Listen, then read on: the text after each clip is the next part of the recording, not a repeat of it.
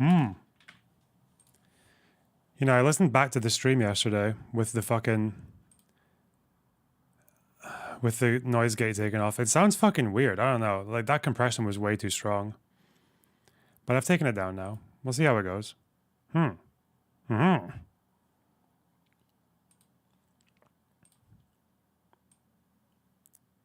think we'll settle with this though. I'm happy with this.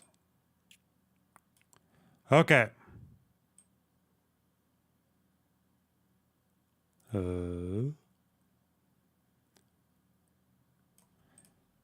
Hey.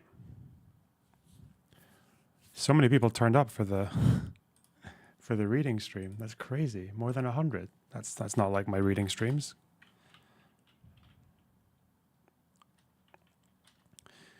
I'd like to see Loanerbox to see Vosh take on US sending support to Israel because they may get in a 4-country war. Fuck me. Listen, America will send some fucking carriers over and Iran will launch some shitty strike that doesn't do anything and then they'll say job done and Americans will get bored in the sea and sink themselves. I don't know. Like, don't worry about it. Saw you debating Nakba denier Wu. Good on you. I took issue with one thing, all right? And now I'm annoyed because I see that it's getting liked by a bunch of people who do the exact same fucking thing that I that I mentioned on the other side, right? When I'm talking about discussions of this topic are so hampered because everyone feels like they need to exaggerate every claim they make, even when it's a point in their favor. You understand? I'm making this claim at like basically everyone, including. It's just funny that like people who do that for the Palestinian side are now like liking this and going like, "Oh, nice one," even though they do the same thing in the opposite direction. Ah, fuck it. Whatever. I think of all these dates, Palestinians rejecting statehood. I think you got like I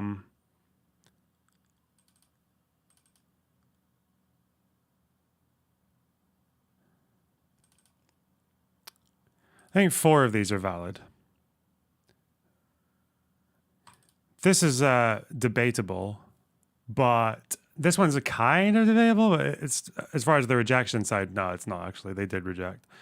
So you got 4 there, maybe 3. But if you count like Camp David, if you include Taba, I think the general behavior around that period counts as a rejection of statehood. But Camp David itself, probably not, because it wasn't good enough. But whatever. I don't need to deal with that partisan brain rot. Blech.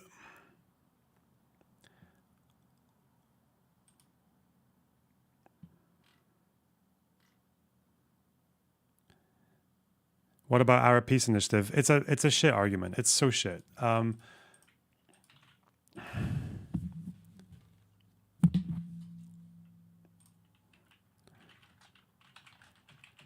Paris Peace Initiative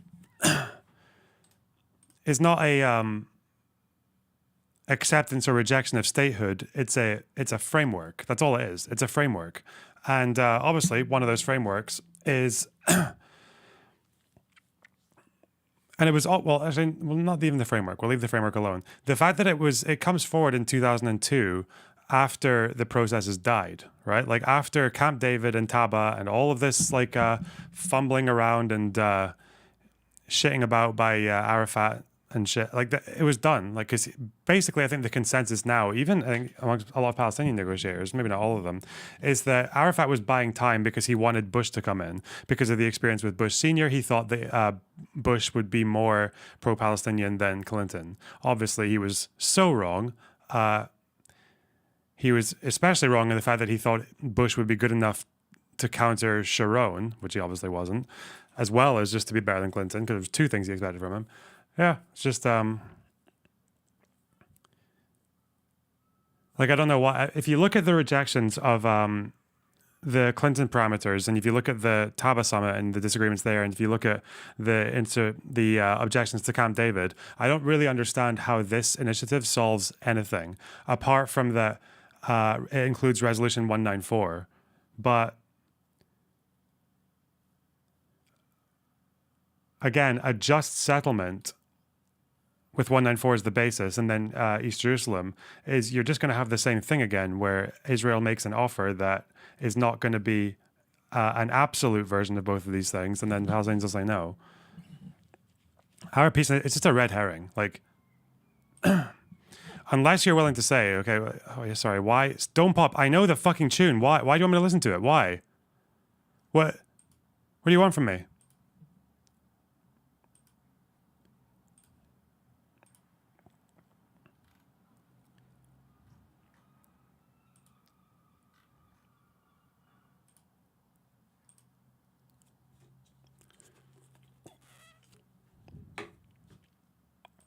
What do you want from me?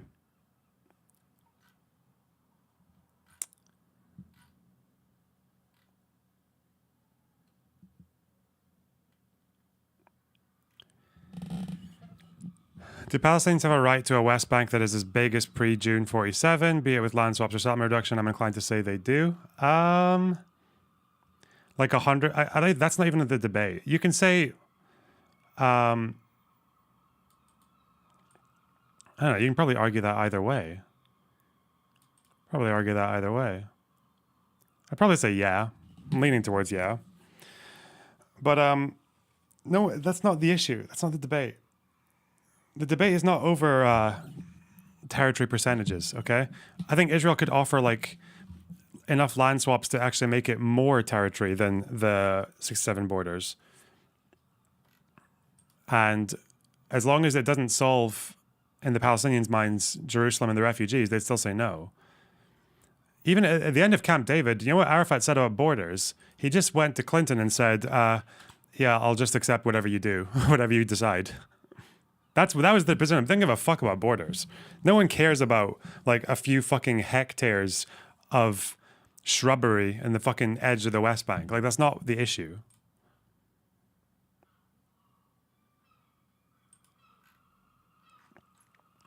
Anyway. Okay, Don't Pop, do you want to get banned?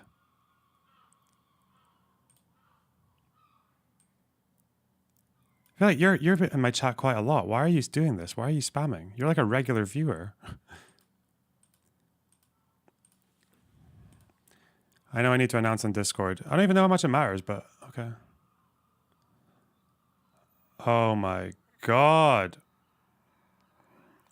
Okay, why is a regular viewer doing this? All right, wait, hang on. Let's just do like a very long timeout. Okay, come back tomorrow. Have a nap. Have a very long nap.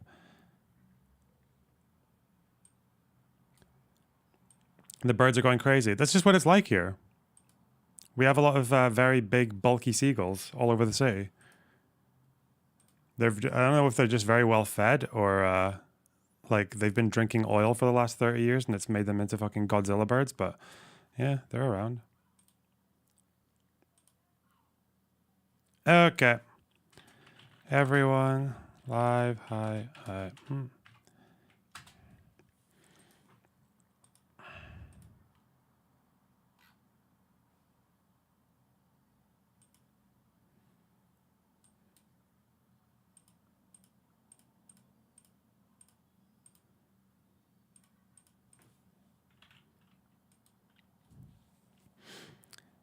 Josh Shapiro had said some bad stuff about IP. Didn't he say it all when he was like 20 years old? Or is this are there newer things? Adam Khan, thanks for the tier 1 sub. Hey.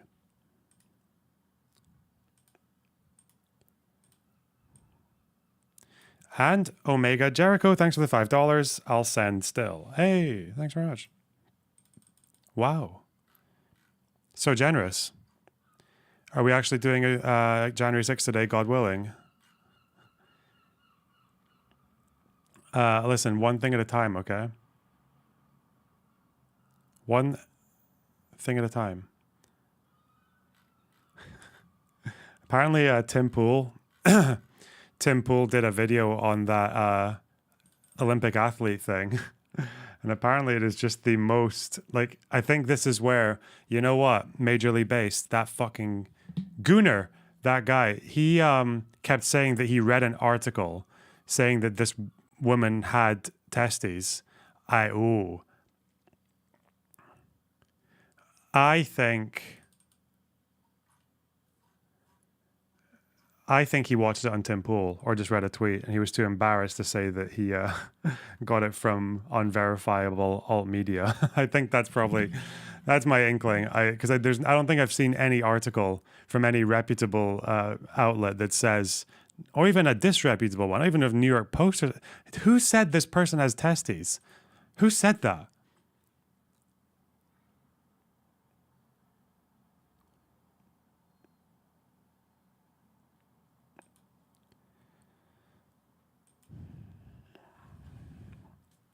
Okay. I might read Avi Slimes, Israel and Palestine next. Do you think Sharon derailed peace through unilateral withdrawal from the West Bank when Bush wanted a roadmap? You know what? I don't know. Don't know much about that period. 2005? What, the roadmap? I don't know.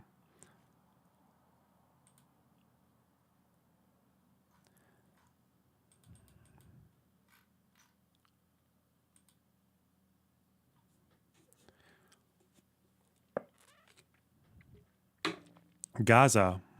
Oh, did that derail the roadmap? Maybe. But I think the Israeli perspective is that the roadmap to peace was dead because nothing they could offer, it felt like nothing they could offer would get a yes or even close to a yes. They just thought people weren't negotiating in good faith. So by that point, especially right in the bang in the middle of the second intifada and Hamas growing, it felt like things were kind of done by then.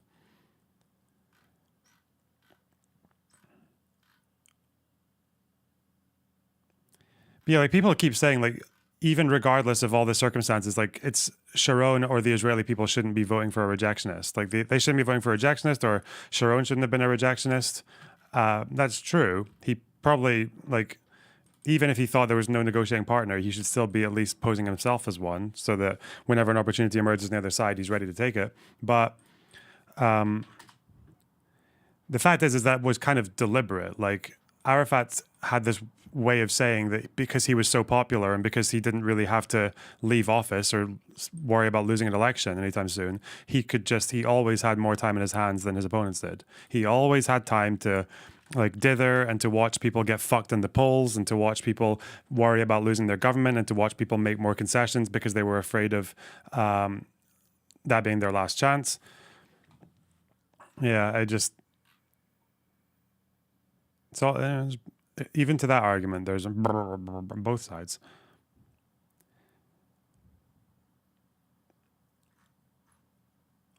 Sneaky seagull caught on tape, smoothly shoplifting tuna sandwich from shop in Scotland. Yeah, that's like an everyday occurrence here. Yeah. Oh, from a shop. What the fuck? Yeah.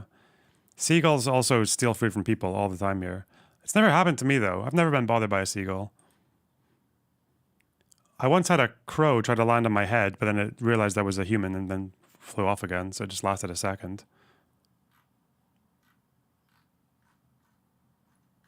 Probably thought I was a tree or something. I don't know.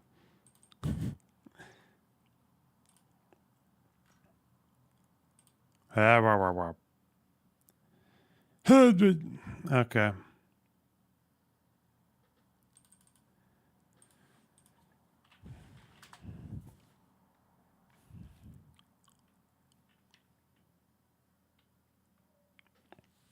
Did you watch Mehdi Hasan and Benny Morris? Yeah, it was the most cringe, boring conversation I've ever. It's like I don't know why. I don't know why. Like Mehdi Hasan, he clearly just had no interest in any. Even when Benny Morris was suggesting nuking Iran, which is it's a very wacky thing to say, to nuke the nuclear facilities to stop them from building nukes. You know, nuke a nuke to stop a nuke. That strategy, because it's buried way underground and shit. Even that, Mehdi's only argument was, "Oh, so you want to nuke all of Iran?" I'm like, fucking hell, bro. Even when he gives you a fucking layup, like you're just being a tool. Like, I don't get it. Didn't you debate him before? What, Benny Morris? I didn't really debate him. I interviewed him. Like, actually interviewed him. I didn't do a Mehdi Hasan hit piece or whatever the fuck, yeah. I don't know, it's just really boring. It's just really trash content, like those hit pieces. I mean, they can be good if they're actually based on something, like based on some reality. But when it's just soying the fuck out. I don't know.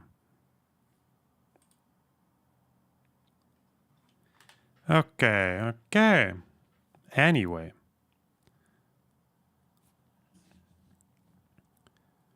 Was that done in the UK? I have no idea where they had that talk. You know that?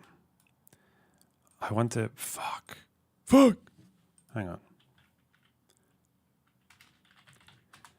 I'm going to be taking notes today, okay? So I need to warm up my chops. What to do about Iran building the bomb. The fact is that if Iran and their nuclear threat needs to be stayed, like that needs to happen. The thing is that if you, even if Israel had like a just cause to use a tactical nuke on Iran's nuclear facilities, you can't do it. I don't because it's not because of the damage it would cause or anything like that, or the collateral that would be inevitable. Like it's not like tactical nukes are not like the same as, you know, Hiroshima and Nagasaki, and it's not the same kind of like doomsday device that people think of. Especially if it's, I'm pretty sure the fucking Iranian nuclear base is deep underground and like in the middle of nowhere, like that. Those facilities. It's just like, it's because people just have this like a very very visceral feeling about nuclear weapons that as soon as they do it, it's like, oh no, shit, nukes. Someone just first striked with a nuke. Like you're changing quite a lot there. Yeah, you're changing the precedent. You're changing blah blah blah. Yeah, which is funny because that means that if Israel could get rid of Iran's nuclear facilities with conventional weapons, but they had to use so many of them that it would cause more damage than one tactical nuke that could do the same job, you'd still argue that they should probably do the conventional weapons because that's just how people view nuclear weapons. That's why everyone knows about Hiroshima and Nagasaki and knows less about the firebombing of Tokyo, even though the firebombing of Tokyo killed more people. Yeah.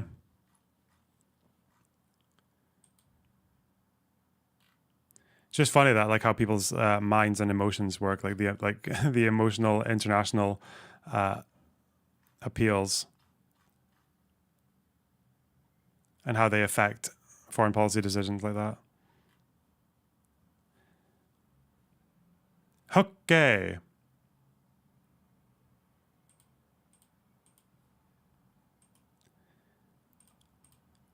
I need to strengthen my chops. This is good practice, this thing. Like finds letters that you need to speed up on.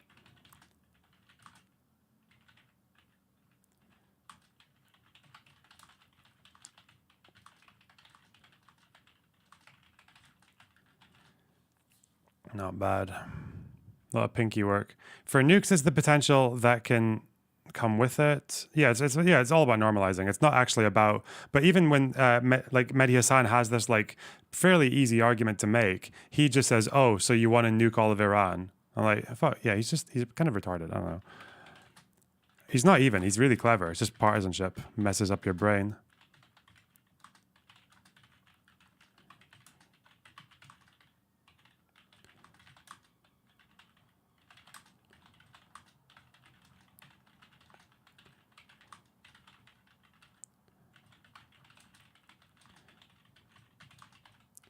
Those doubles, whoa.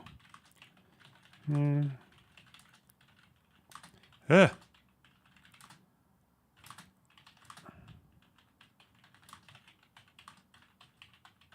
right, we can't do this today. Fuck this. Waste of time. No. We need to stay focused.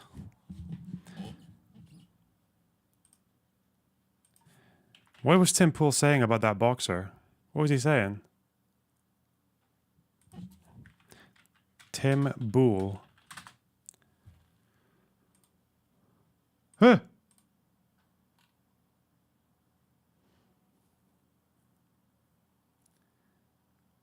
Which one is it? He does so many videos. No, this is Tim. Wait, where's Timcast? It's Timcast I want to look at, isn't it? Has he changed it to just Tim Pool? Timcast Music, Timcast IRL. God, he's got so many. It's just his face from a different fucking angle. Nice. Double Tim Pool. Okay. Timcast. Trump male boxer. Is this it? 21 minutes. 46 seconds. Is this the fucking SmackDown? Has there been any new information about this? Has the Olympic Committee or anything, has anyone disclosed any of the results of her test or anything? Who knows? Who knows?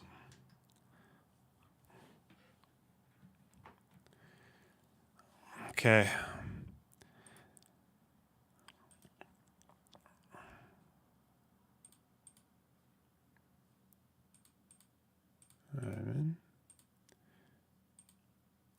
Well, we've done a breakdown of this particular Olympic boxing XY chromosome, but not really scandal. So, what does old Timothy have to say about it? Hey. From the Telegraph, female boxer has nose broken by opponent who failed gender test during brutal 46-second fight. Okay. What I really love about the story is that I was checking the sports betting pages after this happened, and this literally happened just this morning because they're further ahead in Paris, and they really tried to avoid saying it was a male punching a female. I'll give you the quick version. Does he realize that no, in medical literature, I don't think they call people males because they have if they have like Swyer syndrome, even though they've got XY chromosomes, because if they got everything else, like the vulva, the fucking vagina, fallopian tubes, they present female, they identify female. Like what? I don't know, because now this isn't even a philosophical question. This is just them disagreeing with scientists. Even outside of the trans world is mental. Karini, female, fighting Imane, or Imani, I don't know how to pronounce it. Female versus male. The fight starts. The male, boom, right in the face. And she immediately goes, nope, nope. And she goes back. She goes to her corner. The story, as I understand it, because the video doesn't show it. Okay, what's the story as he understands it? Also, there's nothing in quotation marks here either. Who failed gender test? According to who? Where? What? When? Why? Who said this? Because if it was really just one guy who is the corrupt head of the International Boxing Association, which has been so mired in issues regarding corruption and other things, and even a case of match fixing in 2016, that they were dropped by the International Olympics Committee a couple of years ago. It was really just this one guy with no disclosure about the tests or the kind of tests or anything else, who didn't even bother to check her testosterone levels, which is the thing that would matter. If it's really just that one guy, that's that's something you should probably qualify even in your headline. No? No? The only people who checked this person's testosterone were the testing agency that would have been delegated by the Olympics Committee. They do that for drug tests. They've been doing it since 2019. Also, the International Boxing Agency, they have one sponsor, and it's Gazprom, which is the Russian energy company, the state-owned energy company. Where is the... I want to find out, they've got a statement. I also realized, I didn't notice this the first time, the claim that she has XY chromosomes. I didn't even notice this, that I didn't even notice that the IBA statement doesn't even say that specifically. They just say that they did not meet the necessary eligibility criteria and were found to have competitive advantages. And I think you can get the minutes of their meeting as well. I don't even think they mention it here.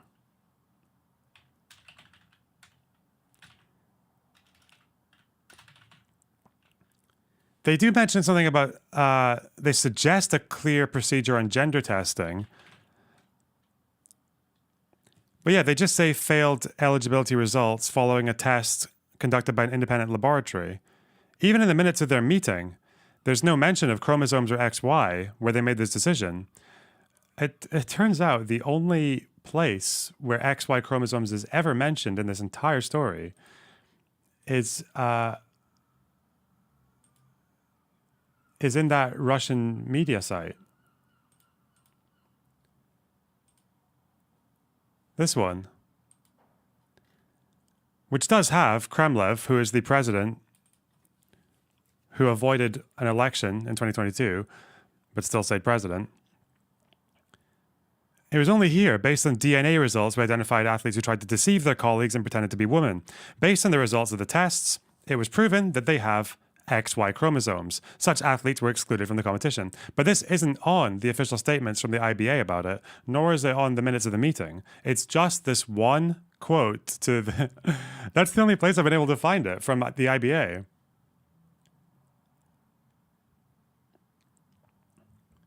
So it's even worse than I it's even worse than I thought. Because we did all this reading in like an hour, all this stuff here. I think, do we also have the guy's tweets about the Olympics? The one tweet that he did about the Olympics. Where's that?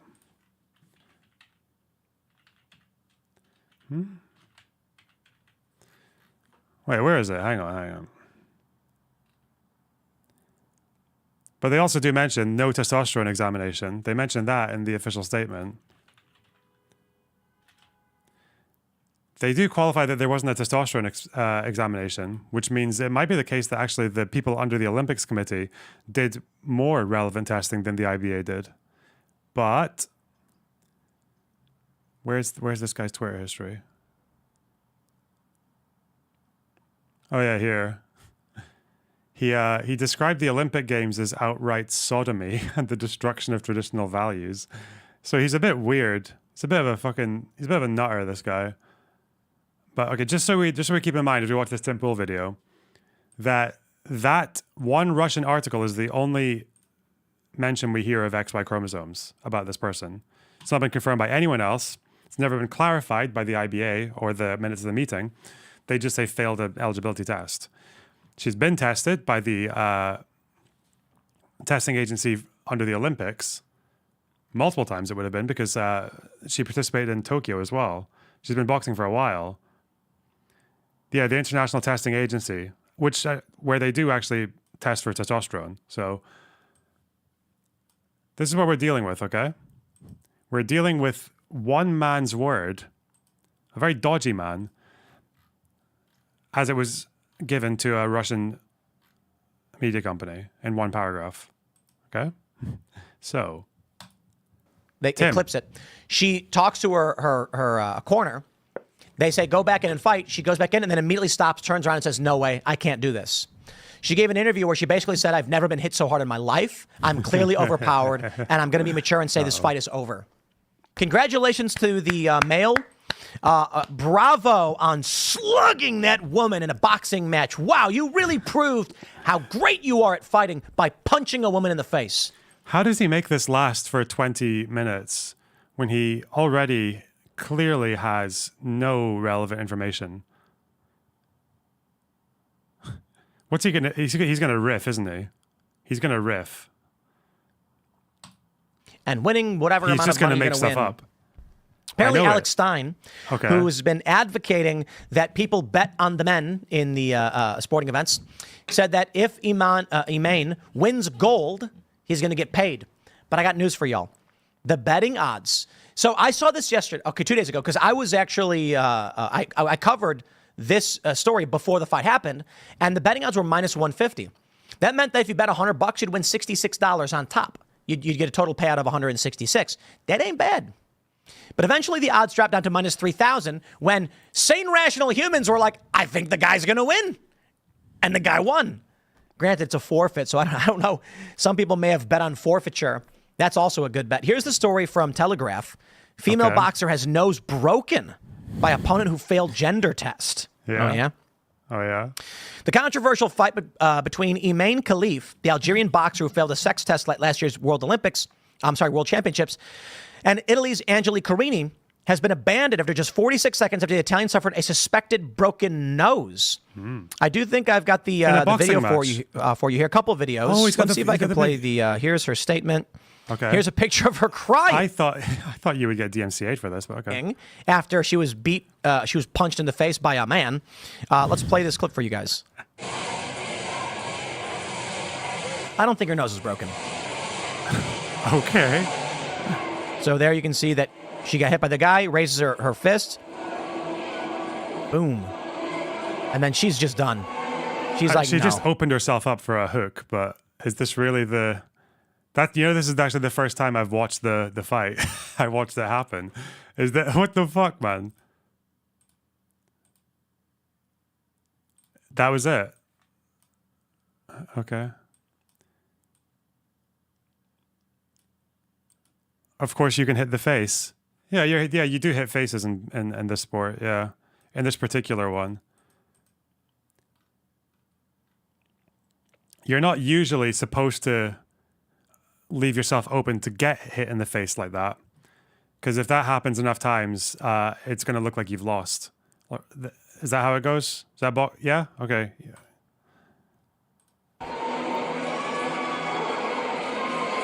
Clobbered. Hearing her tell her story is really, really sad because she's saying, like, the training was incredibly difficult. She calls the match, she forfeits. Yeah. I'm disgusted. I'm disgusted. I know you're disgusted, but I'm disgusted with her coach. Are you kidding me? You know what, man? Maybe it's all one big experiment. Like, did anybody think, and I want to stress this too, the Algerian boxer, I think this is important, is reportedly not even trans. Okay? Yeah. This is not a story of a trans woman boxing women, which is the typical thing. This is a story of a biological male who is in every way male, but got a female passport to compete in the Olympics. In every way male? Yeah? Yeah? You know that for sure, Tim. She got male hormones, she got testes, she got penis, she got all that. What? Every way male. In Algeria took this person who is in every way male and were like female passport because we're progressive in Algeria. Okay. Interesting. Oh God, I need to find it. Why didn't I save it? Why didn't I bookmark?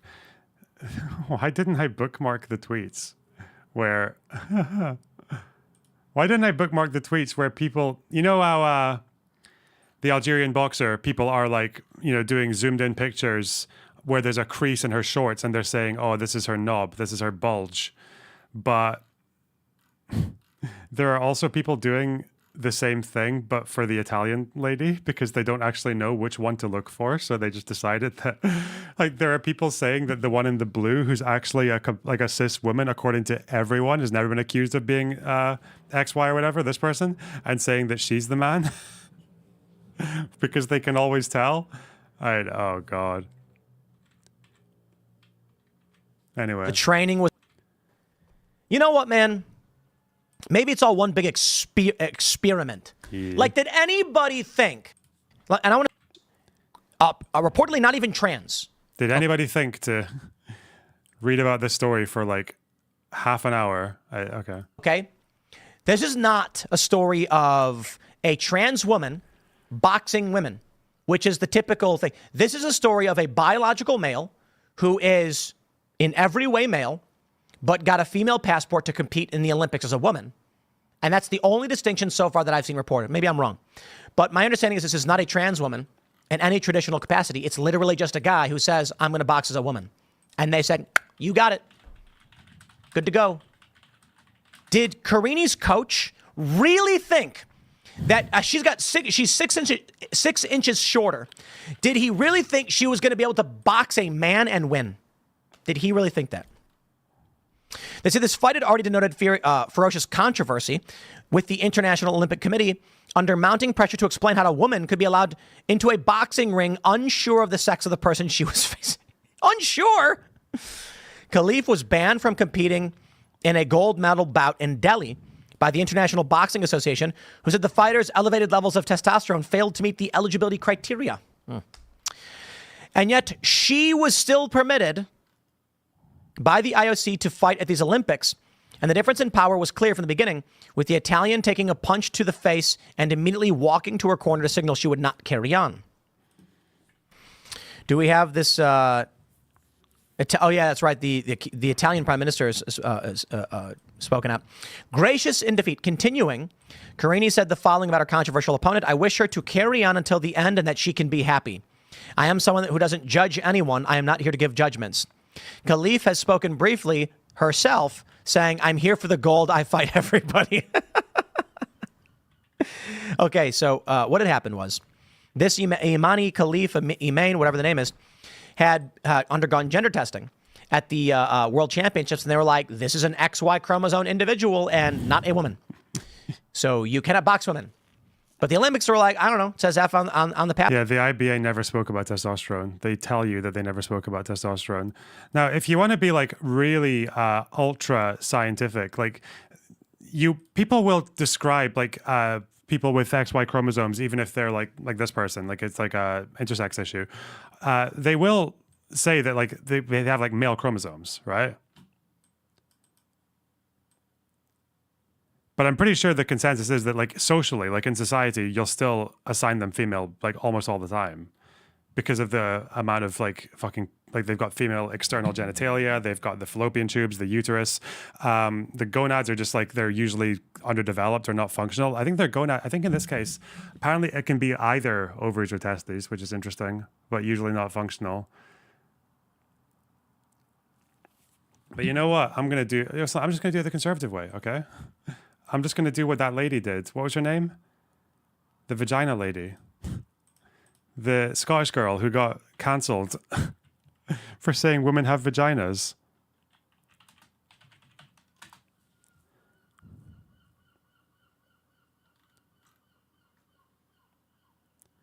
Is she still kicking around?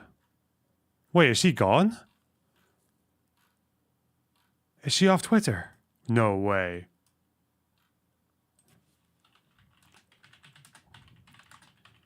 What happened to the vagina lady?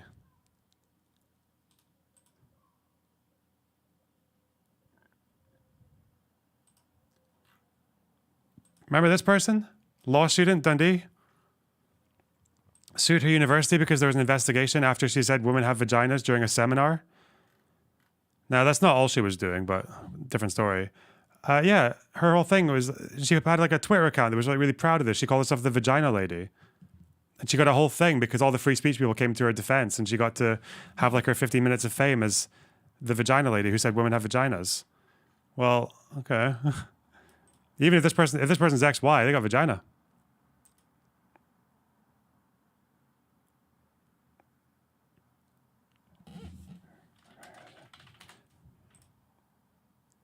Passport, so it's a she.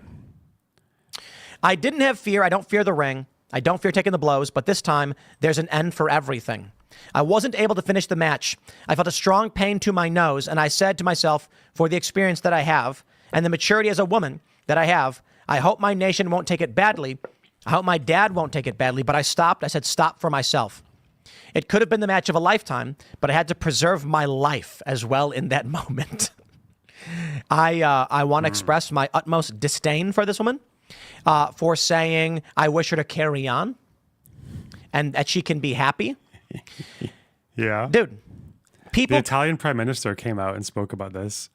She's it's like basically affirmed all the stuff about testosterone and this person being a man and shit, bro. Come to me and they say, Tim, it's not her fault. Why are you. What do you mean? I hope her happiness and I hope she carries on. Why? So that she. Okay, look, man. It's not like I've actually done any gender testing on this stuff. I'm telling you about what the reports are. The reports are it's a male. Reports from who? Who, Tim? Where? Who, what, when, where, why? You're a journalist, Tim Pool. You're a fucking journalist. That beanie is fucking fastened to your head because you have to contain all the fucking brain power that you have. A biological male. Yeah? You keep saying she. There's no reporting to indicate this individual is transgender, and I mean Okay. that sincerely. Yeah. And I'm the guy, I'm getting criticism from the right because I'm friends with Blair White. They're like, Blair White's trans and we don't accept that. And I'm like, well, I like Blair. Blair's cool. Blair gets all my respect. She, her pronouns, the whole shebang, because I'm a liberal, I guess. This is a story about a biological male who is by no means transgender in any discernible way according to any reporting. It's literally just a male who says, I'm here for the gold, I'm going to fight everybody. And you're like, she hopes she does well.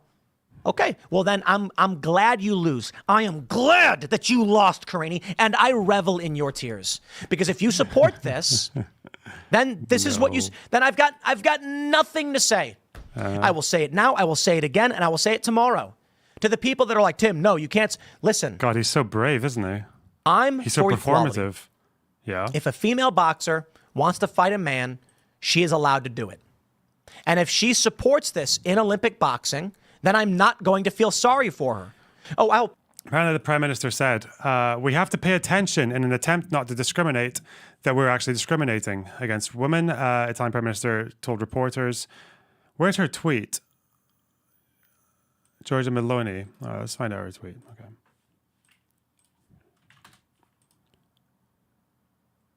Hey. pity her ignorance. I'll laugh when she loses. But come on, let me tell you this. If there was a woman who came out and she was like, women are just as strong as men. I could beat any man. And then a guy came up and said, I'm a man. I'll fight you. And they fought. Are you going to be like, that poor woman, I'm so sorry for her? You'd be like, of course she was going to lose. She chose this. That's what I'm talking about. When Venus and Serena Williams said that there was like a famous story where they were like, we could beat any man ranked 200 or lower. And then some guy who was ranked like 230 or whatever was like, I'll beat you in tennis. And then he shows up drunk and drinking beer and smoking cigarettes, and he beat them both. Are we like the poor Williams sisters? They had no. I'm like, well, okay, well, they wanted to do this. I'll criticize the IOC. They should not be allowing this. But she is coming out saying, I support you. Please continue. Some other woman who doesn't want to fight is going to get punched in the face. Now, for any woman in a boxing match. Yeah, they are. general who goes through this, my first reaction is this is wrong. They shouldn't allow it. But now I'm being told, after Karini praises the male for beating her, punching her in the face, I'm supposed to defend her? Why? She got what she wanted. This is what I don't understand. Conservatives got to stop doing this. I was talking about this last night, and here we go with a perfect example. Democrats vote for crime. I'm not being cute. I'm saying they literally vote for crime. A Democrat comes out and says, How is he making, he's getting so much mileage and so much outrage out of, he knows nothing about the story. He doesn't know anything. That's already halfway through the video. God. we should be releasing criminals from prisons. And they go, yeah, I'm going to vote for that. Then the criminal gets released, punches a woman in the face in New York, and then I'm like, am I supposed to feel bad? I don't get it. So you know, there's only one presidential candidate right now who is a convicted felon, okay? And he ain't a Democrat, just so you know. There's actually a prosecutor. Democrats vote for prosecutors, motherfucker. We vote for cops. Cop Mala. Cop Queen. Okay? I do not understand. If a guy came to me and says, I'd like to juggle, and I went, okay, and then he started juggling bowling pins, I'd be like, congratulations. I wouldn't be like, oh, I'm so sorry for you that you juggled. You did exactly what you wanted. You got everything you hoped for. I'm so sorry for you. Conservatives always do this. Yeah. I feel bad for you that the thing you wanted happened. What? The thing you wanted happened. Okay. Let's read some more, and then I'll go through the betting odds, because the betting odds are the best part of the story. Let's read some more. Let's read some more. Come on. Viewers left in the dark. Our man on the ground, Oliver Brown, was keeping us well informed, but for the TV viewers, there was absolutely no mention of why Emain Khalif's presence is so polarizing. It's a guy. Giorgia Meloni reacting to this fiasco so quickly really demonstrates how contentious it is. Follow her reaction, blah, blah, blah. Let's see. They say, so we're going back in time here with these updates. The fight I've been trying to between Angela Carini and her Algerian opponent shows what happens when gender ideas are taken to extremes, Italian Prime Minister Giorgia Meloni said. I've been trying to explain for years that when taken to the extreme, some of these risks impacting women's rights. I think that athletes who have... She said it here. Athletes with male genetic characteristics. Oh, God. It's the fucking Prime Minister of Italy. Bro. Male genetic characteristics should not be admitted into women's competitions, not because we want to discriminate against anyone, but in order to protect the right of female athletes to be able to compete on equal terms. 46 seconds into the fight, she quits. And I'll tell you this. Carini was probably told to say, I hope her happiness and I hope she continues. I wish her to carry on until the end and that she can be happy. Yeah, but if you actually watch the video, which I'm wondering if they have. Yeah. Carini pulls her hand away from the ref. Okay. The Khalif comes over and tries to pat her in the back and she like nudges her away. Yeah. Clearly upset. She knows she's fighting a guy and she's pissed off about it. But publicly, she would throw everyone else under the bus. Gracious in defeat. I won't judge someone. I won't judge someone. Okay. Everyone's Oh, yeah, telling... because Tim Pool's whole thing is like, I'm really brave. I stand up to the madness, but other people don't. They're soft. Yeah. God, imagine watching this guy every day. Holy shit. me stand with Angela Carini, she's got to stand with herself first. When she pulled her hand away from the ref, I was like, yes, make that statement. Reject this. Say, I refuse. And then what? She comes out and says, no, Khalif should keep fighting. All right. Well, I'm taking a look at the betting odds, and I don't know, 3% is 3%, right? That's the betting odds. What were the okay, that's one part of the story I didn't actually look at. What were the betting odds? Before the fight. Libs of TikTok posts, try not to cry. Angela Carini talks about competing in the Olympics for her late father. Try not to cry. God. Libs of Kaya Rychik. Try to express any emotion at all. Rychik is a fucking stone lady. Like, okay. She just quit her boxing match after being forced to compete against a man. Allowing men in women's competitions is evil. Democrats support it. In this video, she says that it was her dad. No. And he was cheering her on. And she's crying. She was talking about how the training was so intense. And it was so difficult. Yeah. But she had to do it. She did it for Apparently he's lying about the odds. Does anyone have that? Do I care about betting fucking...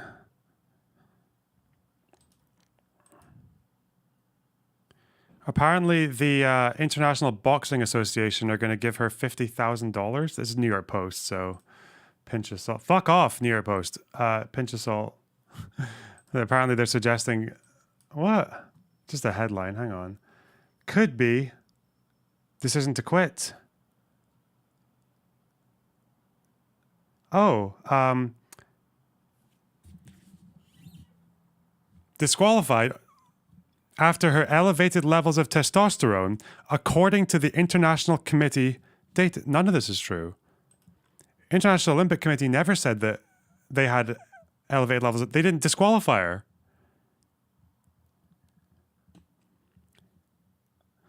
This is made up. This whole thing is made up.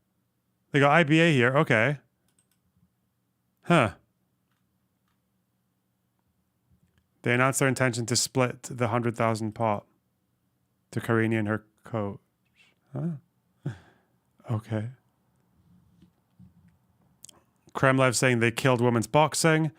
Obviously, this guy is butt mad because the IOC dropped his organization because he was a bit of a sketchy. He's a bit sketchy, a bit of a dodger, a shader. Okay. Bro, what the fuck? Yeah, I don't know where to get the betting odds. Sorry.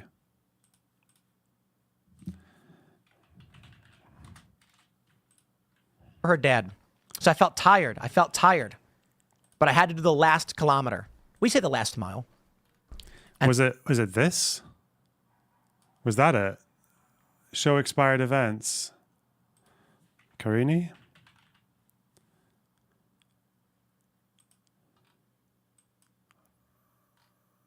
Where is it? Why won't... Hang on, fuck. Where is it? It's saying it's showing expired events, so should not be here? How do... Oh, God, I don't know.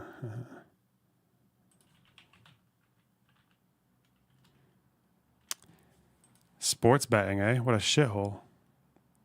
What a horrible... This is all today, tomorrow. Oh, but no, I want to see expired events, please. Hey, give me the fucking. Okay, this is going to show expired events. Today. Will it not show things from yesterday and the day before? Will it not show older events? Hang on, we'll do some research while he's talking, okay? And then I tell you this, by all means, empathize, sympathize, whatever you want to say. But she is now defending the male boxing females who will do it because I've got the, Okay. I believe I have the, Wait, has this Italian lady ever actually said that she thinks Khalif is a man? where is this? Do I not have it pulled up? Oh, I guess I don't have it pulled up. The next fight. Oh, there it is. There it is. I do have it. Yeah. Khalif, to be Just determined. saying that it wasn't intentional. She apologizes and to everyone. She was angry because her games had already gone up in smoke. I have nothing against Khalif, and on the contrary, if I happened to meet her again, I would give her a hug. So it sounds like she quit this thing for different reasons, no? Huh. Okay. Determined in the Saturday, August 3rd quarterfinals. So basically what we're seeing is Carini condemning the next woman. Sorry. Oh, is this... Wait, sorry. Where were the... Does anyone have, like, what the betting odds he's talking about are, or where they were? Here? No.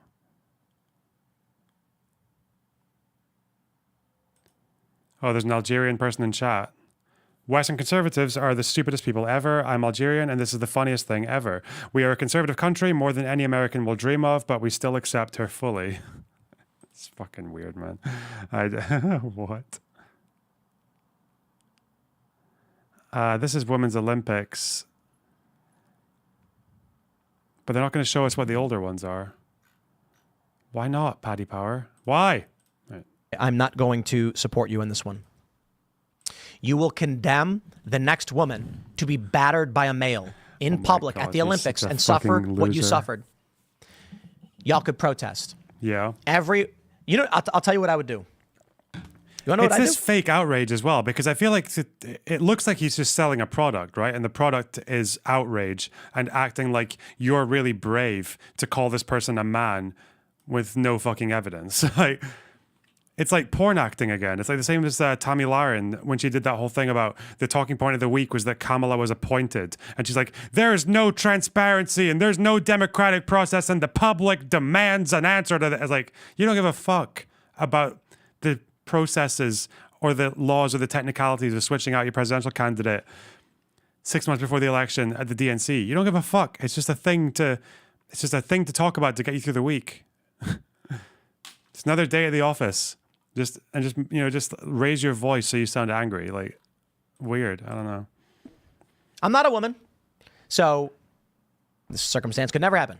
But if I was Carini, and they said, go into the boxing ring, the fight's going to happen, I would put my hands behind my back, and I would stand perfectly still, and I would not move. Wow. I would not guard. Just like in Fight Club, would not put when my the guy hands up. punches himself. No, Or- what I would do is, right, because I'm Tyler Durden, is I would stand there and then go, "Ugh! What are you doing to me? And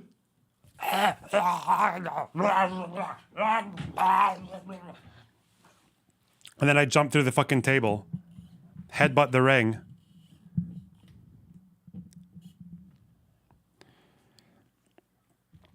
And be like, this is how it feels to be a woman forced in the ring with a man.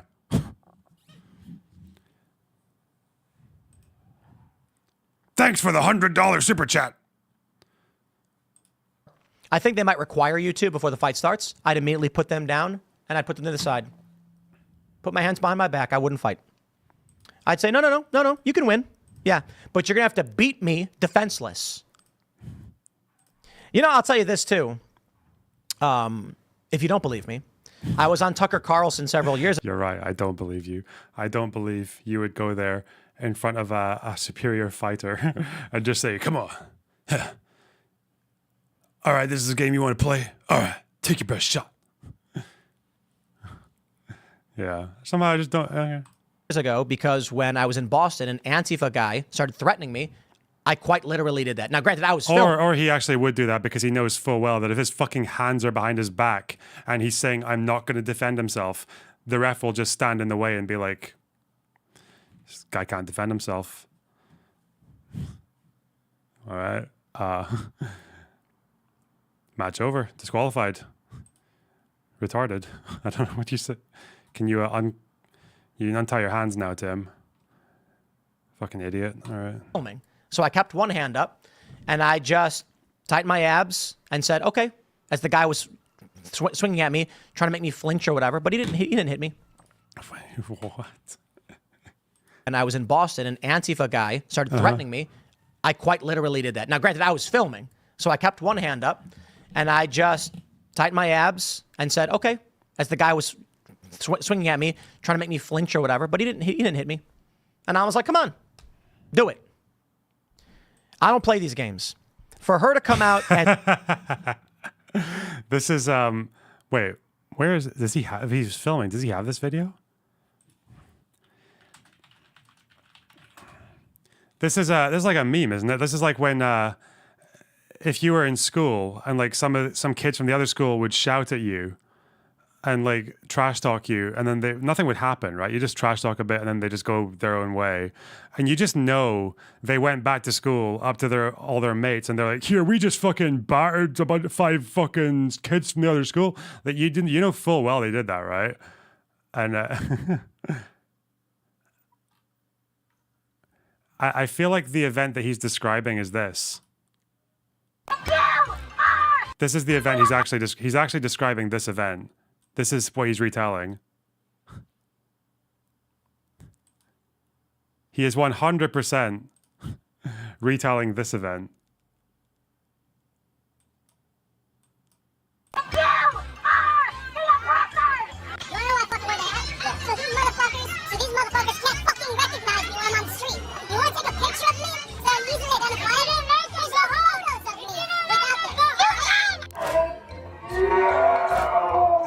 This is what he's retelling, right?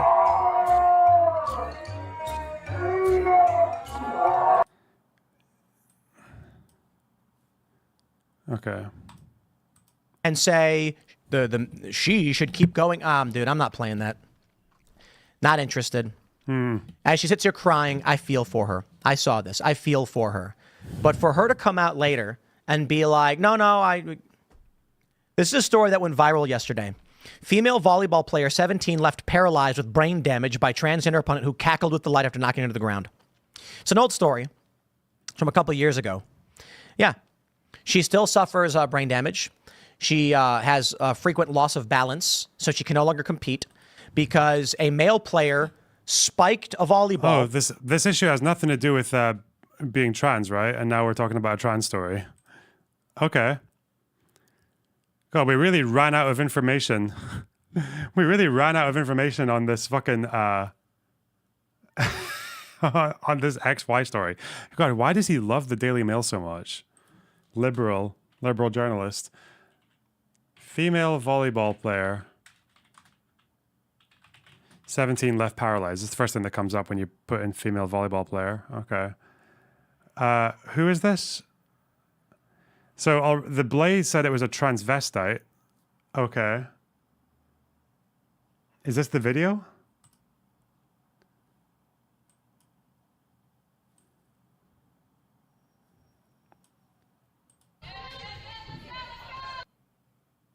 So this is the, okay. Wait, what?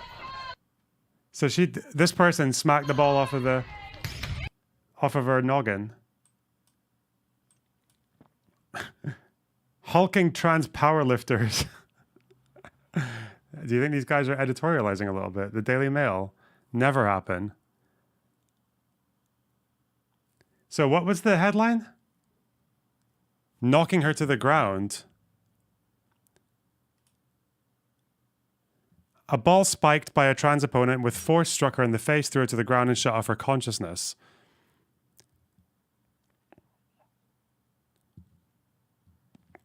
I don't think that's impossible, is it? Like, if you get hit hard enough in the head, even once, even by a ball, like, it can be game over. But is this to do with the person being? Hang on. Wait, let's see. I don't watch any volleyball, so I don't even know what I'm referencing. I've seen in football when someone will get the ball right in the face. Let me think. What's the story? What are the names of this person? Female. Also, if you're 17, you know, you're quite small and frail. Yeah. Trans opponent.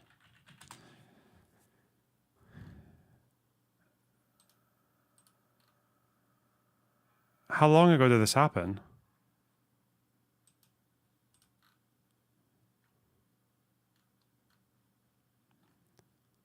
I'm guessing they might. Oh, 2 days ago, it says. Was this at the Olympics or? No way, it couldn't have been 17 unless they do young people Olympics. Let me think. This is 2 days ago. Apparently, the trans person cackled with delight. Where's that part? Welcome to SU News Channel. It's like Disgusting. AI Olympics. generated, just some pictures. Okay. What's your general take on trans people in sports in general? I can see why, especially if you are early on in HRT. Like, I think there are some sports where advantages would be retained and you would need to, like, you just probably couldn't do it, right? Probably other sports, it's fine. It just depends on, because different sports, you're using different, like, fucking parts of your body, right? Like your heart size matters a lot for marathon running. I don't think it matters that much for fucking, like, something that takes up less endurance, but... Where's the full video? Hang on. Give me the full video. Why is it only 15 seconds? I don't like 15-second videos. I want to see the cackle. Oh! Is this the full video? No, this is just a YouTuber talking about it. Shit. All right. Where did this happen? Peyton McNabb, right? Is this the person? Volleyball video. Videos. It's all 15 seconds, bro. Why? Full. Is it because as soon as it happened, the shockwave destroyed the camera? Or the person dropped their camera and had to run to the rescue? She's on Megyn Kelly. No, this is an old story, isn't it?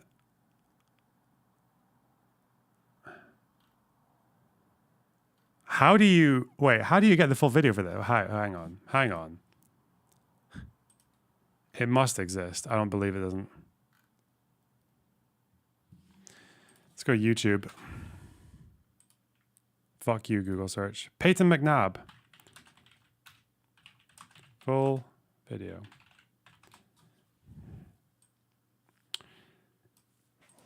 Nine seconds. Is it this? Officer Tatum a year ago with his soy face. Okay.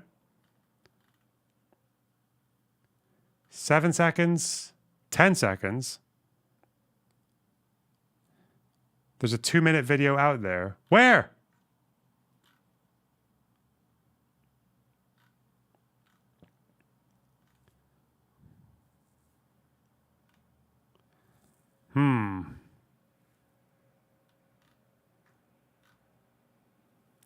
A short? Oh my God. Apparently Destiny has it. Oh God.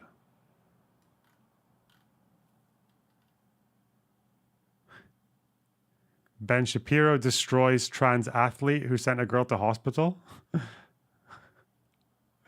Wait, how old is the athlete? How old is the trans person? Is this like a school event or what? If they're 17, is this like a...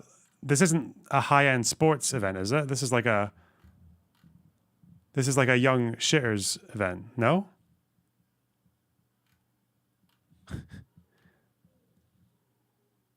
If this is a high school event, why would you give a fuck me?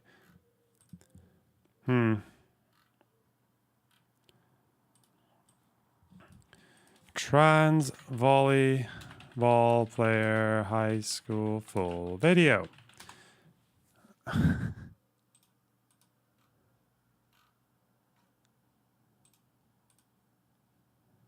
This is basketball. 3 people. Except this video. God, how many of these stories do people have? Wait.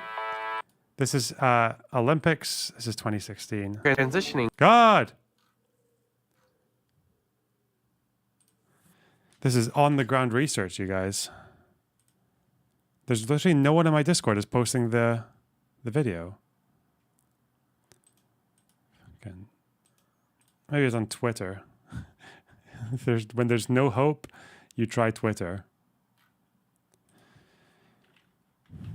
Peyton McNabb.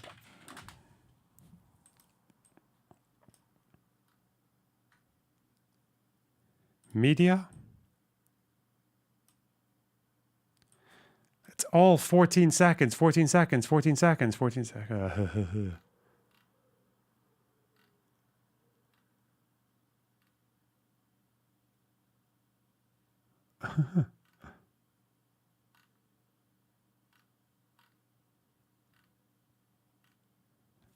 So what happened? Was there like permanent damage done? Because if they're saying she's what? If they're saying she's brain damaged, to what? And she's going around doing interviews and shit like that. What happened to her? Like, did she get properly, like, permanently fucked? Or because brain damage is quite partially paralyzed. Okay. She's got anxiety now. That's a shame. Thing is, this is like a high school event, right? Like it, yeah.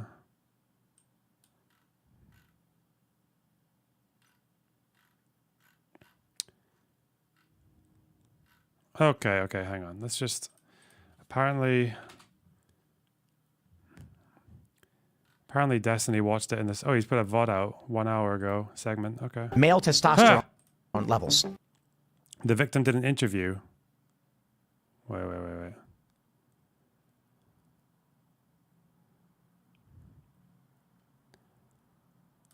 Oh God, is there like another Tim Pool segment where he's talking about this? He's got another 25. How much is he milking this? Does he do like one segment from a different camera angle, just talking about the same shit for an entire...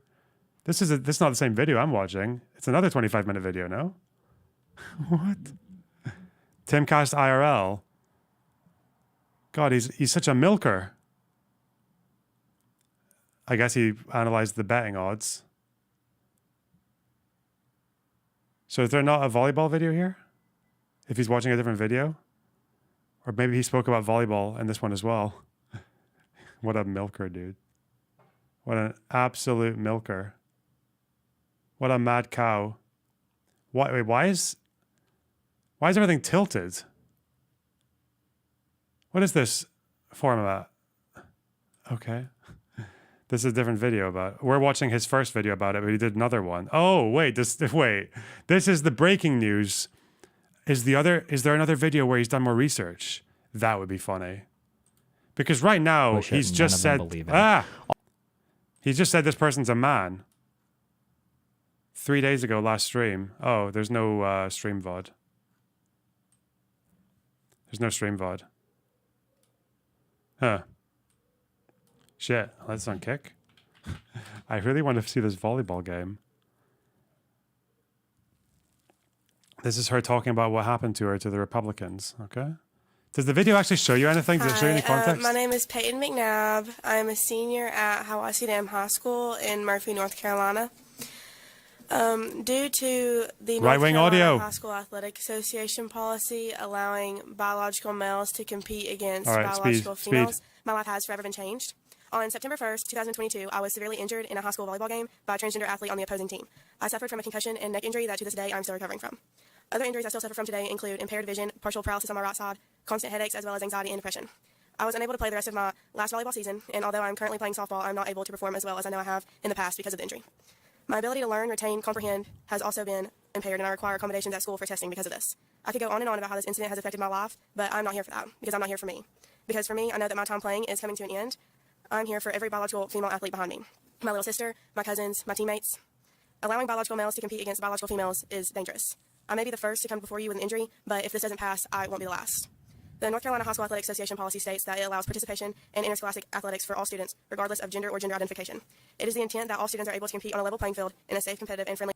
against biological males is not a level playing field and is most definitely not safe. So I guess she doesn't want volleyball even in high school. Holy shit.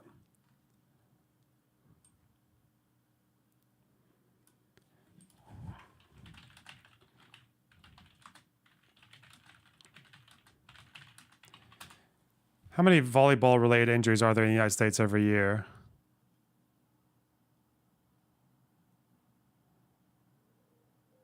He watched before and after the incident, but not the whole match. Oh. But there's a video of more of the match. Are people, like, contesting anything about this story? Are people saying that she's lying about her fucking, about how much damage was caused? Or is it just... High school girls volleyball during the 2018 season included 2,072 players with 549 injuries. The injury rate was 5.3 per 1,000, with 71.6% being time-lost injuries. Yeah, can I just watch any old volleyball game and just see if that spike was much worse than, because it's called a spike, right? If that's worse than just like a random any old volleyball hit? Let me think.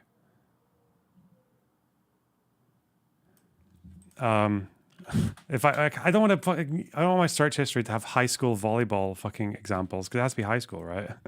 Oh God. Oh, what's this? Hey. Does this have the video? Volleyball. Why is this accessible? Why couldn't I find it? Tim Pool? Bim Tool? Oh God. Where are we? Tim. Betting. Tim Pool. Volleyball. 7 seconds. What did he find out about this? This video was amplified further when libs of TikTok shared the video. Nice. This is about volleyball, right? Yeah. So what did we learn about this from here? Is there anything? Where's the new information? Oh wait, interviews. Oh wait, is this the? Ooh, that's Riley Gaines. Okay. Okay. Oh wait. What's this? What's that? That looks like a different. Ooh. Okay, what was this banned video? Oh, 2 minutes at least. Okay. Oh my God. Okay, this is the girl. Right. Where's the cackling? Oh my God, what is this? Okay, these girls were supposedly cackling.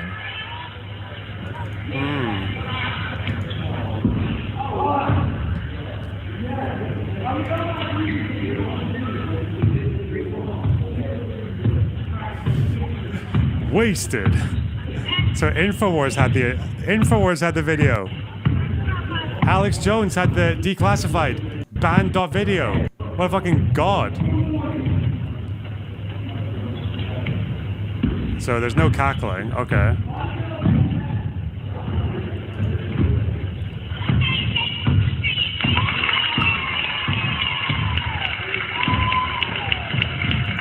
Why are they clapping? Why was something announced? Once a tragedy reaches a level of national significance, American citizens... She got up. You Read clap the when a video player gets up caption. and The walks injury off. occurred last month. Yeah. Biological.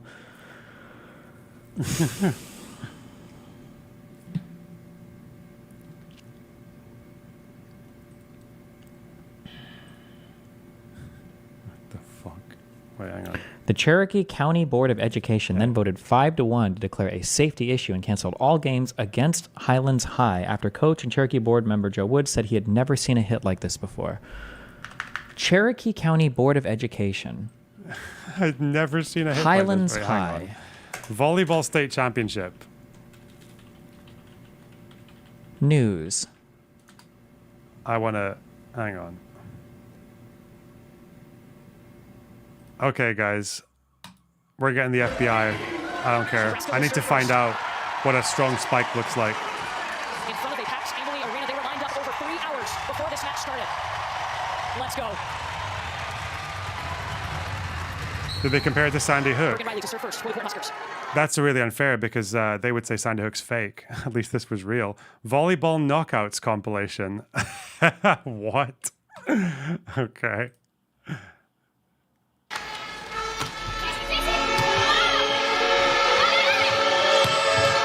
Holy shit. Let's watch that one again. Wait.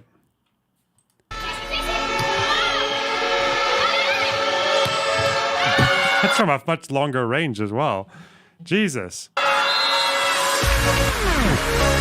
fuck off. Alright, hang on.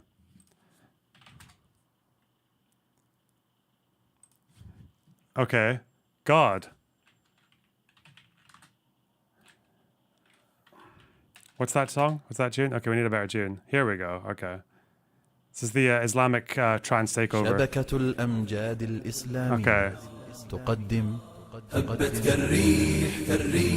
كالريح قوية Okay. كالنار وضية Oh God, right in the fucking nose. كالريح قوية شبت كالنار وضية Okay. Wait, these are guys. Okay. Don't care about this. Don't care about watching a high testosterone smack. Wait. How do they compare? Hang on. كالريح قوية شبت كالنار وضية هبت كالريح قوية شبت It doesn't look that much stronger.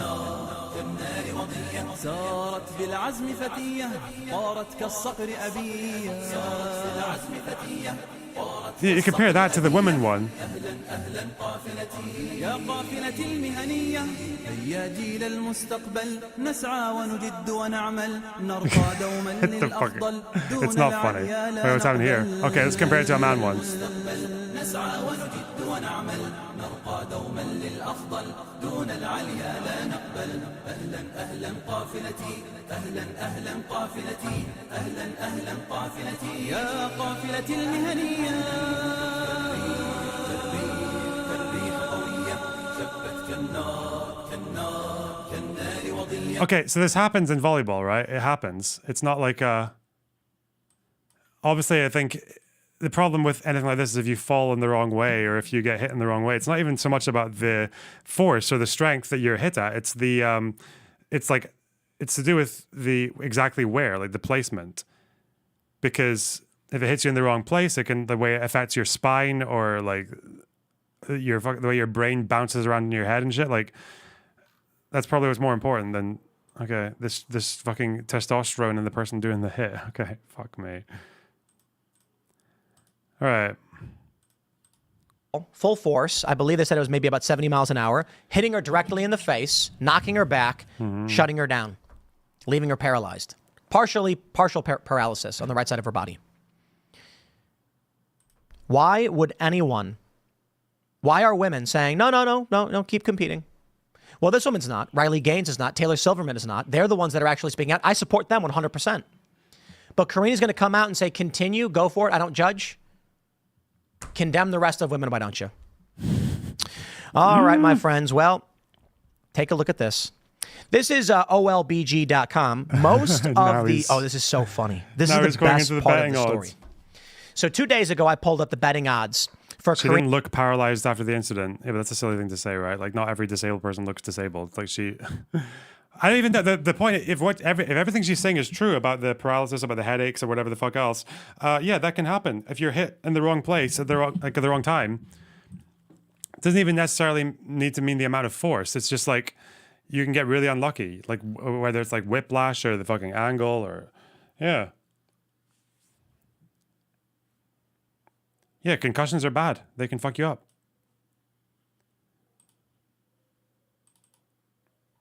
You know, like a chiropractor can paralyze you from the neck down, right? Like if they do it wrong. Doesn't take much. Yeah. Rainy Khalif. And it was minus 150. And I'm like, really? Minus 150? I put $100 down. I could clear $66? That's crazy. And I mentioned this the other night. And a lot of people were saying that in reality, once people figured out it was a guy versus a woman, the betting odds went down to minus 2,500. Oh, man.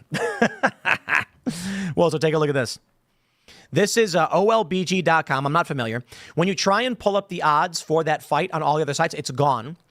People are now reporting that future betting has disappeared, and you can't make bets. I don't know if that's true though, because they've not determined who Khalif is going to be fighting. So it could be anybody, and they're not going to give odds until they know for sure. But look at this one. This one's really funny. This individual tipster. I'm going to give Iman Khalif the edge here. She made the quarterfinals in the last Olympics 2021. Angela Carini got knocked out in the eighth what is that? Eighth finals? I don't know. Octo finals. Where did he get this from? Where's the actual odds that he's saying? That minus whatever 3,000. What the fuck he said? Where's that? Look at the odds. 1.03. Okay. Now those are not the odds we use in the United States. We use the American odds, which is negative odds or positive odds. So. Okay. What does it mean? What does negative or if positive the odds mean? are 1.03? It means that if you bet $100, you will win $3. Okay. You risk $100 to win $3. Is it really worth it? It's not worth it. It just isn't. Alex Stein makes the joke. He's like, you got to bet on these men to win and you're going to get money. Come on, man. $100 wins me a $3. I'd have to bet $100,000 to try and win $3,000. It's just not there. 3% return. I'd rather just put the $100,000 into stock because you're likely not going to suffer that much of a loss. What is this tangent? Holy shit. You bet $100,000 on Iman Khalif, and then let's say Khalif is just like, what are the odds at? Minus 3,000. Whispers to their friend, put $100,000 on me to lose. And then they lose. Cha-ching, baby. What is this one? I think they had Carini was at 10. Wow. That means if you bet $1, you won $10. $10. Wait, what? On Carini? Hang on. Where the... OLBG. Okay, hang on. I don't understand this at all. Hang on.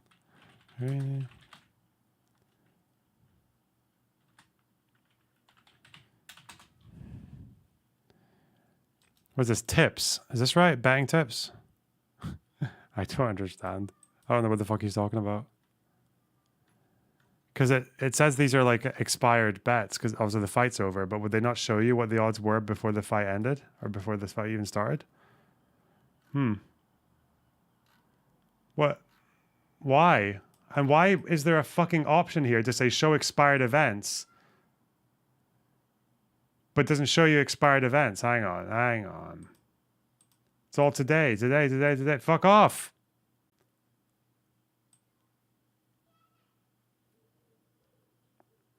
Try the Wayback Machine. Oh my God. They're hiding them, he said.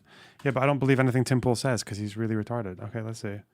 Really? The Wayback Machine doesn't screenshot fucking betting history? No! Oh, well. That means if you bet $1, you won $10. $10. You bet $1,000, you won $10,000. Now that's a heck of a return. Minimal risk for a lot of reward. I just love it. So we pull up these other odds, and you can see like odds typically like 1.83. Okay. I think the way that works is basically you bet $1, you win $1.83. 4.33, you bet $1, you win $4.33. And you can see there are some odds are just no good.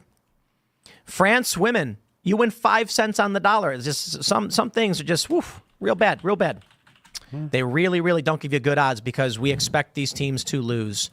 But welcome to the modern sporting arena, I suppose. So I'm trying to figure out when the next fight's going to be because I actually think I want to make the bet because it'll be funny. Because I'll bet $100 and win $3, and then I'll screenshot it and be like, "Hey, I won $3." Then you've got the idea of the value bet. Like $1 wins me $10. It might be worth betting $100. Like, you only lose $100, but you might win $1,000. How is this eating up like 5 minutes of his video? What the fuck? That's not bad. So as we can see, Khalif is still TBD. We don't know exactly. Oh, wait, what's this? Oh, it's been updated. It's been updated as of right now. Hey, we got LH Homori from Hungary. Wait, so he's saying that Carini had really, really high odds, like 10 odds, because she was just bound to lose. Is that what he's saying? Carini, 10 odds.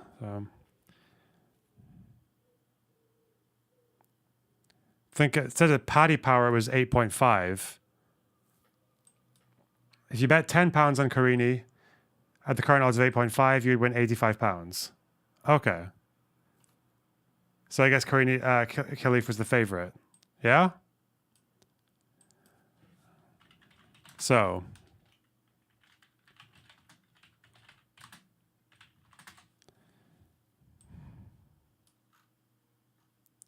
Do the betting odds matter? Well, if you're the favorite.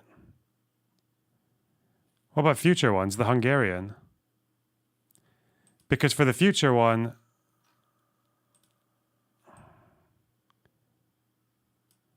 did they? Hang on. That one's gone as well because I think Khalif won a game today as well. She won already. She has a pretty good record. She's lost 9 matches and won like 50 something.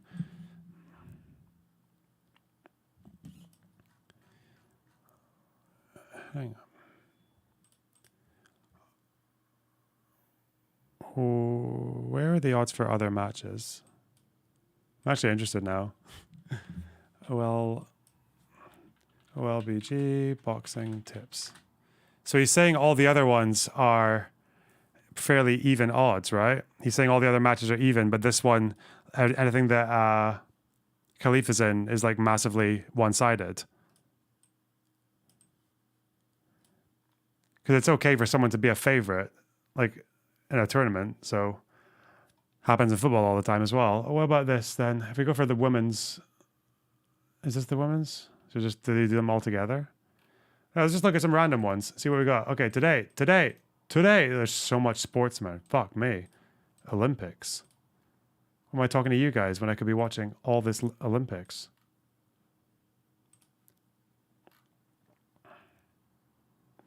David Morrell, 1.08.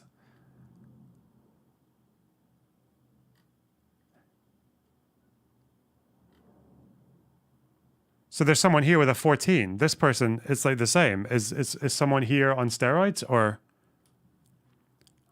is Timple just lying? This person's 14.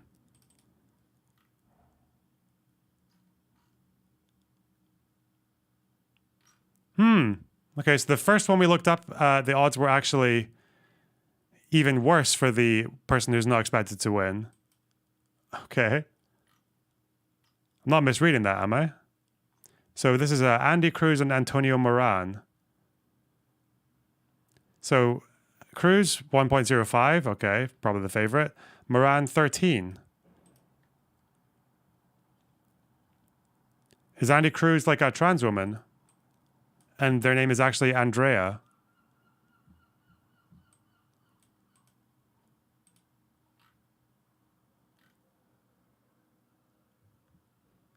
Terence Crawford or Israel Madrimov. Okay, 1.17 to 6, a bit more evenly matched. How does he get away with this? Wait, this is what's happened, right? He's just taken the odds from this one fight, saw that it was quite like one-sided because one was quite clearly the favorite, which happens in sports all the time, and said it's obviously because Khalif is a man.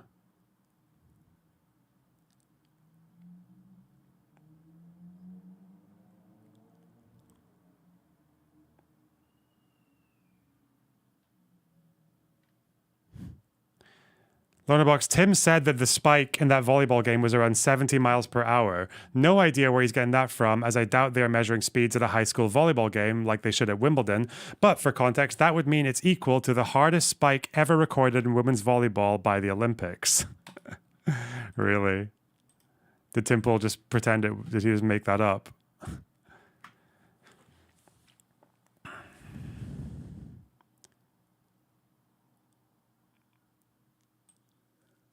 Damn. Because of that testosterone level at 17 in high school. Oh, God. Bro, fuck Tim Pool, man. Yeah, so with this betting thing, he's just completely full of shit. There are other matches that have odds that are more one-sided, even in the men's. Like, so unless he's saying just like half the men in these fucking Olympic games are on steroids, and everyone knows they are, that's why the bets are so different. But okay. Fuck's sake. The first two we looked up. 1.05 to 13. 1.08 to 14. Okay. Bro. These teams to lose. But welcome to... It's probably because he got hit in the head by a fucking 400 miles an hour volleyball. And it's like, you can't blame him, to be honest. Welcome to the modern sporting arena, I suppose. So I'm trying to figure out when the next fight's going to be, because I actually think I want to make the bet because it'll be funny. Because I'll bet $100 and win $3, and then I'll screenshot it and be like, hey, I won $3. You can do this for like every other fight, you fucking retard. Like you're on the same website that I'm looking at, okay? He's on the same website. Where is it? He's on the same website that I went on. You can just look at any fucking random fight and just say like, oh, this David Morrell guy clearly on the fucking juice. I'm gonna bet $100 and get $8 back and go, hey, I won $8 because this person is clearly a double man as opposed to this David Morrell guy. Oh, and I bet 1.5 on this guy. It'll be funny. Be really funny. How hilarious would it be that the favorite wins a boxing match? That's fucking crazy, chat. Unbelievable. Unheard of. Then you've got the idea of the value bet.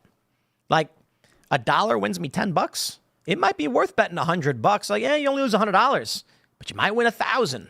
That's not bad. So as we can see, Khalif is still TBD. We don't know exactly. Oh, wait, what's this?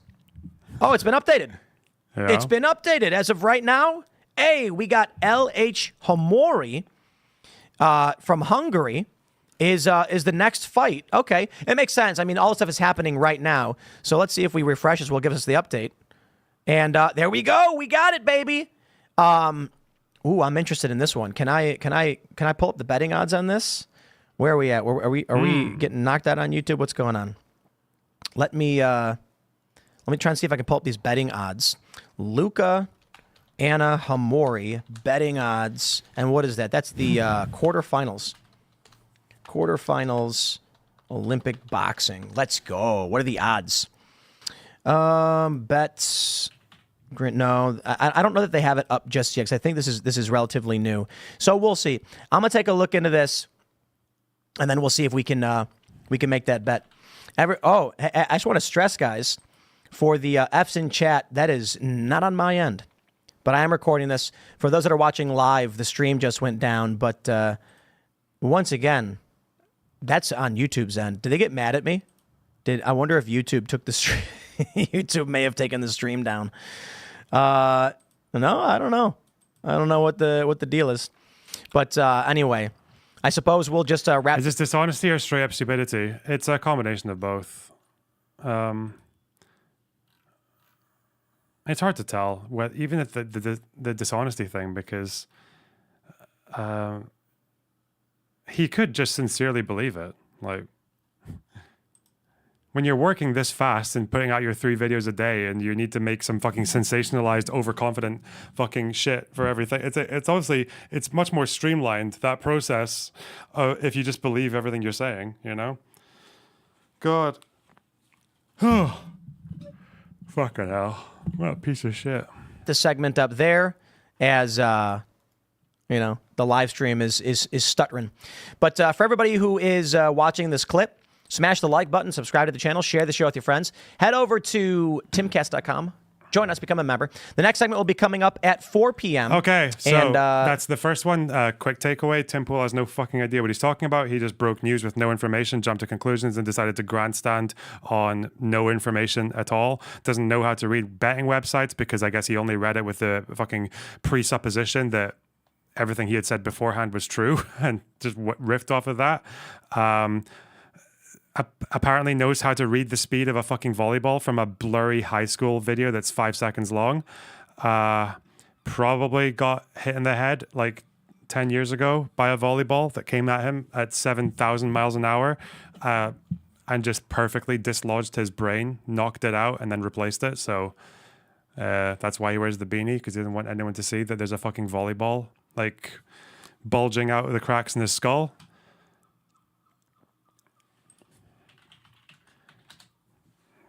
Take two. But he did another segment where apparently he had more information. Okay. Apparently this 25-minute video he's discussing with a panel now. That was just the fucking teaser. Okay, that was the pre-com. Now we're going into the fucking panel discussion, you know, like in university where you got like the lecture and then the discussions, the tutorials. Now we're doing the tutorial, okay? Everyone's done the reading. Everyone knows what they're talking about. Everyone knows fits fit. And we're going to milk another 25 minutes of content from the fucking brain damage cows. All right. From the Daily Mail, Olympic Committee releases statement on Iman Khalif after biologically male boxer destroyed. Daily Mail put it in quotation marks. Why? Why did they put it in quotation marks, Dimple? Why did even the fucking Daily Mail, your fucking trash mainstream tabloid hybrid fucking Frankenstein newspaper, even they have had the presence of mind to put biologically male in quotation marks. Why? Why, Tim Pool? Will we find out? Let's go. Female rival Angela Carini in 46 seconds. I mean, you watch this video and this dude is just like, boom, right in her face. And it was so hard. She immediately, she's like, I'm done. I am not going to fight. And we actually have the video for you guys. So I was doing it let's see if we again. can get this video up here. Let's go. This is... Wait, is this the same fucking video? From a different... There were two stops. So you can see is part of this the same video, but from a different camera angle? Or is he just repeating what he said earlier? I don't know, whatever. In the bottom left, it says 2 minutes and 20 seconds. It's a 3-minute start. So this is... I'm surprised he hasn't gauged how fast the punch was. I'm surprised he hasn't given like an arbitrary number for how fast the punch was, like 20 miles an hour or 40 miles an hour. About 40 seconds in. Or 4,000 miles an hour. Solid straight right hand. Shepard, fuck off. Fuck off. And that's it.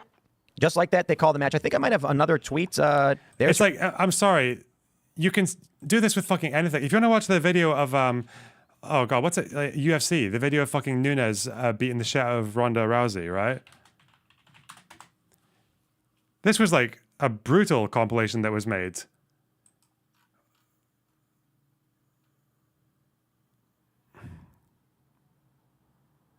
Where is it?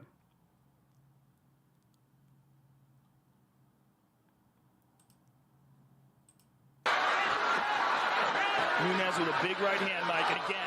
Oh no! Look at all that testosterone. Boom, boom, boom. Over the top. Big trouble. Can she finish it right here, right now? She shot her to the body. Ronda is in big trouble, Mike. Nunes' hands are down, and she's walking Ronda down. She tags her again. Jesus. Over and over. Amanda Nunes. Big combination. So where are the allegations that Nunes is trans? Why is no one... like, that happens in women's sports. And Tim Pool is freaking out over this. From Khalif there. And that's it. Just like that, they call... Wait.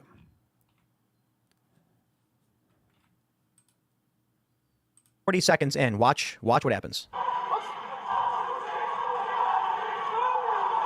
Solid straight right hand. Fuck me, man.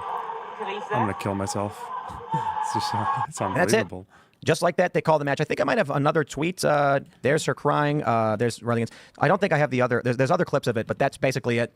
So at 46 seconds in, she bows out. Now the controversy here is that Iman Khalif, as well as another competitor whose I believe his name is Lin Yuting, Lin Yuting, they both tested biologically male. XY chromosomes is what the a statement from the World Boxing Association, whatever the organization is called, like a World Boxing. He doesn't even know the name of the organization. I thought this was when he'd done more reading.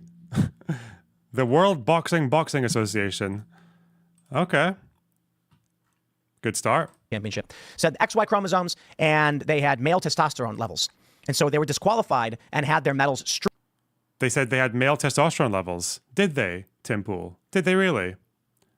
Is that what they're going to say if I look at their statement, their own statement on their website? It's here. It's here talking about the disqualification, 2023. If I look at the word testosterone, one mention. Point to note, the athletes did not undergo a testosterone examination, but were subject to a separate and recognized test, where the specifics remain confidential. Which separate test? You mean chromosomes, right? XY? No? Okay, chromosome? Male? They have competitive advantages. Okay. Oh, you mean you mean that there's only one source that actually says this person has XY chromosomes, and it's just one guy talking to the press, the president of this association. It's not in the minutes of their meeting. It's not in this official statement. It's funny that the only sponsor of the IBA right now is, the Russian state-owned firm Gazprom. And also this decision, this disqualification and this test didn't actually happen before the tournament in New Delhi. It happened in the middle of it. And it happened 3 days after Khalif defeated a Russian. She defeated a Russian boxer, goes to the semifinals, and then 3 days later, they're like, wait, we need to do a test. Oh no, XY chromosomes. Or actually, they don't even say that. They just say ineligible, sorry. And then one guy goes to the Russian press and says, yeah, man, XY. We didn't check testosterone, because that's the thing that actually matters. Fuck that. Especially since people with XY, one of the issues that they'll commonly have is that they might have testes, but they'll usually be underdeveloped. They can have ovaries or testes, I think, if you're XY woman. But even if they have testes, they might be underdeveloped. They might not actually be producing male levels of testosterone anyway. They can do, but it's probably important to look for that.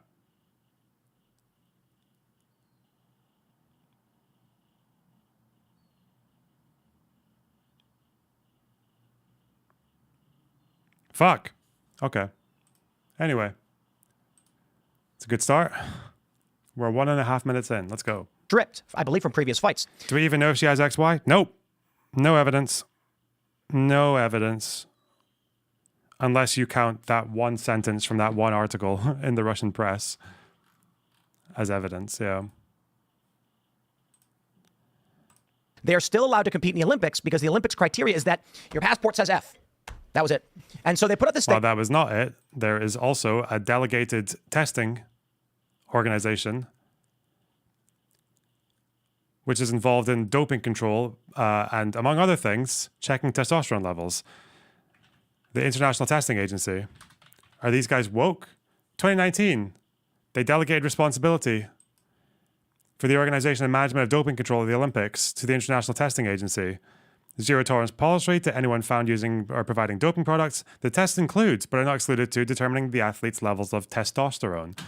So the only people who might have checked Khalif's testosterone levels, or it seems like they definitely did, if this is what the test is, because she competed in the Olympics and has competed before, around this period, after this period. But they didn't disqualify her, almost as if there's no actual evidence to the claim that she has an unfair advantage based on her biology. Strange, very strange. Statement. And this has led a lot of people to say, hold on, this may not be cut and dried. These may be intersex individuals. Well, I believe now what the narrative is that they're suffering from something called DSD. I believe the general idea is that they have an insensitivity. The narrative whose narrative, Tim? Whose narrative? At some degree to testosterone. Also, I will say, this is actually kind of disgraceful from the press because I noticed Associated Press,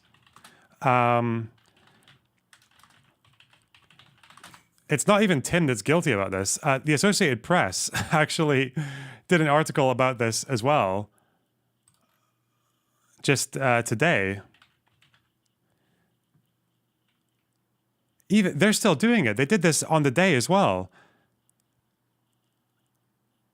The IBA claimed she failed an unspecified eligibility test to compete last year over elevated levels of testosterone. Why is the Associated Press saying this is the second time they've done this? This is wrong. The IBA said they didn't check testosterone levels.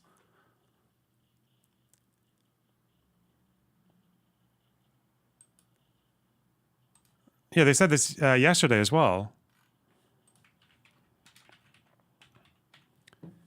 They cited high levels of testosterone in her system. The IBA. No, they didn't.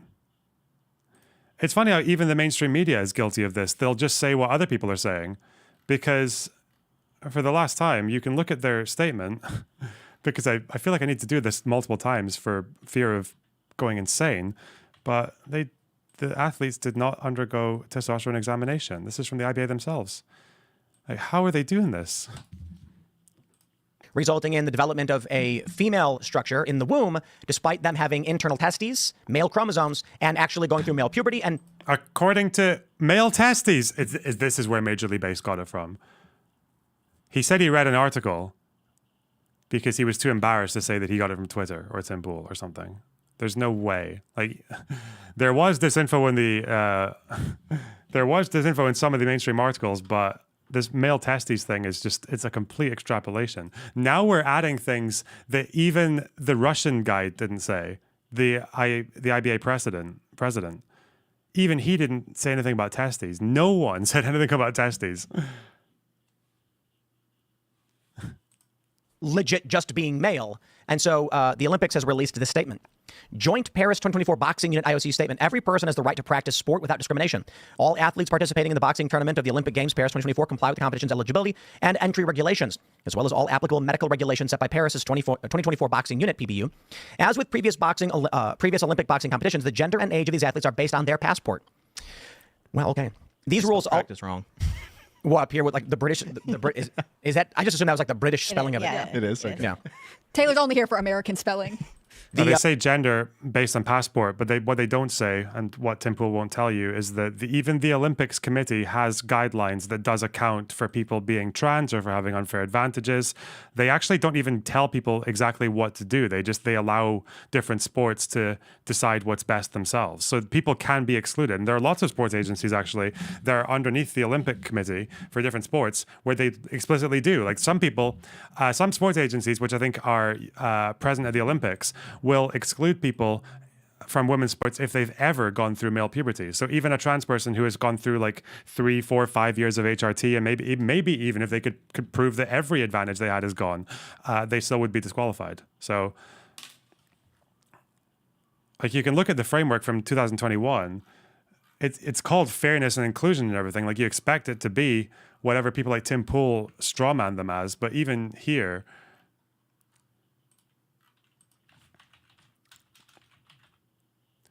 they actually acknowledge, like they don't take a position on testosterone levels because they just they delegate that role to other people.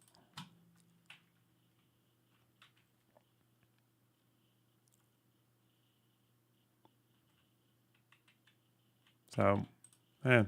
They say the rules also apply during the qualification period, including the boxing tournaments of the 2023 European Games, Asian Games, Pan American Games, and Pacific Games, the ad hoc 2023 African qualifying tournament, et cetera, et cetera. We'll skip ahead. Wasn't it androgen levels, not testosterone? Wait, maybe I'm actually insane now, but I'm pretty sure testosterone isn't androgen. No, wait, hang on.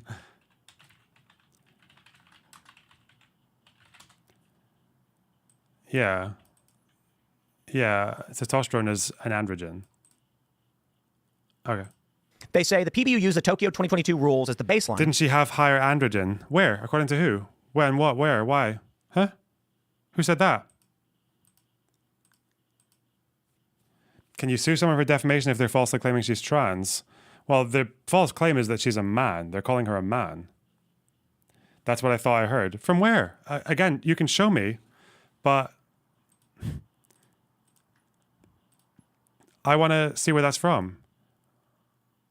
I know Associated Press said that, but it's weird because they said that they got that claim from the IBA, but the IBA themselves said they didn't check testosterone. So it's like a misquote, or like they just added it in. They just made it up. I don't know where I saw it. I just saw it. Okay, that's not helpful.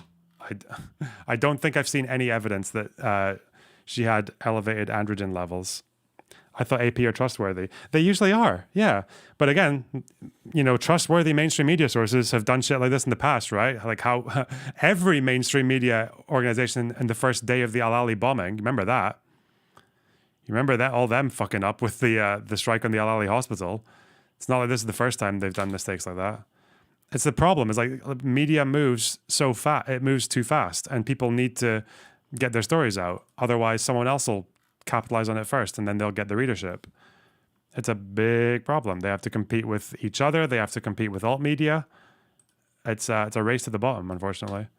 They're going to mention that these individuals did compete 4 years ago. And I mentioned this in my previous coverage a couple days ago.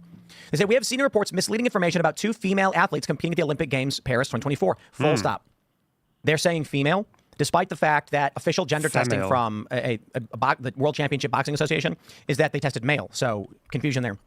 The 2 athletes have been competing in international boxing competitions for many years. Are we at the point with news that if you don't sit for 2 hours each article to do your own research, then you don't know anything? Each story? Yeah. 100%. Yeah. Are you fucking mental? Yeah. Depends on the story. Sometimes, because this is an issue that most people don't know anything about. But I'm not confident in this issue about intersex and shit like that. I don't know what the fuck, what some words that people use when it comes to sex and gender. I know what a phenotype is. Okay. What do I not know? I don't really know how androgen insensitivity works. I think it means your body can't process fucking testosterone or whatever. Or like it's like a deficiency.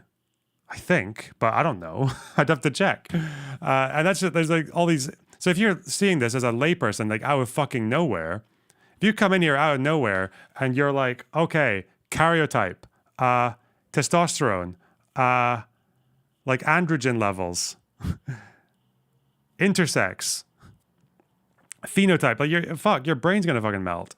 Most people don't care about this stuff. Most people don't have any reason to need to know about any of this stuff. Hormones are complex. Okay.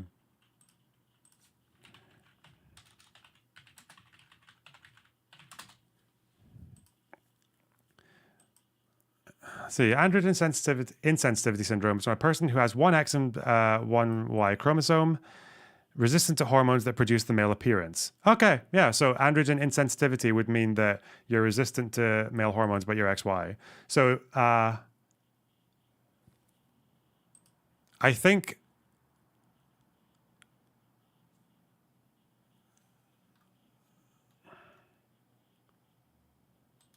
so do people who have androgen insensitivity syndrome, would this mean that they have that they're classed as boys or girls in society? If they present female, if they have a woman phenotype. Usually as men, okay.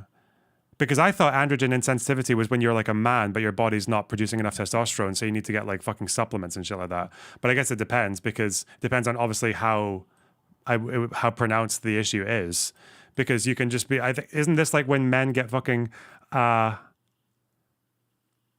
issues with like sexual development, or even like fucking, what do you call it? Like gynecomastia and shit. Is that got anything to do with it? I don't know. Fuck.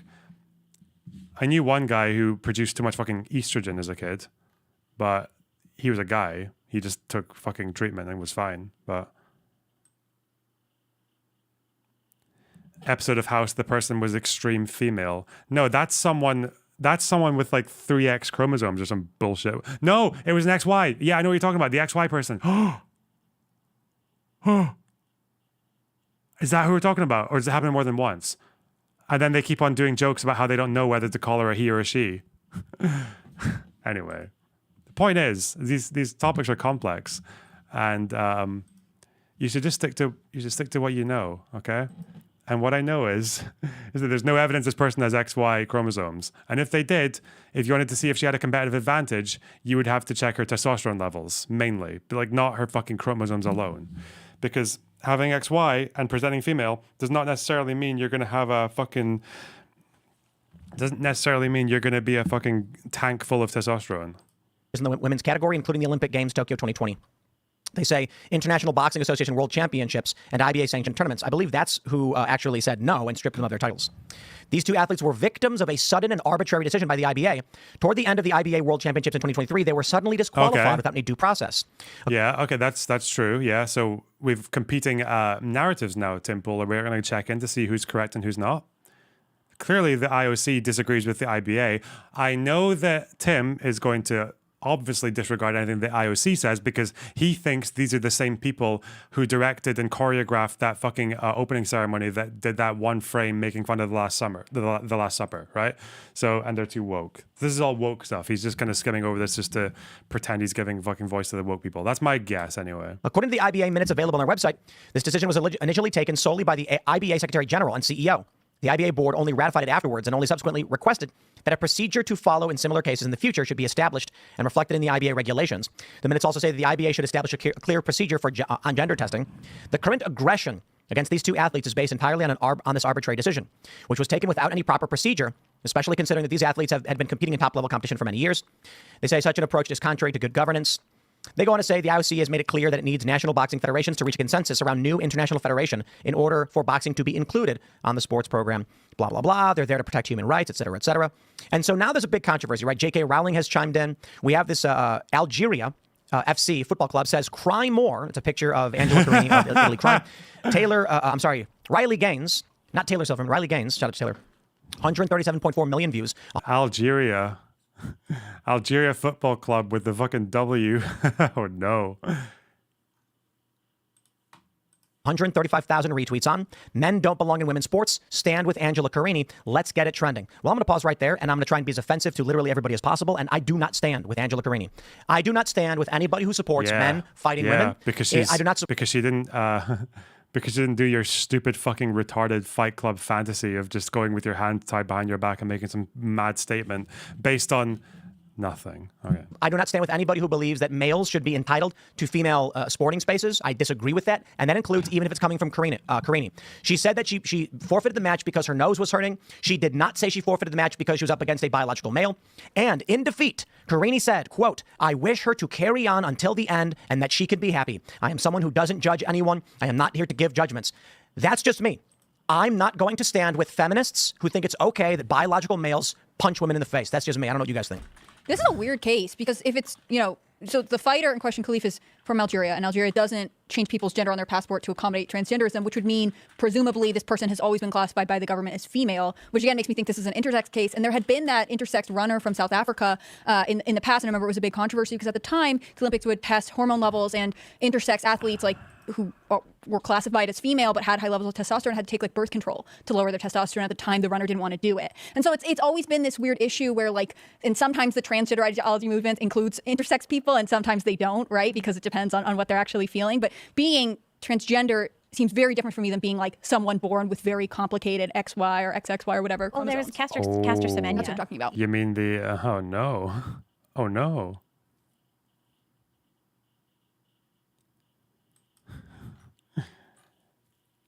There's this, I've said this on Twitter as well. It's just so funny watching conservatives kind of stumble into the complexities of sex and gender. It's really funny to me. Oh no.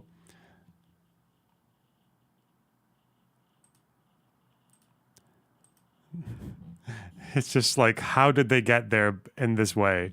This insane fucking wacky races car crash into this topic. Oh no. Yeah. That's a South African runner. Yeah. And again, it's very weird. If a different committee, a different sport had said your testosterone levels are too high no matter how you were raised. No, they didn't. They didn't say that. They even told you that they didn't say that. Yeah, they're very clear that they didn't say that. Sorry.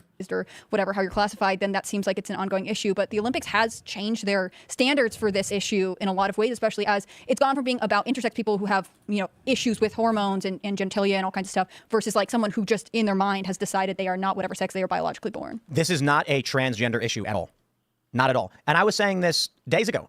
When the story first broke that the Olympics were going to allow biological males to compete against women, I stressed there is no evidence to suggest these are transgender individuals. Mm-hmm. They are literally just males. And it turns out that's likely the case. Now, the argument is they were likely the case. Okay. Born and presumed female, which actually is an argument for a lot of the left on the whole issue, but presents a serious problem in sports. They have male testosterone levels. They have male physical advantages. They are biologically male except for what's called DSD. I suppose that's what it's been referred to. Mm-hmm.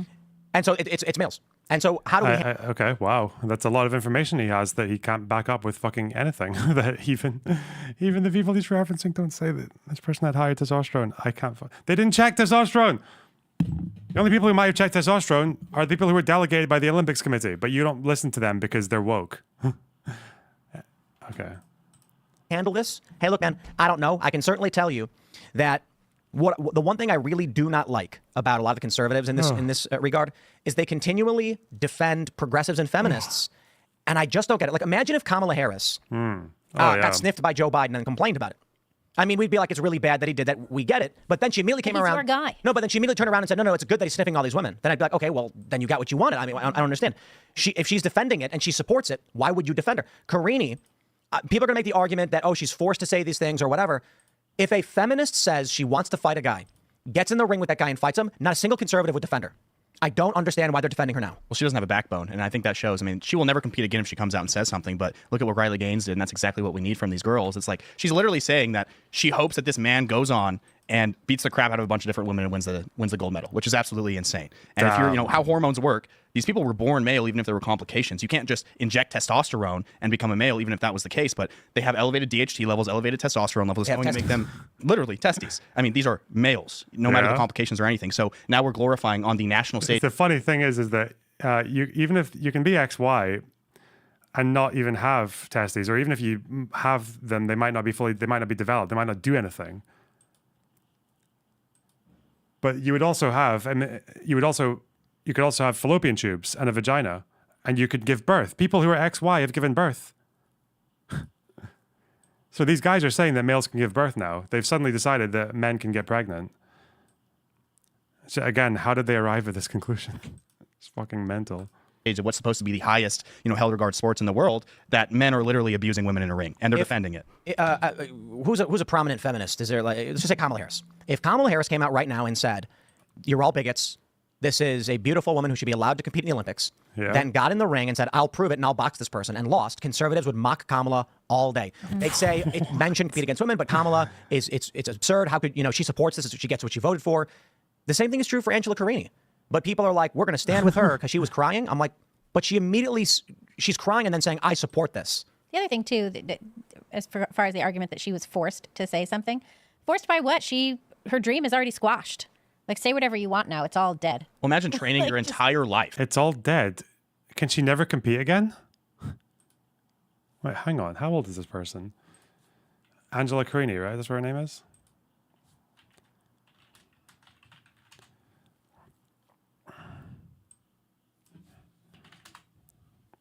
She's 25. What's your peak for boxing? I feel like boxers stay in when some of them stay old, right? Like they go in when they're old. But she's had 108 fights. She was at the Olympics in Tokyo. Competed in Paris.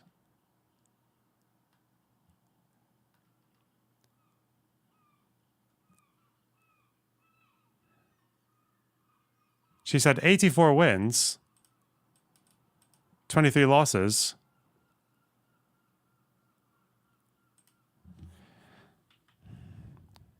$25 is on the young end for boxing. Okay. Is this like a knockout thing that she was in with? I mean, knockout in the sense that once you lose, you're out of the competition. Does she have any future fights at this particular event in 2024? Or was it a knockout? Was it a knockout match? She's out. Okay.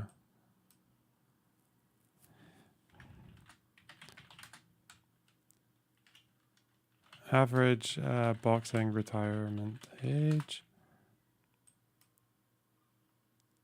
The patient has complete androgen insensitivity syndrome. Corey, stop saying things that you can't fucking cite. Where did you hear that?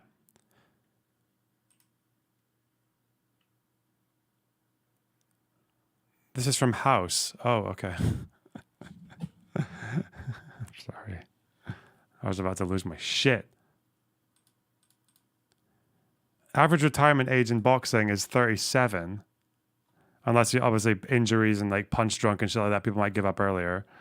Okay, so we're riffing again. This is the only Olympic event she's been in. Her dream is squashed, and now she's going to have to stack shelves. Okay, gotcha. Based on the okay. Yeah. Literally, these athletes go their entire life to Literally. train for something like this. Finally, get to the Olympics. Their dream is to win a gold medal, and then it's squashed by a biological man that beats the crap out of you on a national stage, and you don't have the intentionality behind you and what you believe in to come out and say, "Hey, this is wrong." Yeah, and this whole thing reminds me of one year my friend for Halloween, she put on a fake black eye, and I was like, "What's your costume?" She goes, "Oh, I got mouthy." Wow. Fair Play for Women changed their Twitter, their X banner, to a battered woman, and it says, the year male violence against women became an Olympic sport. So, yeah. It's unbelievable, man. How can these people be so fucking stupid? Things are certainly getting a God. bit spicy, nonetheless. But you know, this is the big question. How do you handle this? And should we expect this to continue in future Olympics? I think the answer is yes, it will continue and it'll get worse. Yeah. And I don't know. Even if Donald Trump wins, it doesn't change European culture in other countries. Mm-hmm. Well, it says a lot about It will worse. It will get worse, yeah, because are we going to reach a stage where every time a butch-looking woman beats another woman in a fucking sports event, someone's going to have something to say about it? There's going to be someone zooming in on the fucking crease in her shorts to say she's got a fucking dongus, because clearly these people these are the people, by the way, who are causing this demographic imbalance. These are the people who are responsible for the fact that trans rights are so much less popular proportionately than trans porn, which means these are the people who are making up that gap. These are the people who are voting against trans rights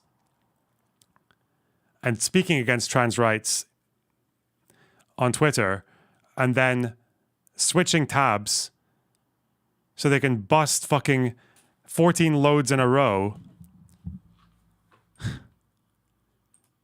to the fucking thickest trans dongus.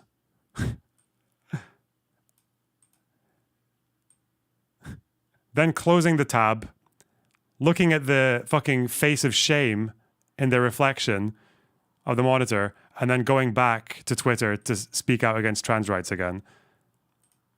And they just do that all day.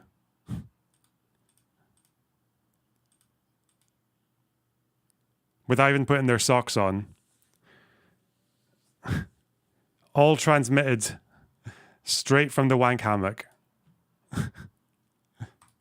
the current state of society, that now we have Olympic Games where biological men are literally beating the crap out of women, and women are saying, no, this is a good thing. Let him beat the crap out of more women and steal everybody's gold medals. The thing, too, is none of this would have happened in this way. Nobody would be quite this upset about it if they hadn't been trying to force men into women's sports already. Mm-hmm. So now it's like, oh, should the standard for being able to compete in women's sports be that your chromosomes are tested? Should we be testing everybody's chromosomes, the entire U.S. Olympic This is what I find so confusing, right? Doing? Because all of these, you know, you have like these male persons, right, with male characteristics. Colin Wright was talking about it. We talked about this before the show. He was saying that there's plenty of variation biologically and in the sexes, and this is a variation of a male person. These wouldn't even be questions if it wasn't that they a male person who could potentially give birth. And has a vagina. Let's go. And might even have ovaries that just don't function. Okay. Nice. Okay. We're getting somewhere. Okay. We're about to open an entire fucking vortex of future possibilities with this conclusion. Okay. We're forcing men into women's sports. I can answer this very, very easily, just across the board. Go for it. You can't bet on this.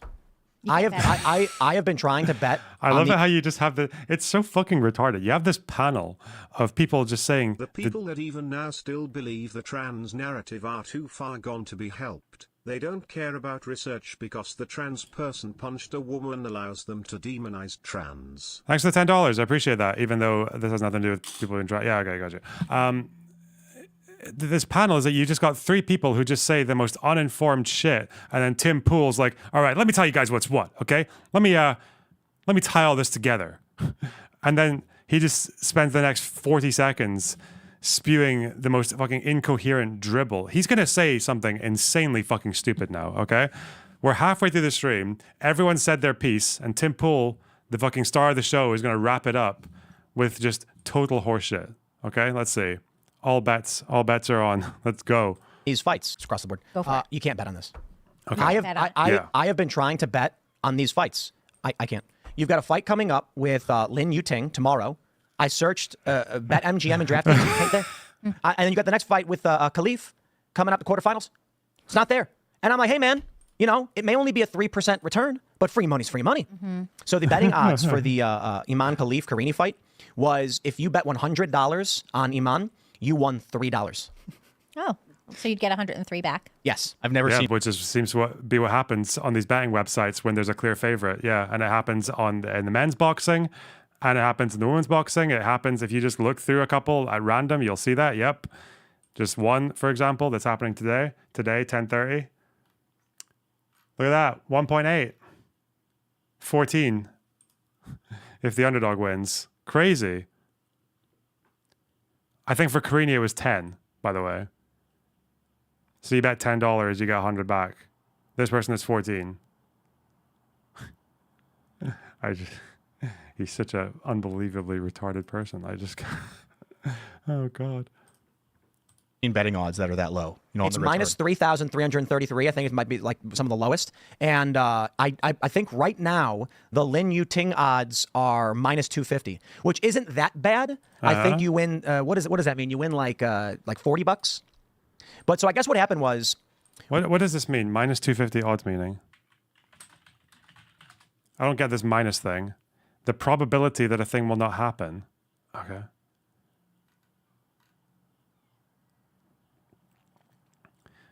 Oh wait, is this like an odds? Is this something that's not actually that bad though? So he's like he's already found something that doesn't really suit his narrative. Hang on, Lin Yuting, boxing odds. It's relative to $100. Yeah, but what does the minus 250 mean relative to $100? I don't even know what the minus 250 means. So this is 1 day ago. Tips. Put in a language we understand. The 1 point whatever. Where'd it go? Oh, it's gone because it happened. Okay. Fuck. Let me just pick up some other random ones. Okay. 1.7. Oh, there's a 2.5. Okay, this is a bit more interesting. All right, let's see. So, Stephen McKenna versus Joseph Law. So Stephen McKenna wins 1.10. Oh, 7. Crazy. Not quite 10, but okay. Here's a women's one. Caroline Sarah Dubois or Maria Moneo. 1.07. Not wait. Caroline. Oh, wait. Hang on. We need to investigate. We need to transvestigate Caroline Sarah Dubois. Dubois. I don't even know what he said. Okay. We need to see. Okay. Okay, she's black. Okay. Uh-oh. Oh, no.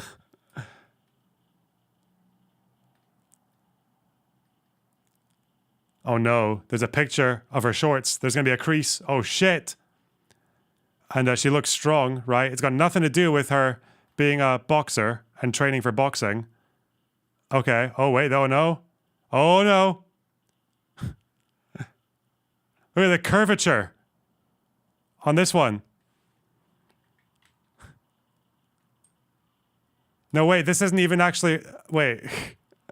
I'm doing the thing, by the way. This is when you pick the wrong person.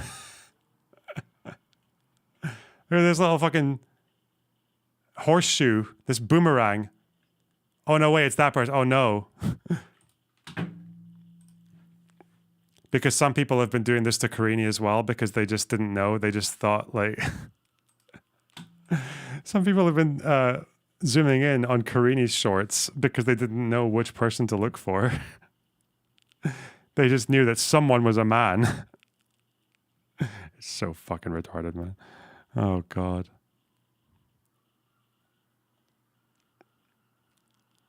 Okay. When, before anybody knew what was going on, the betting odds for Iman was minus 150. That means if you bet $100, you'd win $66. So $100 in, 166 comes out if Iman wins. As soon as people got word that Iman had failed a gender test and was male, it dropped way down instantly. Basically, everybody started just going after it, being like, I'm free money, baby. So I started Googling. What's he talking about? Hang on. The test was done in 2023. How would What's he talking about here? the odds change. Well, is he going to show that, or is he just making that up? This thing with the test was like a year ago, right? This was 2023 in New Delhi. Okay. Google searching it. I got DraftKings. I got BetMGM. I search for them. They don't come up. Other boxing matches come up. There's Olympic boxing, men's and women's. There's by different weight categories. They have the times listed, and I can't find Khalif or Lin Yuting in these apps or on their websites. In fact, when I search the websites, it comes up on Google. You click it, gone. Well, Khalif has lost to. But that's because these websites don't list older fights, right? They stopped listing them. Is he trying to do a conspiracy theory, or what the fuck?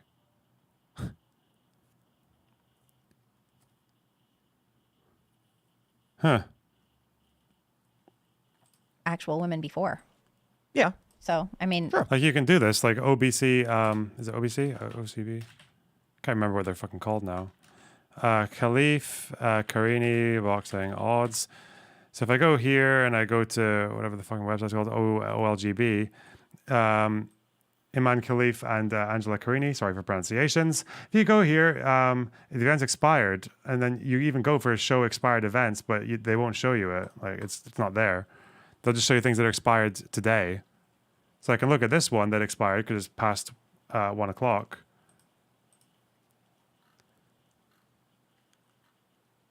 Oh no, 1.1 to 6. Okay, that's a little bit more narrow. Probably just probably one person there is on a little bit of the juice. Didn't take enough. Hey, what the fuck? Oh no. Draw. Okay, draw.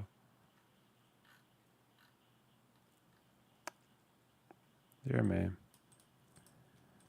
There's no reason you shouldn't be able to bet on it.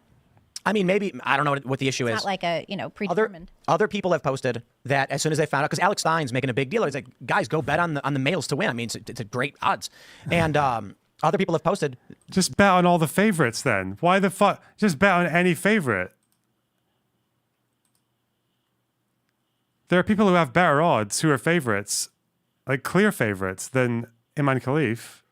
So the bets disappeared. Like, they pulled up the websites. They were there before. Now they're gone. I think the issue, I don't know exactly how the payouts work. Maybe you guys in the chat know. Do you guys know how, like, the betting system works? My understanding is that it's basically everybody who bets, you're basically betting against each other. So the odds change based on the amount of money in the pool, based on how the bets are going. So if like three... Oh, okay. He has no idea what he's talking about then. Yeah. And also bets close at a certain point as well, and then they get taken down. So okay. Holy shit. People are betting on Karini, then the most you can win is whatever they put in. So it's like almost nothing. And so everybody and their grandma was betting on Khalif to win, and so there's very little to actually win because nobody's betting that you win $3. If you, some people might be thinking, hey, it's a value bet. I gotta tell you, be warned though. Think about this. Imagine you're a dude, and you're pulling a Juwanna Mann, and you go to the Juwanna Mann. What's that? It's where the basketball player gets kicked out of it's the movie. He gets kicked out of the NBA, so then he dresses up in drag and then competes in the WNBA instead. I gotcha. Okay. What is what's this? This is from Fox News. This is a Fox News guy. What's he saying? Now at a point where we're about to give gold medals. Hey, where's the volume? Fuck you. Stop doing this to me. Now at a point where we're about to give gold medals to men for beating up women. We might have a gold and silver medalist who just beat up a bunch of women. They're going to stand up on the podium and get medals hung around their neck for punching girls in the face. No one is saying that they're men. They're not men. They're men. No, okay? they're Everybody men. knows they're men, Jessica. And if Trump were president... Damn. Argument defeated. Everybody knows. This guy, Major League Base, this is probably the article that Major League Base read. And if Trump were president, he would slap Algeria with sanctions. Yep. Harris, now at a point where we're going to... Woke Algeria with sanctions. Stop being so woke, Algeria. Oh God. This is like a mainstream news network in the United States of America. It's unbelievable. It's fucking unbelievable. What is this fucking job that I don't even? Oh God. Okay. He's like, I play basketball. I want a job. First dunk ever. Yeah. Yep. So it's a real movie. It's real. I'm not making fun of anybody. So imagine this Khalif person knows that they have testes and male testosterone and they're going to win. And so they drum up all of this controversy. Based on what? Everybody runs full speed to bet as much as they can on him to win, thinking, hey, look, If I bet 100 grand, I win 3 grand. That's 3 grand free, right? Sure, go for it. And then, right before the match, Khalif goes to his buddy and says, bet against me. That $100,000. And then, and falls over. And then, boom, that $100,000, it becomes $1 million. Because Karini's Is this whole video just him? Is this whole video just him not understanding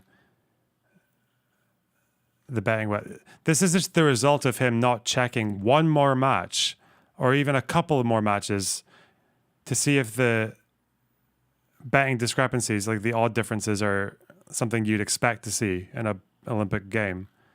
This is all just him not checking one more match or 2 more or 3 more to see if the discrepancy is normal. That's it. He's got so much mileage. Odds was like 10 to 1. A $100 bet won you $1,000.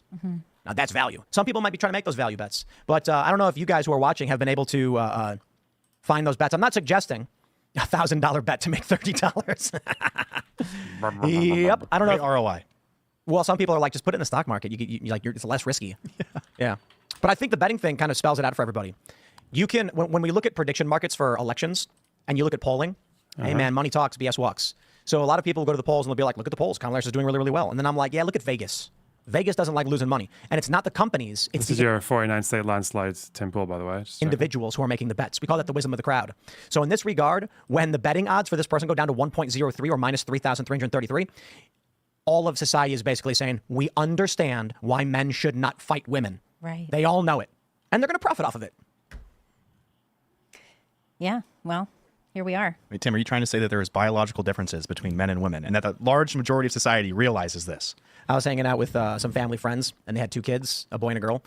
And then the dad was just like, I learned after having these kids that there's no question about the biological differences between boys and girls, because at some point, for some reason, the boy started smashing things, and we didn't teach him to do it. And he doesn't watch the movie. He started smashing things. And then the slightly younger daughter started immediately picking up the dolls and running away to try and care for them. And they were like, no one taught him to do that. They just did it. And I thought that was absolutely hilarious. The little boy just started smashing stuff and beating the dolls. And the little girl was like, no. And she picked him up and ran away with him.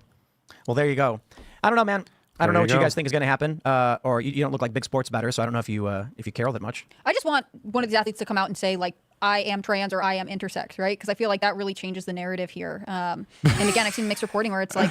I guess it would change the narrative if one of these athletes was trans or intersex.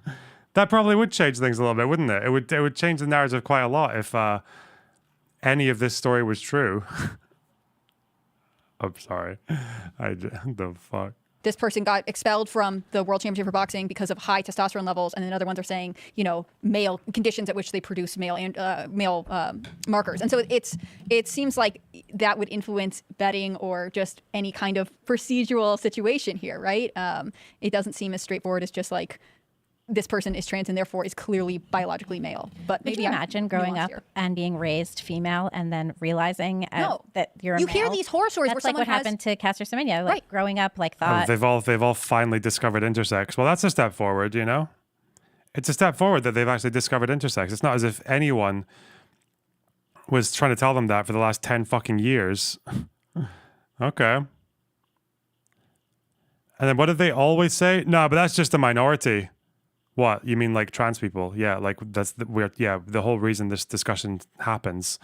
The reason this discussion exists is because of minorities. Yes, because of edge cases with sex and gender. Yeah, that's okay. We're getting there. I think people with XY, people with these kind of with these abnormalities, is they don't often find out that they even have them until puberty, right? Because that's when the things that are supposed to be working stop working or don't work in the way that they're supposed to. Yeah. Can we watch the Tim Pool music video, please? Pretty please. Listen, you guys. I know the Majority Report did this whole thing where they all just arbitrarily decided that it was going to be a shit song with a shit video with like no good sound or like nothing, and then just started shoehorning that opinion in. But that song it's fine. The lyrics are cringe. It's not my style, but it's like I don't know why I would do that. Like, okay. Thought he was female. Otherwise presents as female. And has Benjamin Button. And it makes you start to wonder, like, what about Brittany Griner, who looks very male and has, Right. You hear these stories of like girls being like 18, being like, oh, I've never gotten my period, and goes to the doctor, and then they like discover that person has internal testes, and that never descended. Or like some gonadal streaks is a thing where you don't even have anything really. It's crazy. It's very confusing. Yeah, it could be very bizarre. The Olympics and all these sports areas, they back themselves into a complete corner now of where I don't think you're ever going to be able to get rid of people that identify, one way fighting in these sports against women, or just full-blown males beating women. I think we've reached a point in society where this is just the new normal, and now domestic violence is basically just on display for everybody to see, and now it's celebrated too. So we've reached a very weird spot in the world of where I think this is just going to continue getting worse until there's some sort of, I'll use the terminology, great reset, or something drastic happens, or somebody dies in the ring, because that's what it's going to lead to. We were talking last night about a girl who was paralyzed by a trans player playing volleyball. God, the volleyball shit, yeah. And that's just 70 miles an hour. Say it, Tim. World record breaking high school volleyball spike at the age of 17. Oh no. Can we watch that compilation again? Should we watch some more volley?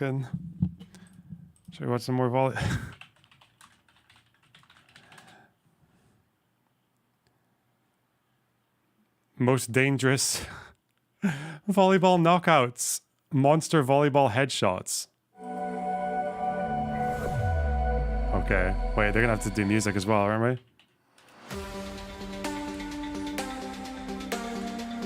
Shit, no, the copyright. All right, get ready, guys.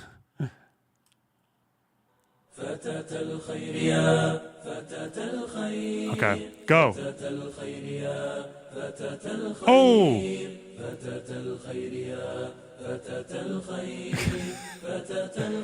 Oh shit, oh no. Oh, that's a man shot right there. That's definitely like at least 200 miles an hour.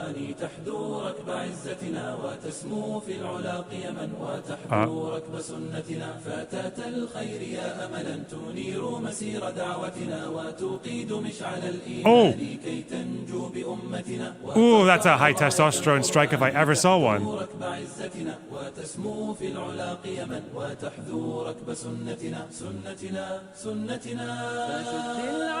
Why is it all fucking... Hang on, wait, why is it all fucking...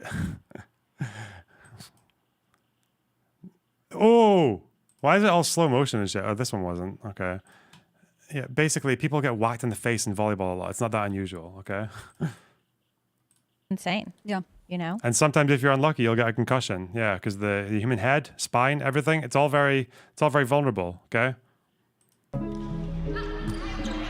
Time Larson makes the serve. Oh, here it comes. Set not in good position.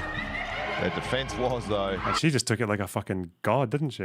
Great chase from Rampant. Which one's trans here? The one who got hit or the one who did the spike? Or is this like there's one trans person on each side, so it's an unstoppable force meeting an immovable object?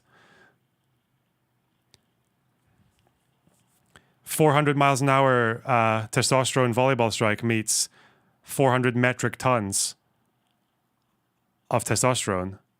Got him. And they both have incredibly fucking thick, sloppy knobs that I just inserted in there for no reason at all. And I'm definitely not exposing some latent fucking perverted, bigoted fantasy. By the way, they shouldn't have rights. But yeah, I do think that... You have to know the enemy to fight. I'm just empathizing, okay? A huge part of this is that we've pushed this so far as a culture that we've gotten to the point where we have now effectively done the thing that has been propagandized this whole time, which is we can no longer tell the difference between men and women. Right. We can't tell the difference. And we can't tell the difference enough to determine who should play against each other in the most celebrated sporting competitions in the world. We can't tell enough to determine who should be called mother half the time now. It's all very perplexing, and we've done this to ourselves. We have destroyed our culture. And it's funny, when I first started looking into this and seeing this all spring up, in like 2010, I first started writing about this in satirical plays. During that time, I think the first one was like did it a little bit. But anyway, it was finished 2013 and we performed it and stuff. And everyone thought that I was crazy. I talked to my mom and she'd be like, that's nuts. And I'd be like, we're moving to a place of erasing women. Why is she, this is an well, to them it's an intersex case. It's actually just a case of two women, as far as we know, of two cisgender, not intersex women, one of whom defeated the other one very quickly, as sometimes happens in boxing.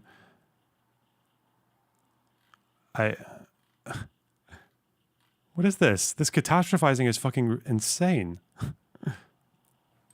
And we have successfully erased women because we can no longer define women. And that's what Phyllis Schlafly said when she was campaigning against the Equal Rights Amendment, right? She said, I bet these sportswomen lift more than Lorna Box in the gym. Of course they fucking do.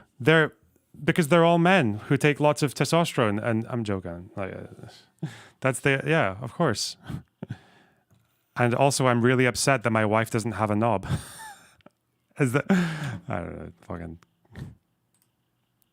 I'm role playing a conservative, you see, right? It's not about equality for men and women, it's about the deletion of. And Kamala Harris and Josh Shapiro and all of the rest of them, they want the Equal Rights Amendment. So someone super chatted that's on FanDuel, and so I just downloaded it. It is minus 320 odds. That means, hey, it's not bad. $100 bet wins you $31. That's not bad. I mean, I wonder. Minus 320 means $100 bet gets you $30.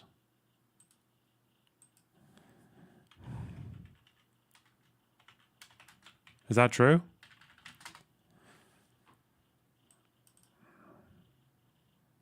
That doesn't sound too dissimilar from a lot of the other fights, but okay. Is there not like a calculator for this?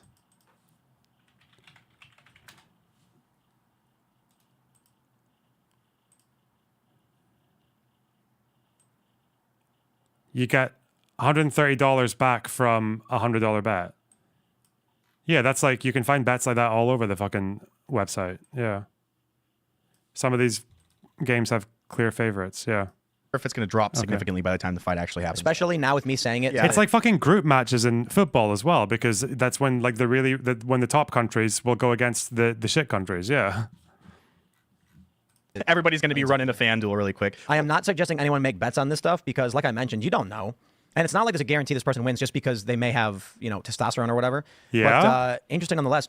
Now, Aman Khalif's next opponent, Anna Lukahamori, is not scared. This is the story from the New York Post. You should. The first Hungarian Olympic boxer faces Khalif in the quarterfinal Saturday and expresses that she has. What did this guy say? You should be. What? Interesting nonetheless. Now, Aman Khalif's next opponent, Anna Lukahamori, is not scared. This is the story from the New York Post. You should. The first Hungarian Olympic boxer faces Khalif in the quarterfinal Saturday and expresses that she has no fear. I just kind of feel like it looks like a guy. But that's just me. I'm not trying to be mean, but she didn't care. So this is another part of the issue I was bringing up very early on. Why? Why does she look like a...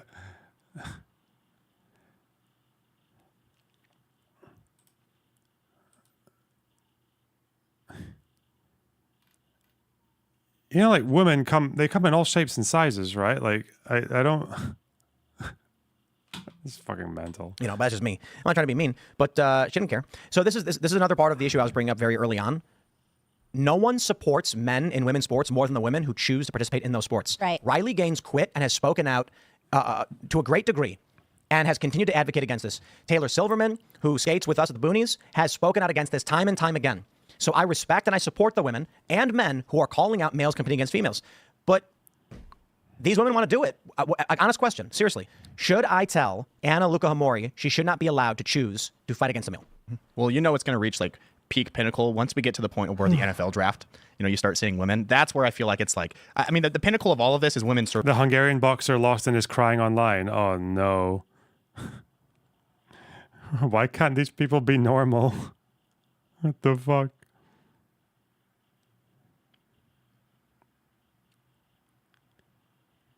What? Jesus. What's she saying? Has she realized? Has she seen the $50,000 that the other person got, and now she's like, "Fuck it, I would. Why not? Just scam them. Yeah, scam the fucking retards. Yeah, do it." serving in war. And we've already started to see that in places like Ukraine. I mean, we're going to start literally sending our women off to die. Maternity flight suits. And also, I mean, there is a female kicker. You know, that's a thing. Yo, Lin Yuting's odds are minus 1,450. Wow. Wow, that means you win like $6 for a $100 bet. There is a campaign that was just That's like a lot of the fights. Okay, we've seen it like a million times now. Launched a fund from Jennifer Say, who did XXXY Athletics. And it's a fund to support women athletes who are speaking out against men in their sports so that there's not the, this is like what you did with Taylor, you know? It's like so that it's not a monetary penalty. I got to stress it again, man. You can fool some of the people some of the time. You can fool all the people some of the time, but you can't fool all the people all the time. And when you look at that, you can fool Tim Pool every fucking day for 3 segments across 3 channels, apparently. You can fool the fucking volleyball that replaced the human brain behind that little beanie any fucking day, apparently, as long as it's a story that his audience wants to hear. And then Tim Pool can fool the only people on Earth who are more foolish than he is, which is his audience. Oh, God. Betting odds, you could do it, Taylor. You could do a man on the street and go to New York, and I guarantee you're getting a bunch of these progressives in Times Square being like, "Yeah, I think it's great. I think it's fine." Then you say, "Okay, want to make a bet?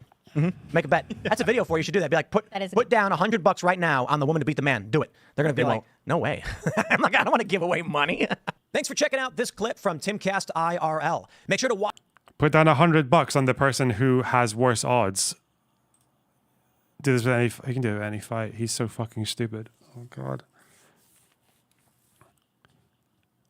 It's so funny that you just do an hour of reading into one of these topics. That was all it was. Tim rejected Destiny's bet offer. What did they bet on? What were they trying to bet on?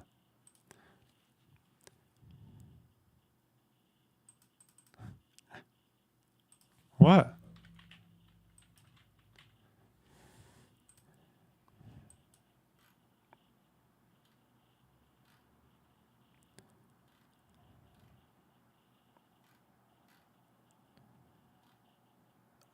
I saw that he posted the same tweet twice because he's on meth. They made up everything in the video. It's insane how all media types, da-da-da-da. And then they made up everything in this video. It's fucking insane how media types. One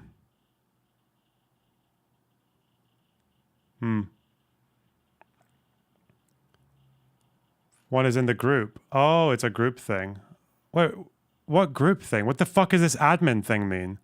No, he's on meth. Stop confusing me. Okay.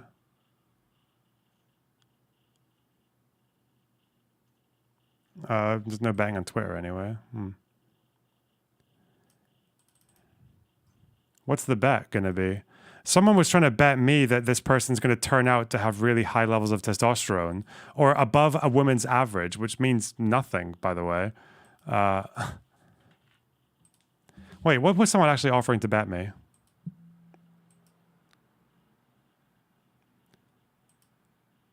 The problem is that we have actually reached a stage right now that with so many things, betting someone doesn't actually matter because they'll just read something somewhere and just say it defends them even when it doesn't necessarily, you know? Like, imagine if someone bet me that she was disqualified for high testosterone, and then I'm like, yeah, if a mainstream article says that she was banned for having high testosterone, then yeah, sure, I'll bet you that. But then the Associated Press shows it, right? I'm like, fuck. Oh.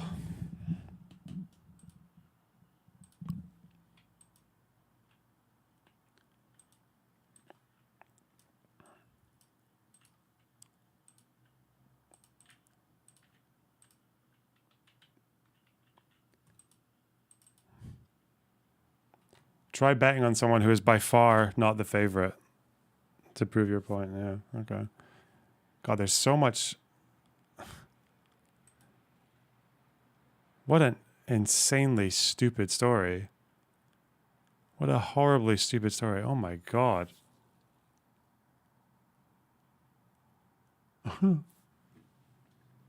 Okay. Okay. Heartbreaking volleyball moments and injuries.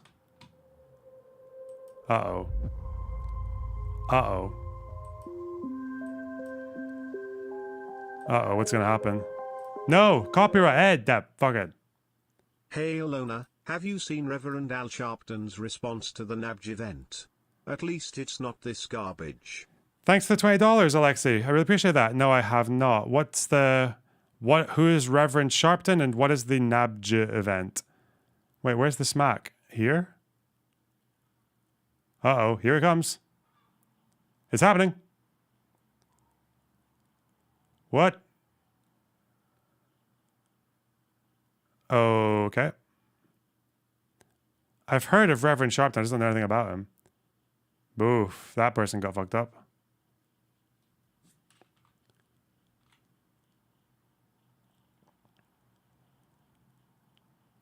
Wait, what happened there?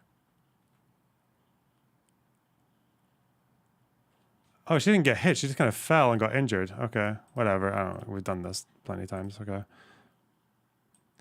The Donald Trump and black journalist Q&A. Oh, that. That was funny. What did Sharpton say? He reacted to it. Is it a minute long, right? This one.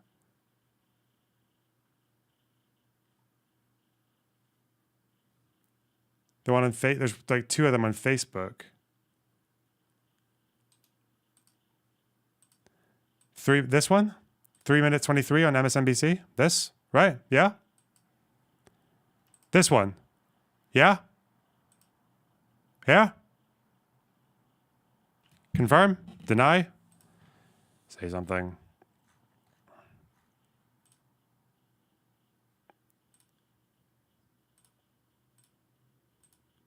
What is this? Israel. Oh, another story about an Al Jazeera journalist being listed as a terrorist, but it's Israeli media. Whatever. Okay. No more of that, please. Fucking rabbit hole. Ah! There's too much fucking porn on my Twitter feed. Stop. Go away. Not interested in this post. Thank you. Do not recommend this stuff. Okay.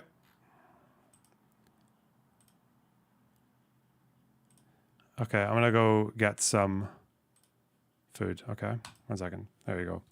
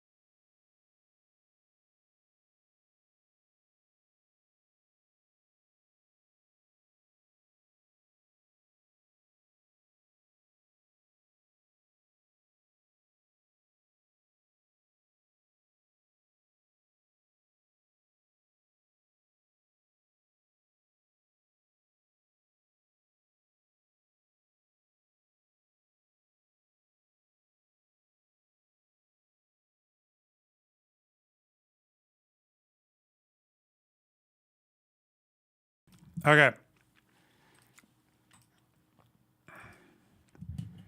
What did this guy say? Reverend Sharpton. Bigots usually say some of my best friends are black. Apparently this is him commenting on the Trump car crash with the black journalists. Okay. Hey, volume fucking... Al, we got the breaking news this weekend when Donald Trump spoke at a black church, filled mainly with white people, that some of his best friends are black. Mm-hmm. What say you? I say that I've probably all of my life heard every bigot I've ever talked to say that. That's usually their opening line, that some of my best friends are black. And you say that being defensive because it should be a given that you have friends that are black. The fact that you have to say it tells us that. What? It should be given? Bro, fuck it. This guy's never been to Scotland. This guy's never been to Scotland. Bro. It's that scene in The Thick of It when they're like, "Oh, you didn't say some of your best friends are black, did you?" And it's like, well, no. I don't have any black friends. That you really do have some biased tendencies, if not an outright bigot.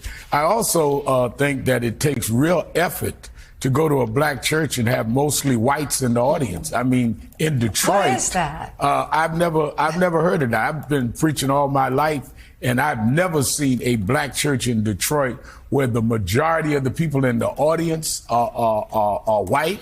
And then you leave there and you go to a real right-wing conference, which draws white supremacists. So I think Donald Trump more defined himself to black voters this weekend than he was able to appeal to them. And to be clear, a black church full of white people is a black church full of white people. Yes, it is. And to be clear, when Martin Luther King said the most segregated hour in America every week is the hour that people worship at church, well, he was foreseeing the white audience at Donald Trump's black church event. Oh, my God. Okay. Molly?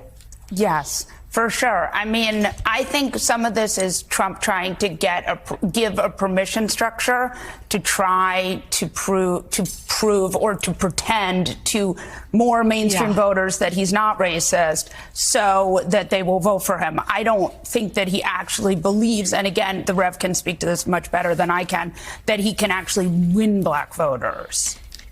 No, I don't think he can win them. I think he's trying to get some on the margins, and he's trying to really appeal to independents and moderates that he's not racist.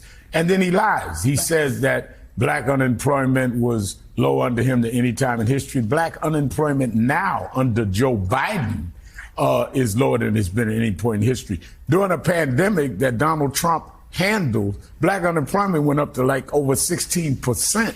And it was Donald Trump that caused the pandemic, and blacks took the brunt of that. So he should not remind blacks of our unemployment numbers under his presidency that really exacerbated the pandemic. Yeah, a real mishandling, mishandling of it.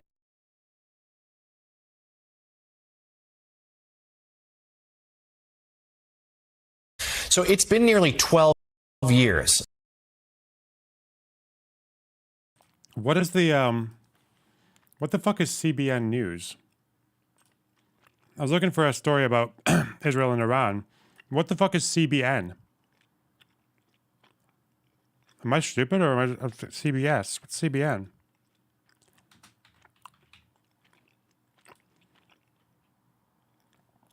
I feel like I recognize it. Religion. Oh, it's Christian news. Okay. Damn, they're trying to grab the CBS aesthetics. Iran has no good options after 2 deadly strikes on senior allies. Israel could face extraordinarily dangerous moment. Let's go! The U.S. is now sending A carrier strike group, warships, and a fighter squadron to the Middle East, bracing for a potential escalation, a further one, of hostilities as Iran vows retaliation over the killing of a senior Hamas leader in Tehran earlier this week. It blames Israel for the attack. Israel has not commented. Growing tensions between Israel and Hezbollah and Iran are also prompting a new warning on Lebanon. The U.S. Embassy in Beirut is warning Americans who want to get out of the country to book, quote, any ticket available. This as airlines begin canceling flights in and out of the country. CNN's Ben Wiedemann is in Beirut. And Ben, you've covered so many periods like this in Lebanon through the years. I wonder, as you watch events there and reactions, are folks really bracing for something big? Yes, they are. People are very worried that even though over the last 10 months we've had periods of high tension, followed by periods of relative... LP Mina, thanks for the tier 4 sub. God damn it. It's a very generous sub. Wow. Have you seen Vosh rant on this? Nope. What's Vosh saying about this? Do I need to? Does it matter? Is it important? Is it Biden threatens to send troops to the Middle East? Is that it? The 10-minute video? Is it this one? Is that what we're talking about? What's the story? Yes. Okay. I'll watch this first and then we'll...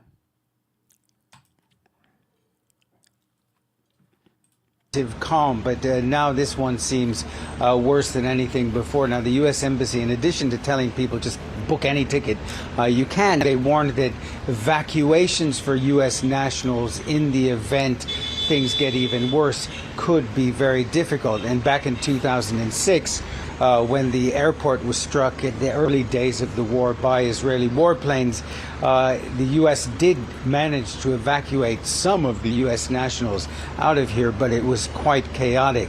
Now, for instance, Kuwaiti Airlines is the latest airlines to announce that it's going to stop flying to Beirut. Tomorrow, they said, is their last flight, and it's not clear when they will resume flying to Beirut. That's just the latest airline to make such an announcement. Today, we also heard from the Minister of Economy and Trade, who warned people not to hoard food. He reassured the public that there is an adequate amount of food available. At the moment, you don't really get the sense that there is panic, but there is real fear that when Hezbollah, when Iran retaliate for this series of assassinations here in Beirut and in Tehran, that this time it's not going to be like in April, where it was a very orchestrated, telegraphed strike by Iran 12 days after that Israeli strike on the diplomatic complex in Damascus. This time, it's widely believed that not only will Iran strike, but all of its allies in the region. Hezbollah, of course, and we've heard Secretary General of Hezbollah, Hassan Nasrallah, say that's what they're going to do, but also the Houthis in Yemen and various pro-Iranian militias in Syria and Iraq. So the stage is set for perhaps a very dangerous period, not just here in Lebanon, but across the Middle East. Jim? And listen, an attack like that would inevitably set up the conditions for a response against all of those parties and yet one more cycle of violence. Ben Wiedemann in Beirut, thanks so much. So let's break down some of these developments. With me here is Andrew Miller. He's the former Deputy Assistant Secretary of State for Israeli-Palestinian Affairs. This is a really dicey time there, which, I mean, we could say so many times in recent months and years, but particularly now. What is your expectation about the degree of Iran's response here? Because if that assessment is correct and it's going to be multi-pronged with Iran and its proxies, that's a major escalation. Well, I think one thing to understand is that despite the successful interception of the April attack by the U.S., Israel, and partners, that was very much a perfect storm. Everything went right, which limited the damage and allowed the Biden administration to consequently limit Israel's response. even under the best of circumstances, there's no guarantee that it will play out as cleanly. Now we have more actors involved. Hezbollah and Hamas in particular did not engage in April, and that means rockets coming from different directions. The Israeli missile defense system is incredibly impressive, but it can be overwhelmed through saturation tactics. It's an extraordinarily dangerous moment in that regard, and Iran arguably has a greater incentive to respond strongly this time because of the degree to which they were embarrassed, frankly, by the Israeli attack in their capital against a senior Hamas leader. I imagine that one focus of these U.S. assets going into the region is to add air defense to Israel, not just about potential retaliation. That's absolutely right. And there are two types of munitions that we're going to be concerned about. One of them are UAVs and drones. They travel more slowly, and that allows multiple interception points. They're often taken out by aircraft well before they reach Israeli borders. Missiles are more difficult, and we were very fortunate that Israel's Arrow 3 system worked successfully in April and intercepted most of the incoming ballistic missiles. But some of the warships that are being deployed alongside the USS Lincoln have missile defense capabilities, including the Aegis system, which is our most advanced missile defense shipborne platform. Well, see, I think a lot of people are aware of the Iron Dome, but sometimes forget that there are multiple layers. With Iron Dome, you got Arrow way up here for the ballistics, and then is it David Sling in between. I wondered, does the U.S. have any actual influence on Israel to pull back from what you could then expect would be another escalation? Because it does seem that the U.S. has repeatedly warned Israel or tried to pressure Israel not to be too aggressive in some of these strikes it's been carrying out prior. The U.S. certainly does have influence. The question is whether the administration is prepared to exercise all of it. The Israeli response in April was provocative, striking a facility outside of Qom near the Fordow enrichment plant, but it was relatively targeted. And that was probably a result of U.S. pressure to constrain, to circumscribe the response. In this instance, though, it's not clear that any Israeli response, even if it is limited, will be unmet by an Iranian counter response. So the United States, the administration, will have to exert even more pressure to try to rein in the Israelis from responding, but it will depend on the circumstances. It'll depend on the damage. And if this doesn't go as well as it did in April, it's going to be much harder to exercise that restraint. If one of those missiles gets through and it lands in an Israeli city, kills civilians, you can imagine the circumstances and the expected Israeli response. I wonder, there are even some Israelis who question Netanyahu's intentions and his interests, and Benny Gantz himself has said he's putting his political interests above the national interests. Does Netanyahu want a broader war? It's unclear if he wants a broader war. What is clear is that his risk tolerance for an expanded war is much higher than we had previously anticipated. And that creates the risk of an unanticipated escalation. If he does want a regional war, and you can make the argument, as Israelis have, that he has an incentive for one, that makes it all the more explosive. It's going to be difficult for that reason because his preferences, his interests may not perfectly align with either the United States or the Israeli people, which is a terrible combination. During the last quite remarkable and broad Iranian attack on Israel, when they sent weeks ago a number of missiles and drones at the same time, there was some discussion that Iran had communicated in advance, we're going to do something and then we're going to stop. Do you expect any similar advance warning? It's possible, but there's no guarantee of it. There are other means through which the United States, Israel, partner countries can learn the intent of the Iranians, which would give us time to set up. But another question that is unclear, at least to those of us on the outside, is will the regional countries that contributed to and facilitated the defense of Israel in April provide the same degree of support? Will Jordan, will Saudi Arabia permit use of their airspace? Will they deploy their own fighters? And as you mentioned mentioned before, this multi-layered defense is the key to handling the situation. It may not be possible, depending on the reaction of regional players who likely view Netanyahu's decision to target Hania as gratuitous and unnecessarily provocative. Yeah, there were Arab participants in that last offense. They didn't necessarily advertise their participation, but they were central to it. Andrew Miller, thanks so much. Thank you.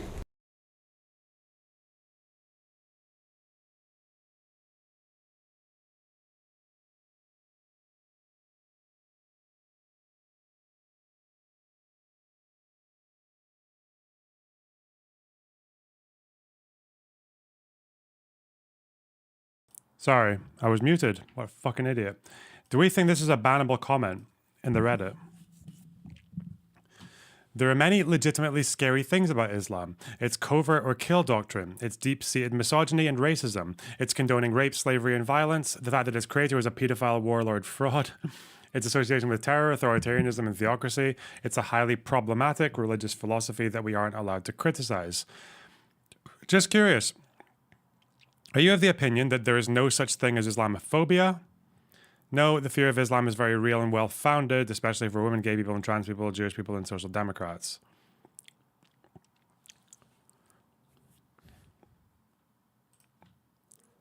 What do we think? There's a bannable comment? I guess they don't really know what Islamophobia is.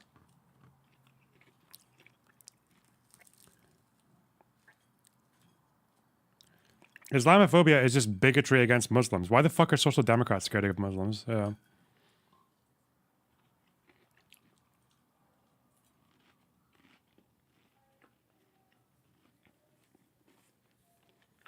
This guy is too deep in the sauce. What, based on 2 Reddit posts?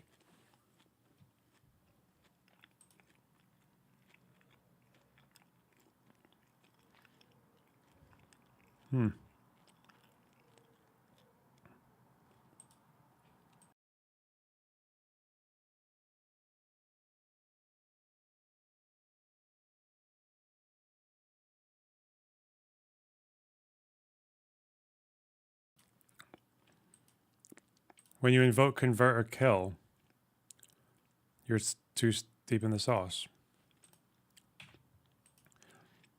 The thing is, if people said something about fucking like Catholic pedos or whatever, I don't really know if people would have the same issue.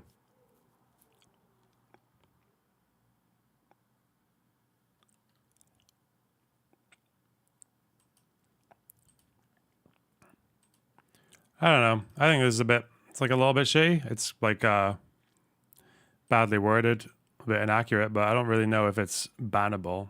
It's my opinion. Bit obtuse with the Islamophobia question because they're not really answering what it is, but yeah. Who banned this person? I didn't actually see who banned them. Wait, no, let's not look at that on stream.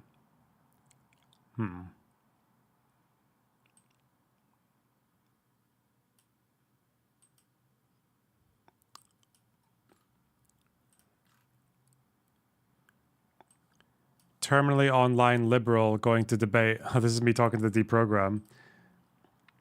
Terminally online liberal going to debate random people to improve his self-worth. And that triggers an auto mod telling people to read theory, do party work, and do workplace agitation. Dare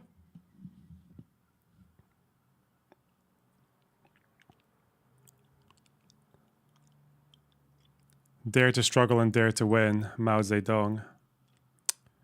What a fucking statement. Okay.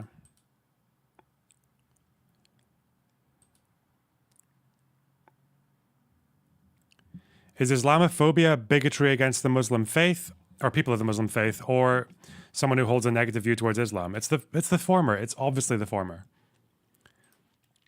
You can argue it's not the most accurate word, but everyone knows what people mean when they say Islamophobe.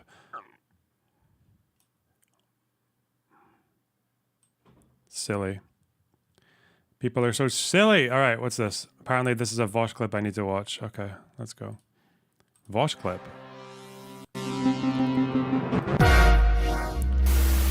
People use it to shut down criticism of Islam. Some bad faith people do, yeah. But that's what I'm trying to figure out, because the Venn diagram between critics of Islam and people who are just bigoted against Muslims, it's not always that easy to decipher, you know? Kirby explains why Biden is considering deploying troops to the Middle East. Breaking overnight, Israel says it has killed another leader of another Iranian proxy. We're talking about Mohammed al-Jabari of the Palestinian Islamic Jihad in Gaza. Now, this comes... It's gotta suck to be Muslim and, like, no one can use their first names, you know? Ever?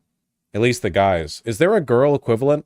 Does every girl in the Middle East get called something? They all have the same name?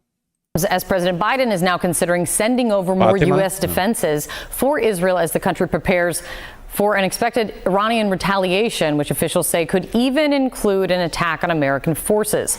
Biden also telling reporters he had a very direct call with the Israeli Prime Minister Thursday. I'm very concerned about it. I had a very direct meeting with the Prime Minister today. What? Very direct. We have the basis for a ceasefire. He should move on it, and they should move on it now. So much going on with this right now. Joining us right now from the White House, the spokesman to the White House National Security Council, John Kirby. John, thank you for coming in. So according to the readout of the Netanyahu call, Biden said that the United States would support Israel's defenses against threats, which would include new defensive U.S. military deployments. What does new defensive U.S. military deployments mean? I don't think it'd be good for me to get into too much detail on that, Kate, but I can tell you that we're always reevaluating our force posture in the Middle East to make sure that we've got what we need to defend ourselves, our troops, our facilities, but also our allies and partners such as Israel. No. We don't need to send troops to defend Israel. We give them weapons for that. I don't even think we should be doing that, but we have done that, so now we don't need to also send troops. We've heard the Supreme Leader loud and clear that he intends to avenge this killing of a Hamas leader in Tehran, and that they want to conduct another attack on Israel. We can't just assume that we aren't also potentially going to be victims of that kind of an attack. So we got to make sure we... Are you kidding me? Are we actually unironically doing like 9/11-esque rhetoric in the year of our Lord 2024? When was the last Islamic terror attack in the United States? Israel was the one that did the attack. Iran is correct. Israel keeps striking their territory. The attack on the Hamas leader, that was a strike in Iran. This fear-mongering about like, oh, woe is us, the foreign threat. Iran is the only one who can correctly play that card. We got the right...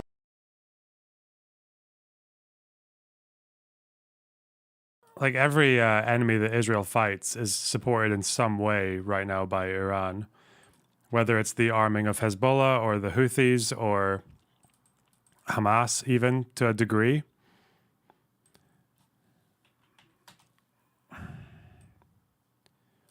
Not to mention all the smaller militant factions, whether they're in Syria or Iraq. West Bank even. And Iran is like, especially when you think about Hezbollah and the Houthis, like Iran's the head of that. Like people in Hezbollah, they pledge allegiance to Iran, to the Ayatollah.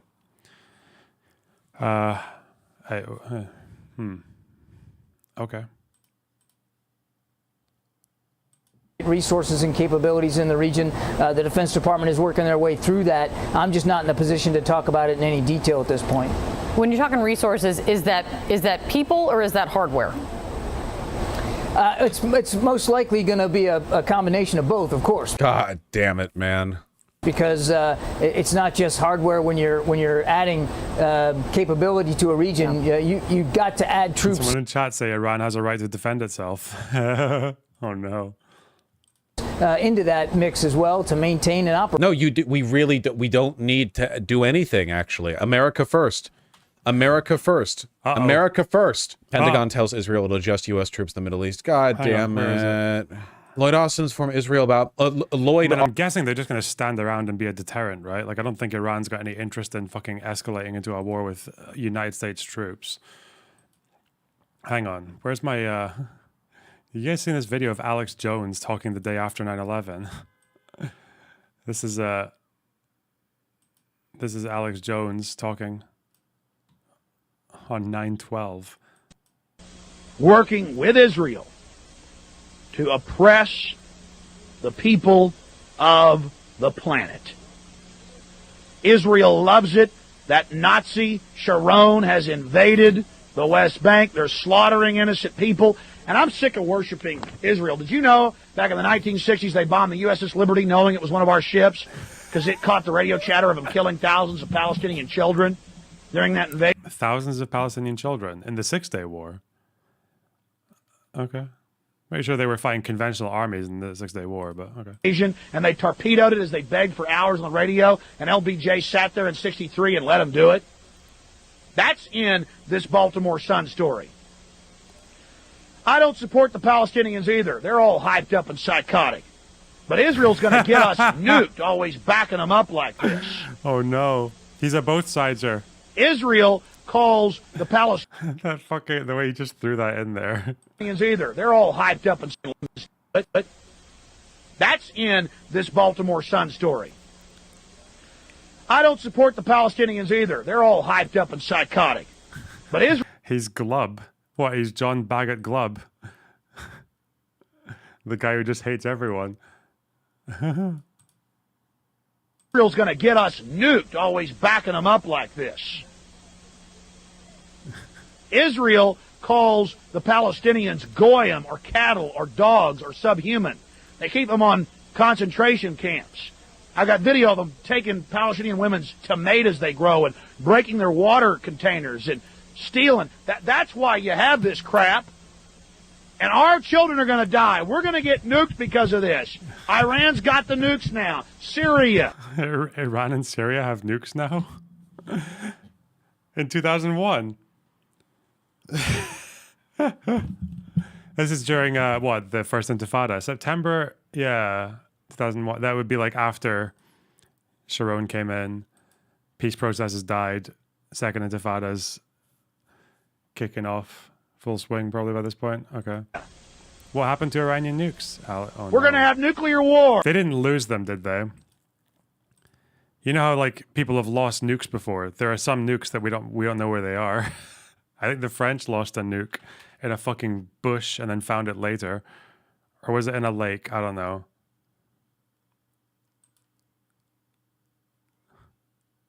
But there are definitely some missing nukes out there. Because Israel likes to go around bombing everybody. I'm sorry, it's just the facts. And Israel absolutely is beside itself with joy right now. They are talking about how they're going to blow everything up, how they're going to attack everybody, and guess who's going to get bombed because of it?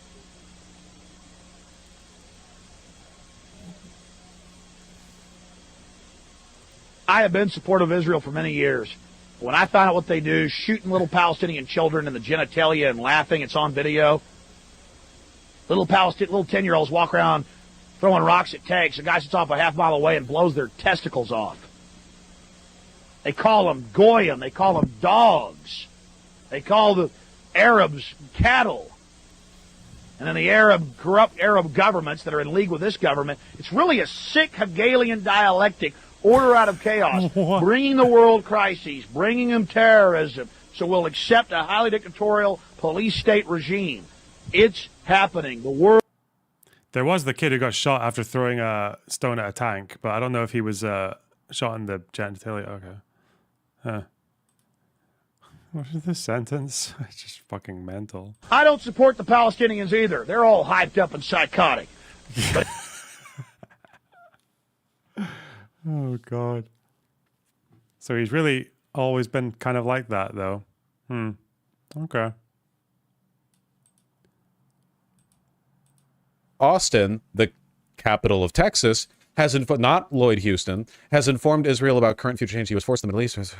Singh said the United States did not want to see wider regional conflict. Israel is the wider regional conflict, man. As long as you keep giving Israel carte blanche permission to engage in whatever awful behavior they want to, while defending them, providing them weapons, and now potentially troops. If he got shot by a tank, I don't know. If he was shot by the tank, they probably got hit everywhere. Yeah, it's true.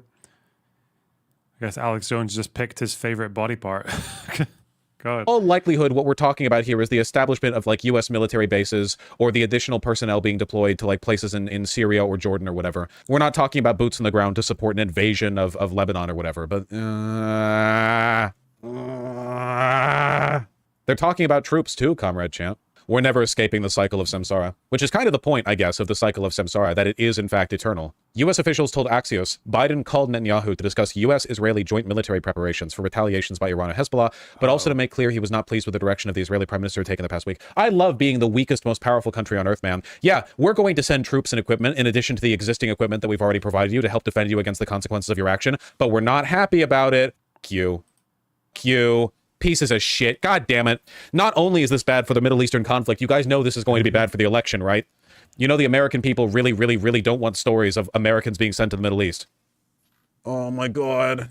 Biden also warned Netanyahu that if he escalates again, he shouldn't count on the U.S. to bail him out. Now, I know you escalated the past 87 times, and every single time I told you this is the last one, this is the last time, I'll give you a little birthday boy $16 billion of weapons this time, but not next time. But this time I mean it. Biden is so old and weak that him raising his voice is considered something worth reporting on. Biden became emotional raising his voice. How high did he raise his voice? You put me in a room with Netanyahu, I'll show you how high a voice can go.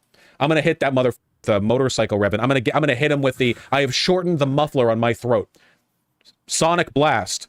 I'm gonna scream at that guy. That would have been U.S. troops in Gaza to keep an eye on the IDF, Quoteth, not putting U.S. troops there to defend them against retaliation from Iran. Iran vowed retaliation for the assassination of Hamas's chief in Iran. I don't know, man. Maybe Israel shouldn't be firing missiles into other countries. I don't know. It wasn't a missile. It was an IED that was planted in the room, right? I think it was him and his bodyguard who died. Hania, right? But yeah, it's true. Like, you shouldn't really fire missiles into other countries. But the problem is that Iran gives Hezbollah arms and support and political fucking everything so that they can fire missiles into Israel. Even though Israel's not been in Lebanon since 2000. They haven't occupied Lebanese territory since 2000. It's not really like the Palestinian thing where people can make claims of like colonialism and all this shit. When they do it, it sounds really ridiculous. Does IED stand for intentional explosive device in this context? No, improvised. Now, how they did that, fuck knows. Apparently the Mossad has like a very strong presence in, what do you call it? A very strong presence in Iran. I didn't know that. Or even in the IRGC, but... Okay. This guy was a piece of shit. I don't really care about his... Biden's doing the meme, but reverse. Well, you really did it this time. Ooh, you pesky Israelis, your day is coming. Just not today, but it's coming. Yep, we'll make you pay. Everyone, the entire Middle East is people doing this. Do we know what this military deployment is? Because if it's something, is it not something? Is it different from what we've done before? Because I think the UK and America, well, the UK got involved in the sea to get the Houthis. In the beginning of the war, there were American aircraft carriers in the Mediterranean to deter Hezbollah. But what about,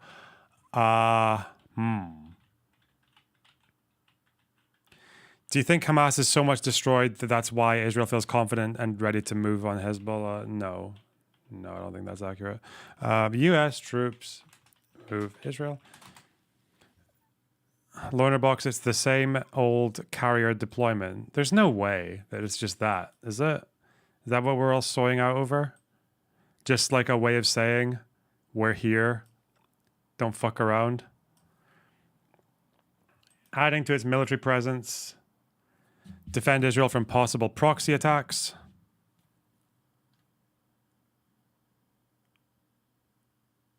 Increase readiness, deploy land-based ballistic missile defense.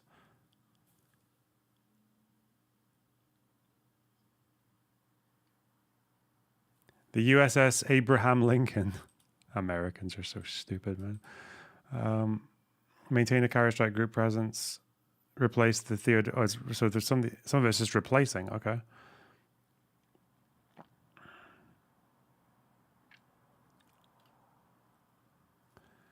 Focus on de-escalating.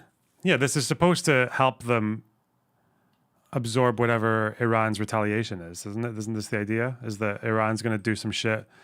Every country, even including like Jordan and Saudi or whatever, will intercept it and stop it.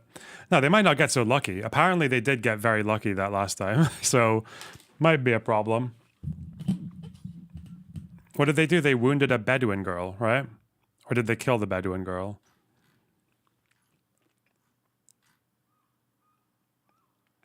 With that last strike. Don't know. Wounded. Okay. Hezbollah's leadership did this. The Ayatollah has done this. America has done this. Turkey has done this. Hamas didn't do this. No, Hamas famously did not do this on October 7th. Hamas saw this meme, and they said, we will not be like the Ayatollah, actually. KLM cancels flights to Tel Aviv. Salma, tell us more about today's memorial service, what we know about the state of play between Israel and Iran this morning. You very much have a region on the edge, Jessica. People waiting with bated breath to see what the response, what retaliation will look like. If I can, just pull up those images again of this massive funeral procession, this massive service held in Tehran today with Ismail Hania's casket being carried through the crowds right in the main city center. And I want to show you those pictures once more because there is a message in those images from Tehran. Iran is clearly saying you did not just kill Hania, because remember, they are accusing Israel, which has neither confirmed nor denied this assassination. It is saying you have messed with Iran at large. You have violated the sovereignty of this country, and Iran's supreme leader has promised, has vowed to fight back, to retaliate. But what does that look like? What are Tehran's options? It could directly strike Israel, but as you can imagine, that only escalates things further. As you heard the warnings there from the United States saying, look, we have to be cautious. This could cause the region to spiral deeper further into violence. The other option is that Iran could indirectly strike Israel. That is, via its proxy militias. It could activate its tentacles in the region from Yemen to Syria. It's what in the region, Reuters? To Iraq to begin launching their own attacks, but that only expands the conflict, which it's testicles. Oh, okay, you all were going the Gooner route because whenever you call me a Gooner, you're projecting and you're actually degenerates yourself. When I was thinking the classic anti-Semitic political cartoons depicting Judeo-Bolshevism and its reach around the world. Referring to any power as having its tentacles everywhere immediately in my mind evokes that imagery. And they do like doing that with Iran. Now, Iran does indeed have a lot of backed proxies in the region, but I just don't. Already has reached to Lebanon and across the region. So you are seeing a moment in time now when there are serious fears that this only begins to rise, this escalation only begins to rise. And if you ask, well, how do we cool this down? How do we bring down the temperature? It's very difficult to see how that can happen. How can we bring down the I wonder. I think the difference is that Tentacles doesn't really have any baggage when it comes to, like, even to Muslims. Like, if they were saying like savages or barbarians or whatever, that might, but not tentacles. Obviously, it depends on which group you're speaking Is to. there like perhaps a nation that... If you said legion, oh god, hell would break loose if you said legion. ...is committed to a doctrine of a greater nation for more Lebensraum, where they illegally annex adjacent territory, engage in apartheid and genocide against the so-called ethnic inferiors within their own territory, and keep launching strikes on, I don't know, you know, Lebanon, Syria, Iran... We'll see how it develops. God damn it. Okay. I just want to live in a parallel universe where there's like 1 year where Hezbollah doesn't do anything. They just do civilian shit. They just build they build up their welfare system, or they fight with the Christians over dumb shit. I just want to see what happens if Hezbollah just does that for like a year or 2 years or 3 years and just see what Israel does. Can we just see that and see if that happens, and then Israel's like, okay, now is our chance for the long coveted. We will finally reclaim Bint Jbeil for the Jewish race. Like, come on.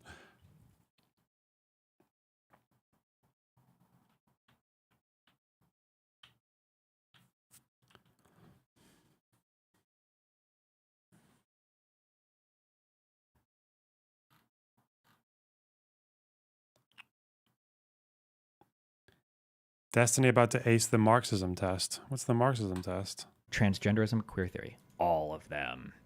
What the fuck is True or this? false? Marxism has helped reduce poverty around the world. No.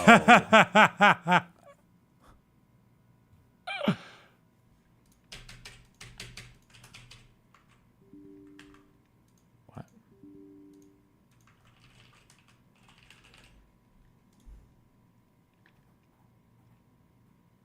true. Oh, it's the Heritage Foundation. Oh, fuck. I don't know who these guys are. I just hear them referenced. Okay, we got this was right. The fuck is Right. this? Okay, we missed the first question.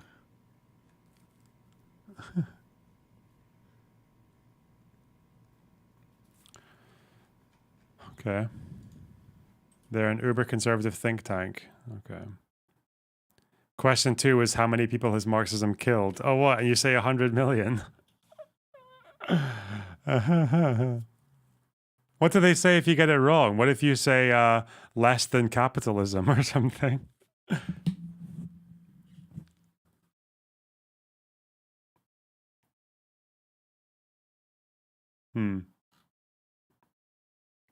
They're the Project 2025 fucks. Oh no. Okay. That's kind of crazy.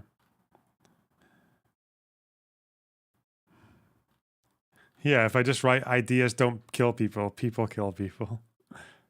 Wow.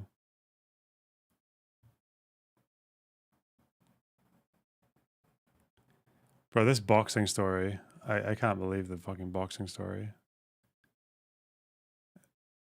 That has caused a huge fucking disturbance in my energies. In my vibe. Okay. I'm already tired. What the fuck? Okay. Well, I said I would do it.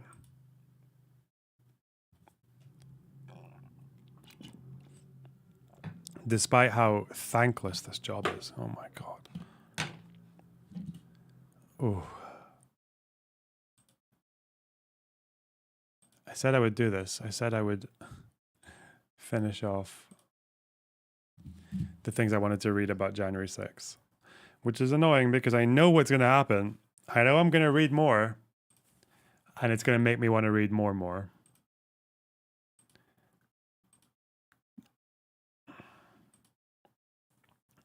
There's another chapter in here I want to read about elaborating on the fake elector scheme. And I want to read the Electoral Count Act.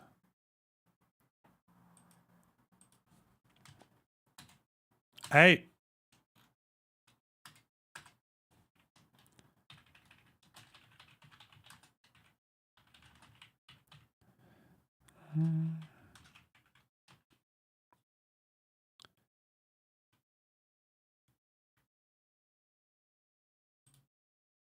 Okay. What does it say? It's only 3 pages. It's probably written in the most annoying, long sentence.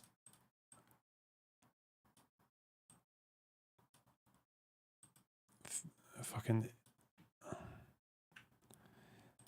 Ugh.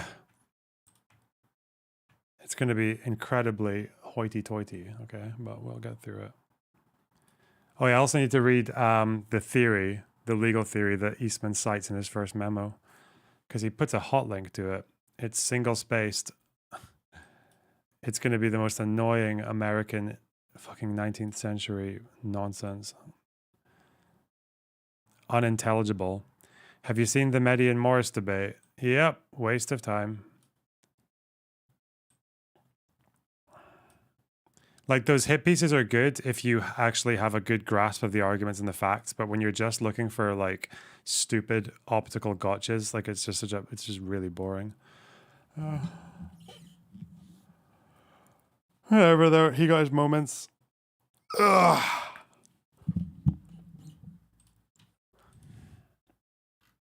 What's this? No, not more volleyball. Please, what's this? Israel will fight until we... Don't care. No. We watched it. We watched it yesterday. It's bad. Fucking Benny Morris is not a good debater. He said a couple of dumb things. Mehdi Hasan said a lot of dumb things. It's just whatever. feel like when you have Benny Morris, it's better to talk in depth about ideas. Now, you'd think so, but obviously, like, for example, when Benny Morris says originally the Zionists wanted to share the land, like Palestine, with partition, but then obviously there was a war. And then he mentions, like, later on there was a war and then people got expelled. And Mehdi Hassan's like, doesn't really sound like sharing the land, does it? And then everyone fucking screams and claps and cries and comes and shits himself and is like, it's so retarded. Anyway.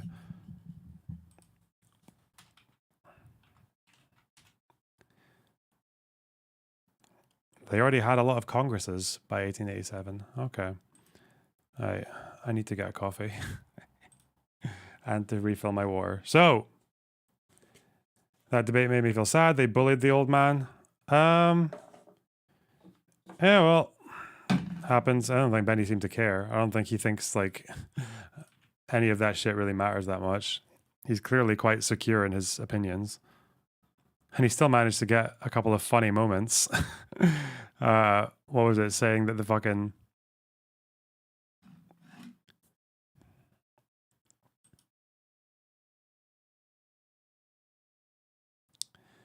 Where what? He was talking about the murder rates in Israel by Arab Israelis, and then she just kept saying racist. And he's like, yeah, it's true, racist. It's true, racist. It's true. It's just a really funny exchange.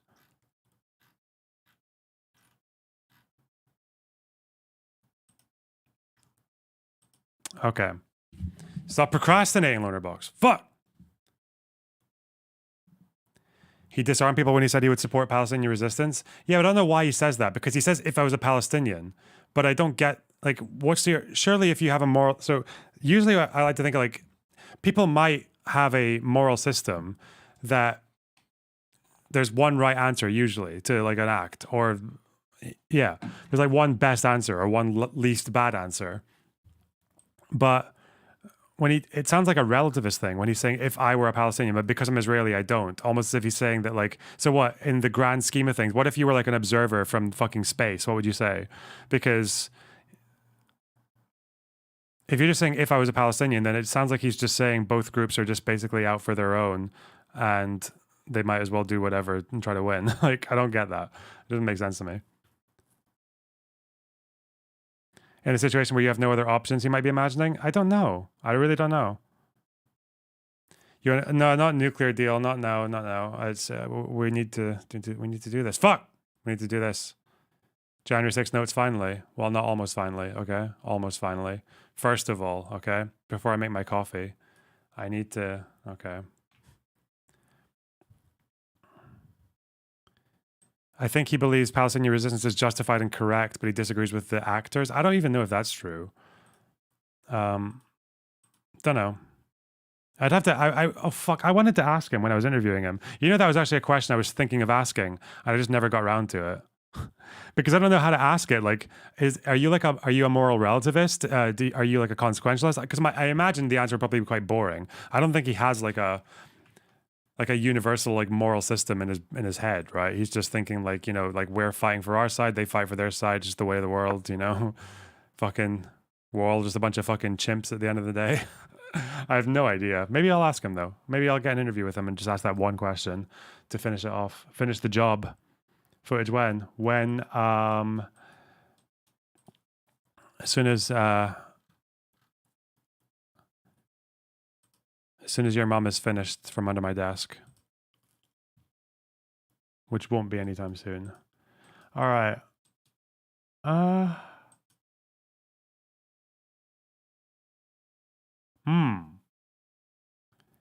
If I take this, the knight just goes there.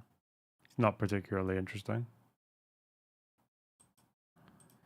If I go here, the queen takes that. If I go here, the queen takes this, and then I'm just dead. Wait! There's a fork! Ha ha ha ha.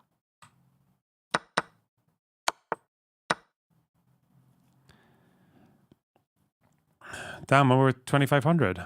What a fucking god. I don't usually spot those ones. Well done, Lonerbot. All right.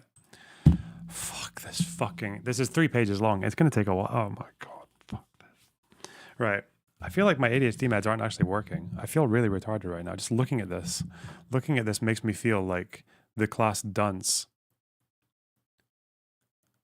It makes me feel like I've just eaten all the Play-Doh and sniffed glue.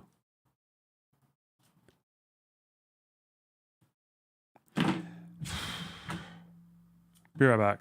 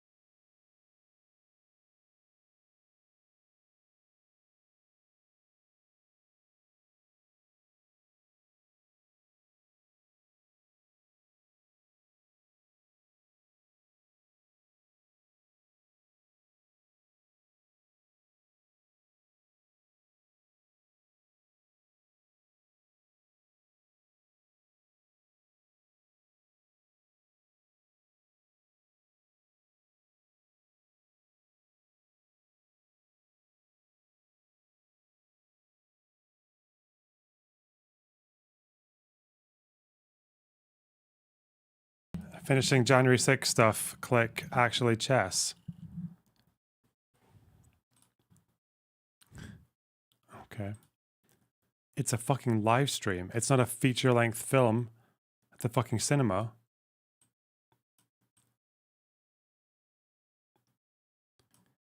All right. The Electoral Cunt Act. Okay.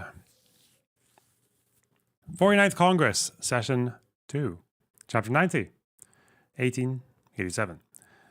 Oh, okay. I'm a smart person, okay? I'm capable. I'm capable. I'm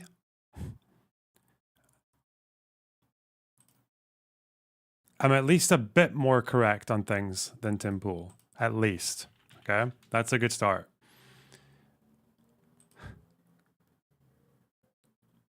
There's the ball, okay? Now I'm going to run with it. An act to fix the delay. Oh my God. An act to fix the day for the meeting of the electors of president and vice president, and to provide for and regulate the counting of the votes for president and vice president, and the decision of questions rising thereon. Arising thereon. Okay. So this is all about the vice president's rule in electing the president, I guess. Okay. Be it enacted by the Senate and the House of Representatives of the United States of America and Congress assembled, that the electors of each state shall meet and give their votes on the second Monday in January next following their appointment at such place in each state as the legislature of each state shall direct. I don't understand why people spoke in this fucking Shakespearean dick way. Why the fuck, man? Okay. Right. electors meet up on the second Monday in January.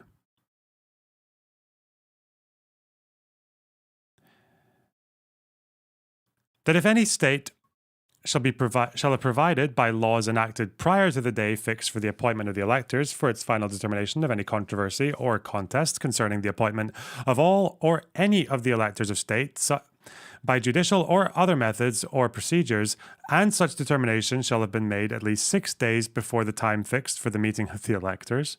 Such determination made pursuant to such law so existing on said day, and made at least 6 days prior to the said time of meeting of the electors, shall be conclusive, and shall govern in the counting of the electoral votes as provided in the Constitution, and as hereinafter regulated, so far as the ascertainment of the electors appointed by such state is concerned. That's one sentence. Are you fucking joking? That's one sentence. What is it? 6 days prior to the time of meeting of the electors. Conclusive.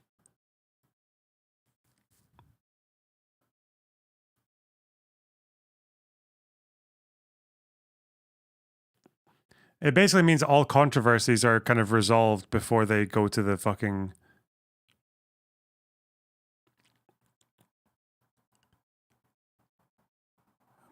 before they go to the Capitol.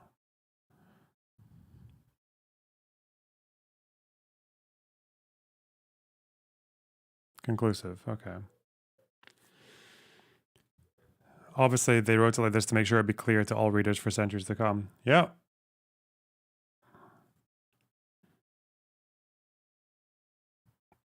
Why are you not just reading the Wikipedia for this? You know what? What does it say? It's fucking long, bro. It's longer than the act itself. Just read the summary. The summary is okay. Procedure set out for counting of the electoral votes. In its unamended form, it governed at the time of 2021. Amended.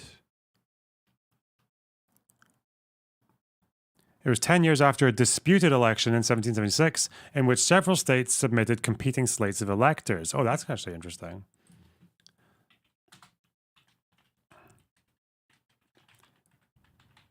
"10 years after a disputed election in..." Is this Jefferson? Was it there? Or was a?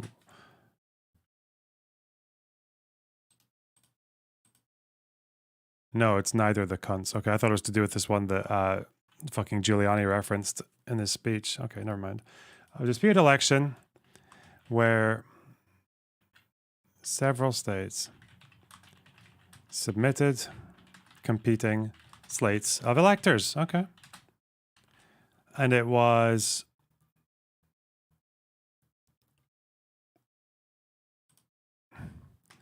Tilden v. Hayes.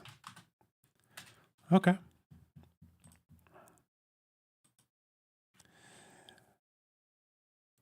Divided Congress, unable to resolve the deadlock for weeks. Close elections in 1880 and 1884 followed, and again raised the possibility that no formally established counting procedure in place, partisans in Congress might use the counting process to force a desired result.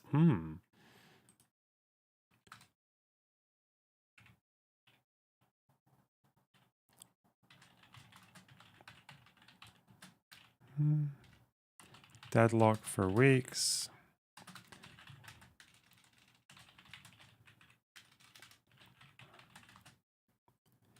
Following made it possible for partisans Congress to use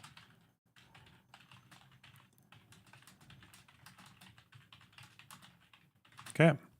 The act aimed to minimize congressional involvement in election disputes, instead placing the primary responsibility to resolve disputes upon the states.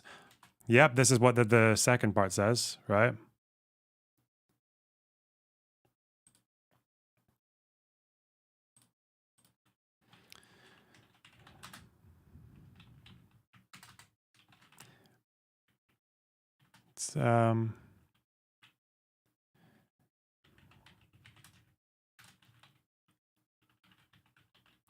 See. Solve.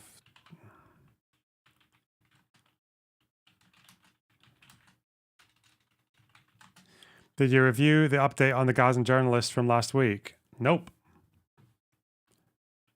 I've actually can't even remember their fucking name.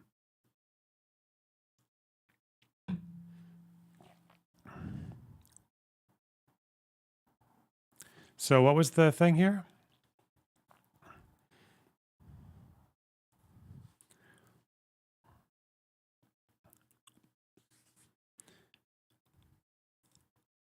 Six days before. Such determination made pursuant to such law. So I'll take the quote here. Sec 2.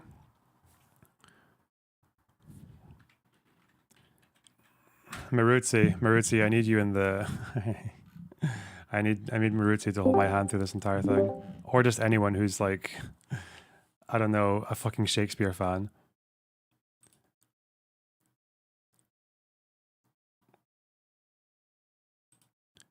I think what this means is, I think what this means here is that states have to be the ones who decide which slate of electors to certify at least 6 days before the meeting of the electors. And is the meeting of the electors like what would have been January 6th, or is this the one that happens on the 14th of December instead? Hello? I think it's the January 6th, right? Yeah? Hi, what was that? So this section here that they're talking about, where they're saying that the states have primary responsibility to resolve disputes, and they're saying at least 6 days.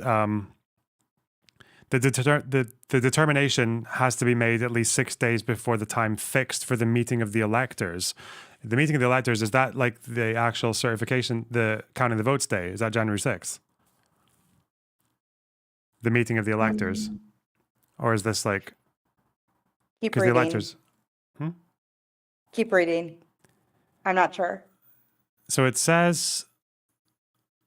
I'm trying to think of what... Because the original dates that they have for January 6th is... It was... What was the date? It was like the 14th when they have to... Yeah, that's the cutoff date for the state. So the states have to have it certified by the 14th. Okay.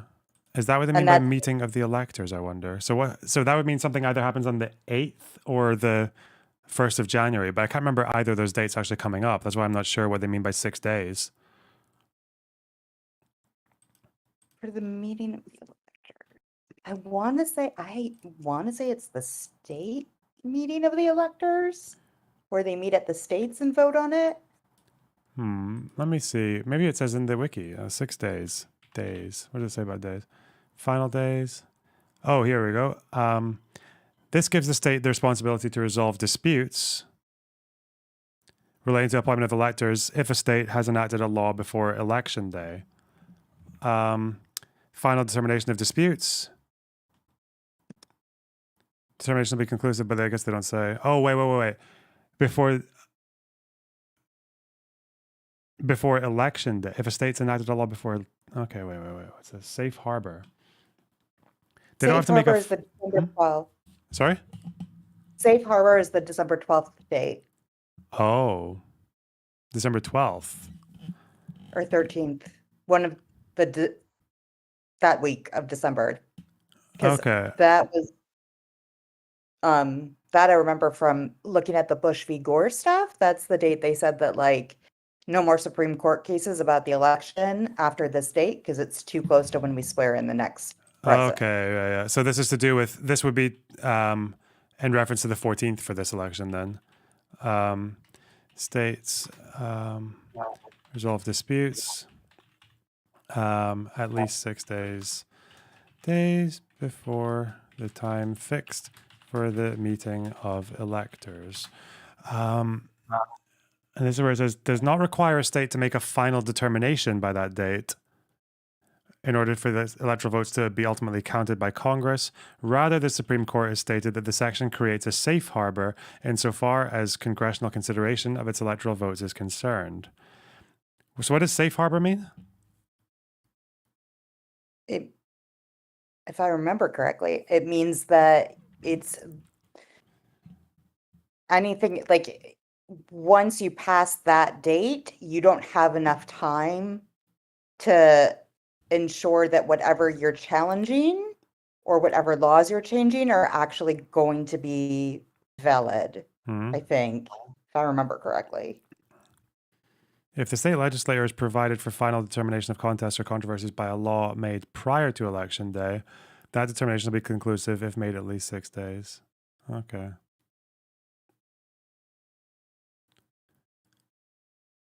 Okay, safe. I'll just call it safe harbor.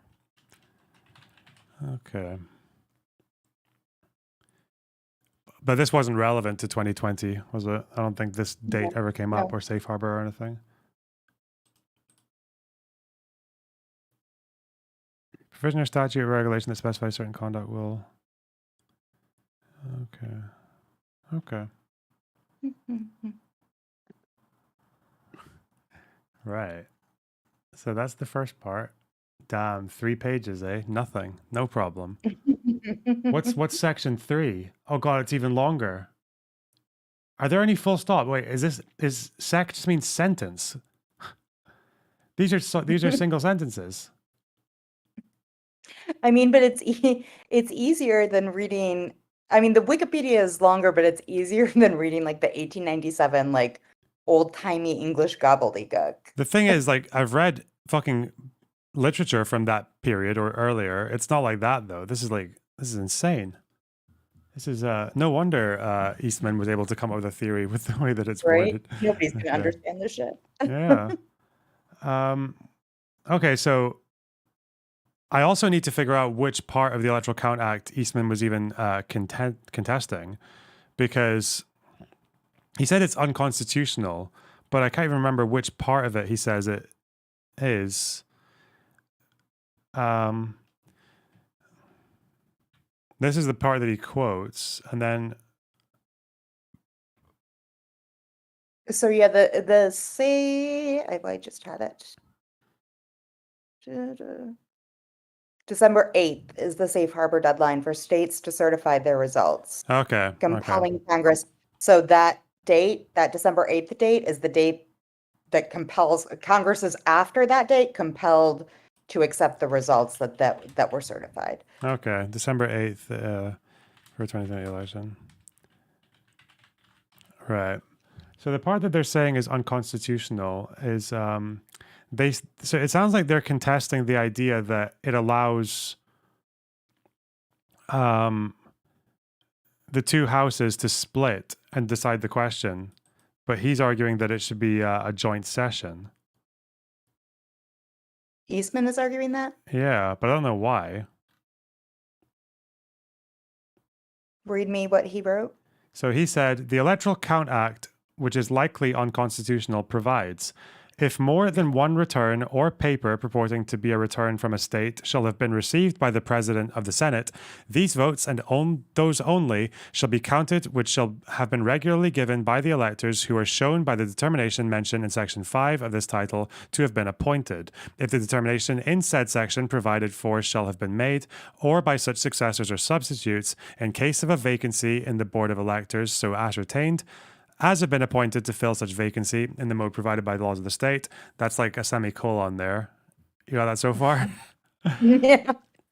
But in case there shall arise the question, which of two or more of such state authorities determining what electors have been appointed, as mentioned in Section 5, is the lawful tribunal of such state, the votes regularly given of those electors, and those only of such state, shall be counted, whose title as electors the two houses, acting separately, shall concurrently decide is supported by the decision of such state, so authorized by its law. That sounds like they're saying that they have a split session, and then the two houses decide, they argue over which elector Over is which valid. state to accept, but no, he's just making that up. Well, this is what the Electoral Count says. This is what the Electoral Count Act says that he's quoting.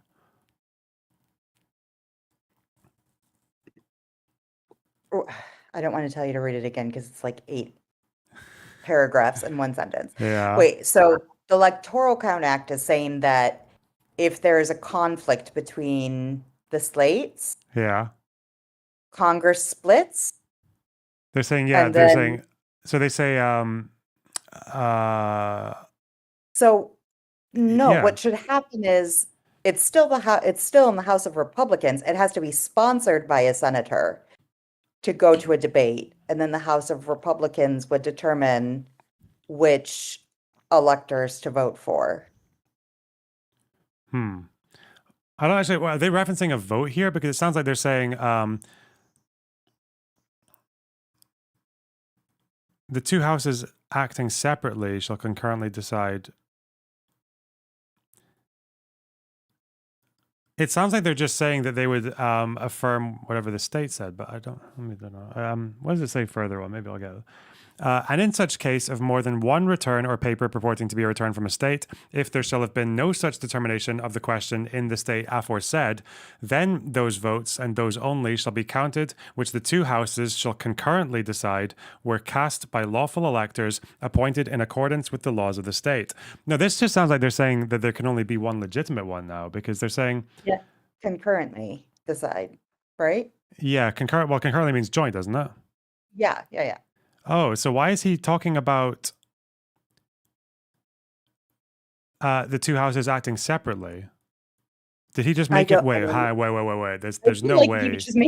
I feel like he just made that up. Wait, okay, let's see. I feel like that's his interpretation of what the Electoral Count Act said, but I don't feel like that's what, like, any of the legal theory of what the Electoral Count said means. Well, the acting separately part comes here. What's the context? So he said those votes and those votes. So yeah, if there shall have been no such determination of the question in the state aforesaid, then those votes and those only shall be counted, which the two houses shall concurrently decide were cast by lawful electors appointed in accordance with the laws of the state.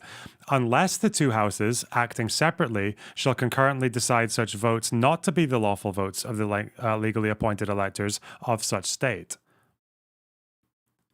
Unless the two houses, acting separately, shall concurrently decide such votes not to be the lawful votes of the legally appointed electors of such state. But that's saying that if the House of Representatives and the Senate, so if you want to say they're not the valid electors, then the Senate and the House of Representatives have to decide that separate from each other. But if you want to say they are, then they have to agree. Okay. I think. But if the two houses shall disagree in respect of the counting of such votes, then, and in that case, the votes of the electors whose appointment shall have been certified by the executive of the state under the seal thereof shall be counted. I don't know what this means.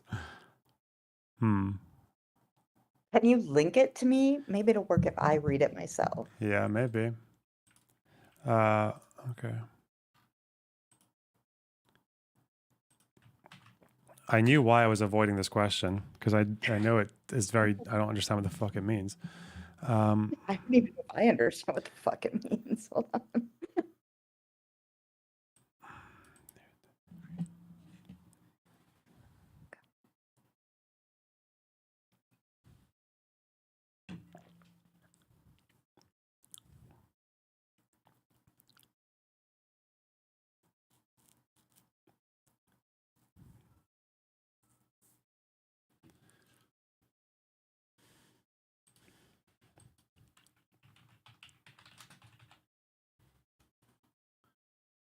See what the wiki says.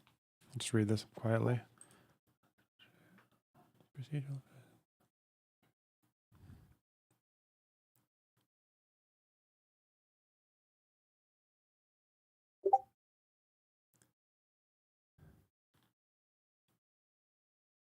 Okay, so he's claiming that there's like a contradiction in it, right? The paragraph below, like all of the horrible 19th century legalese, right? He's saying that's what we believe to be unconstitutional because it allows two houses acting separately to decide the question of which is the proper slate of electors, where the 12th Amendment provides for a joint session. So, I mean, like, I think that's like just the crux of his argument.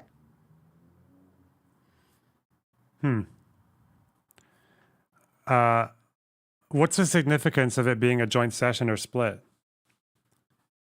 I don't think there actually is one. I think that's why this is bullshit. Right? It also has nothing to do with, doesn't seem to have anything to do with what the vice president does, apart from here. This is what because it's under the Wikipedia as debate rules. So it says, the structure of the Electoral Count Act's procedural provisions generally requires that any questions arising during the counting process be determined by the two houses acting separately rather than by both houses together on the House floor.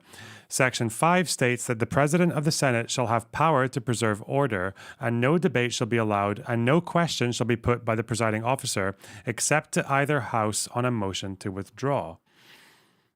Section 6 now states that whenever the two houses have separated to decide upon an objection or other question arising on the matter, each senator and representative may speak to such objection or question for 5 minutes and not more than once.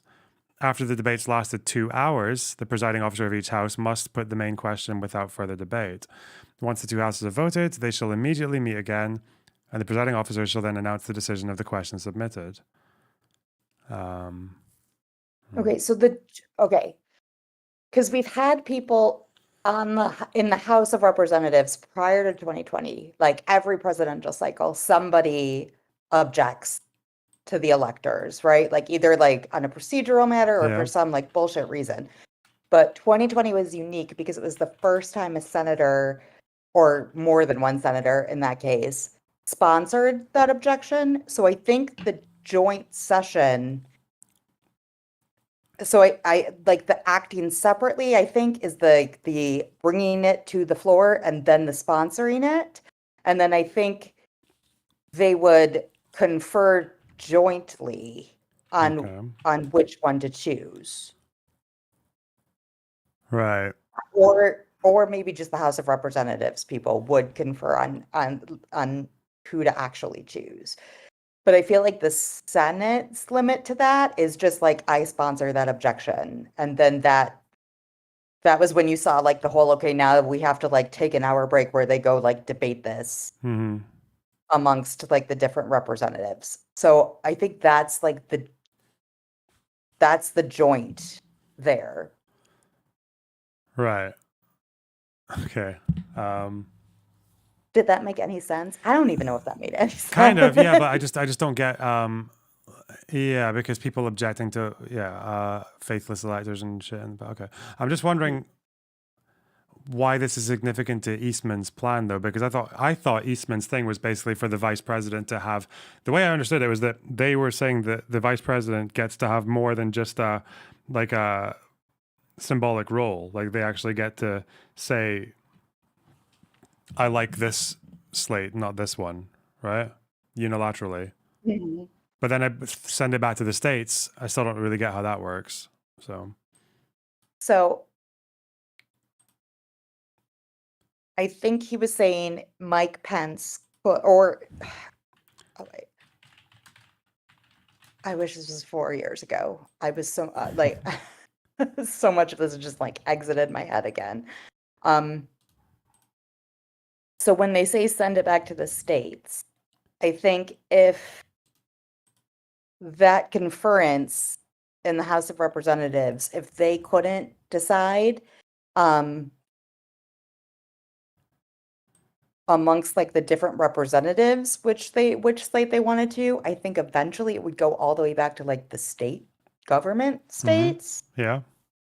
And then that would have allowed Trump more time to do his like pressure campaign, right? And also like whatever else crazy thing that possibly could have happened, like martial law or seizing the voting machines or whatever the fuck he wanted to do. Yeah.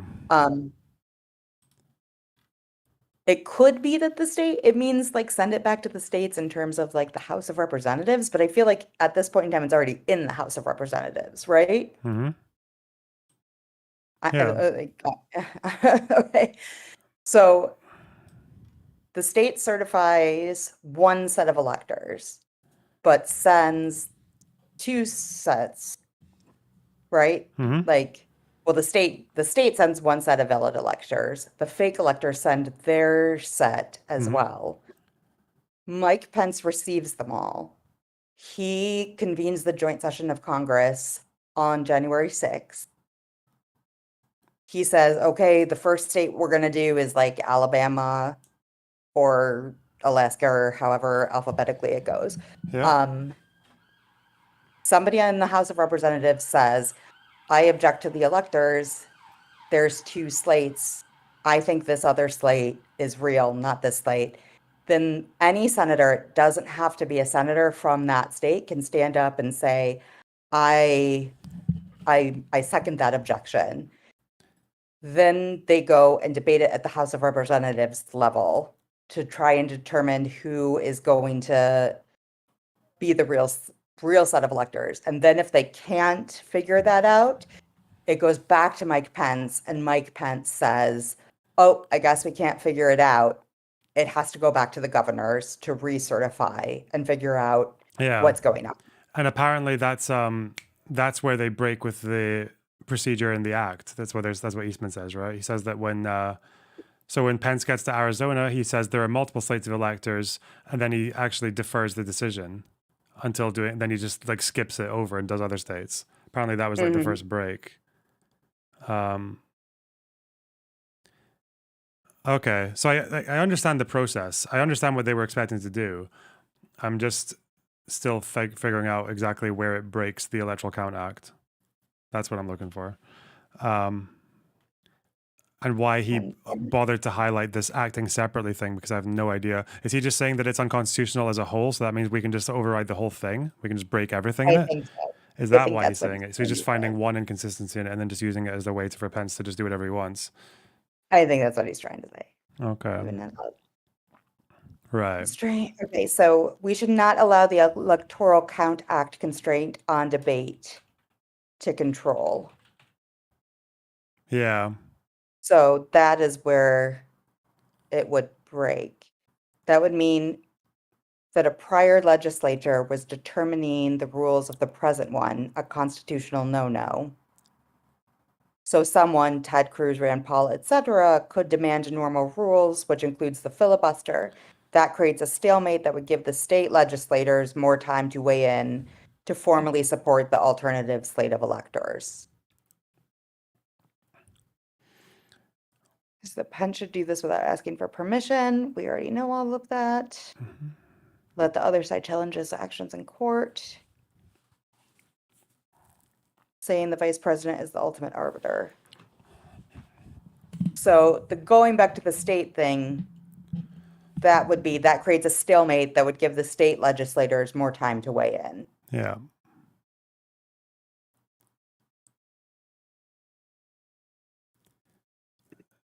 So is he right in saying that had the Electoral Count Act been followed, hang on. Whoa. Had the electoral count been followed, then they would break into separate chambers. Is that true, based on the Count Act? After there's objections to the Arizona slates. I think, so they would, but I don't think the Senate has anything to do with the outcome of that, right? Because there's only 2 senators. Right.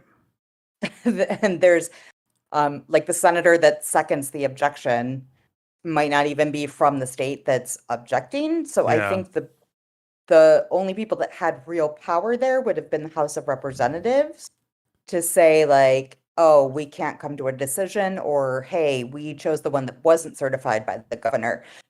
Mostly it just sounds like they're attempting to create like unlimited chaos so that Trump could just to buy Trump more time is what it sounds like. This, like, to me on its face, that's what it doesn't sound like a real legal theory. It just sounds like here's the way that we could muddy everything up as much as fucking possible. Yeah. So that Trump can continue to do what he does best, which is just like try to bully people. Yeah. Okay. Right. I'll tell you what I'm going to do. I'm going to read there's 2 articles about it, and one's they look quite short with big writing. So I'm going to look at that and see if it's summarized enough. Okay. All right. But yeah, I guess I'm starting to see now that it seems like they found what they can try to argue is a loophole just to throw out the Electoral Count Act completely, because it seems like the part of the Electoral Count Act they're trying to break is not actually the unconstitutional part. They're just saying the whole thing's unconstitutional. Okay. Yeah, and I don't think there has ever been anything found to be unconstitutional in this. I could be wrong. After over 140 years almost, yeah. Yeah. Crazy. Okay, I'm going to read this, and then apparently someone's critiqued his legal theory, so, but this is a longer one. Okay. All right, talk to you later. Bye-bye. Bye. Congress must address shortcomings, how to fix the Electoral Count Act.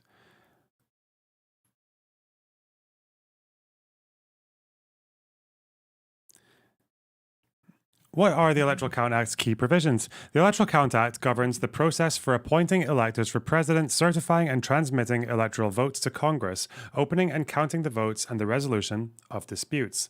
Under Article 2 of the Constitution, states determine how electors for president are appointed. Currently, all 50 states and the District of Columbia select electors by popular vote. The 12th Amendment requires electors to meet after the election in their respective states to cast their votes.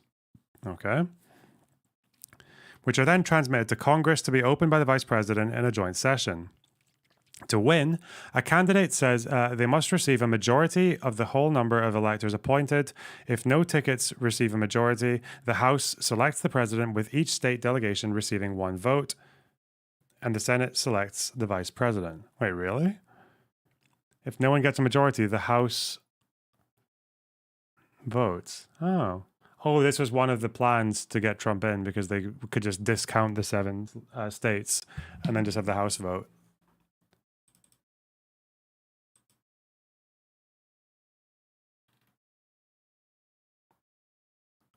Because no one would get 270. Okay, got that bit. What does the Electoral Count Act say about the appointment of electors? The Electoral Count Act specifies that electors shall be appointed in each state on election day, which since 1845 has been the first Tuesday following the first Monday in November of a presidential election year. But if a state has failed to make a choice on the election day, the law authorizes its legislature to select an alternate date for choosing electors. In such a manner, the legislature of state may direct. States may also fill any vacancies among their electors by law. The Electoral Count Act provides no other explanation for what these provisions mean. However, experts have noted that they should be interpreted narrowly, as they date back to a time when states used different methods to set electors, such as runoff elections. Okay. Electors' appointments must be ratified through a certificate of ascertainment issued by the state's executive. That's important.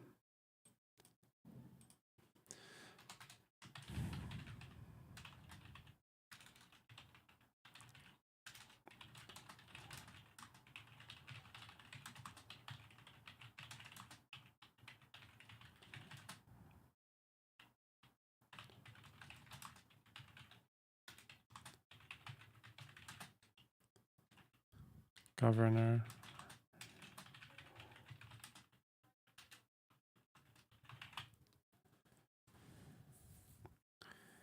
Depending on state law, who is also the one who transmits the state's votes to the archivist of the United States. Okay.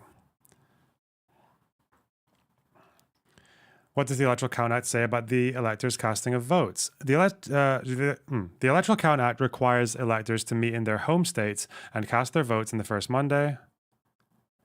Okay. The first Monday after the second Wednesday in December. Okay.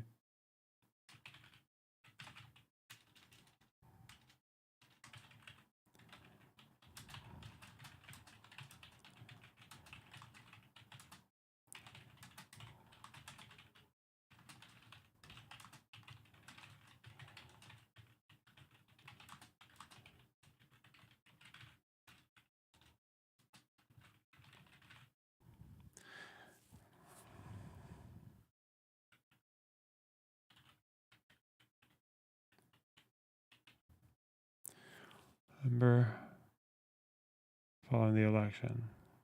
As long as a state resolves any controversy regarding the outcome of the election 6 days before the Electoral College meets, known as the safe harbor deadline, we got that, the law treats the state's appointment of electors as conclusive.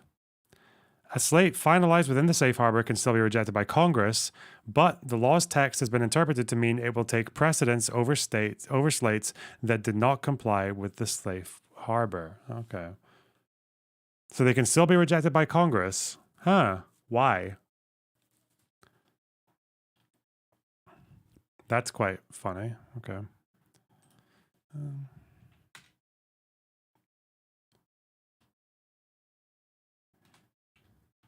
Treats.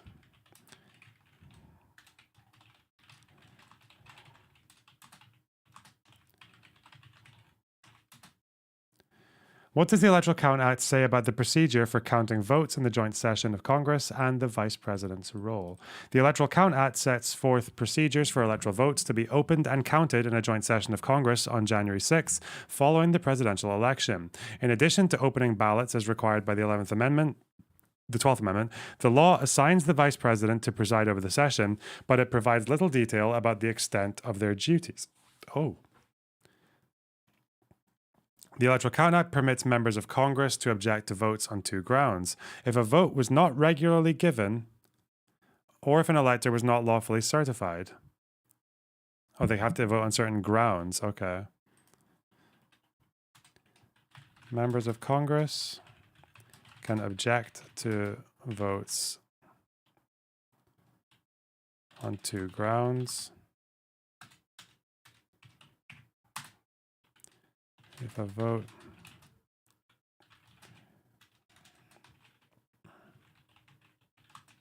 given or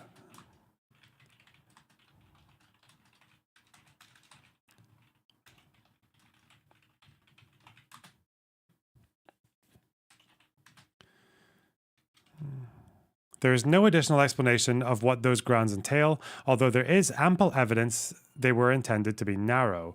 Nevertheless, an objection only requires support from one senator and one representative to be considered. Hang on.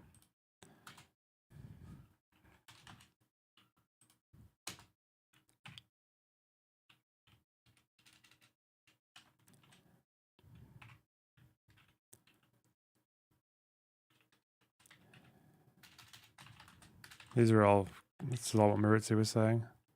Only support from one senator and one considered. Apparently this happens all the time, but they don't always get the, they get the objection, but they don't get the support. Where a state certifies a single slate of electors and both chambers vote to sustain objections to all or part of the slate. Okay, where a state certifies a single slate of electors, both chambers vote to sustain objections or all or part of the slate. The relevant votes are not counted, increasing the chance of no ticket receiving a majority and the presidential election being thrown to the House.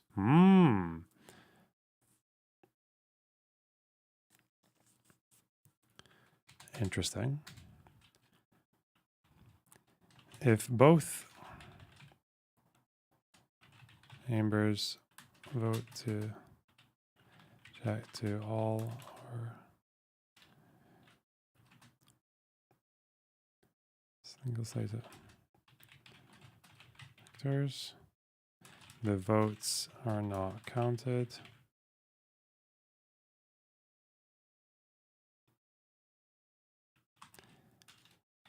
This increases of no one getting a majority and the being thrown to the House. Which country is it where there's a whole procedure for elections and like if it's a complete 50-50 split basically, what's the procedure? There's a country that has a procedure where they do a number of recounts, they do a number of things, but if none of them work, they just flip a coin. Which country is it? It's not the UK, is it? There's a country where that's the case, where you go through this whole process to try and get rid of a deadlock, but if you've exhausted them all, you just flip a coin.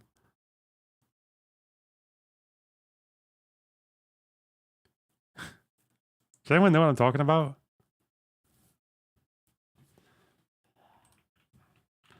Country, election, deadlock, coin flip. Philippines. I swear it's like a European one.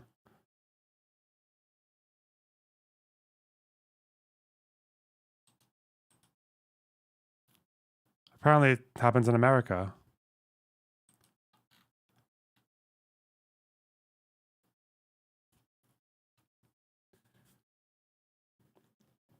Or is this true?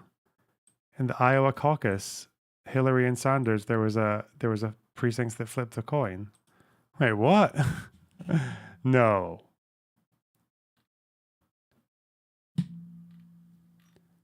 Why did I not hear about this? The fuck? Whatever. Let's not get distracted by shiny shinies. We have to do the boring stuff before we can do the fun stuff, guys. Okay.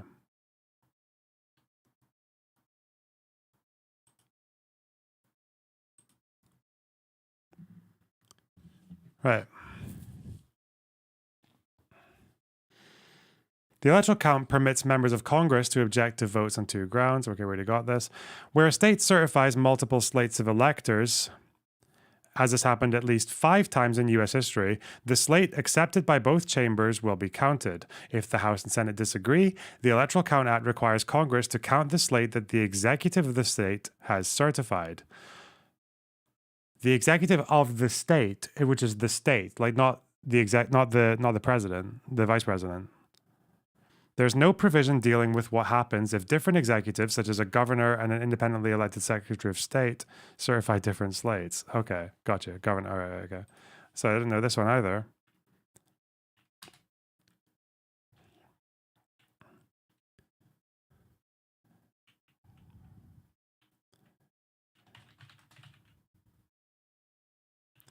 There are multiple slates.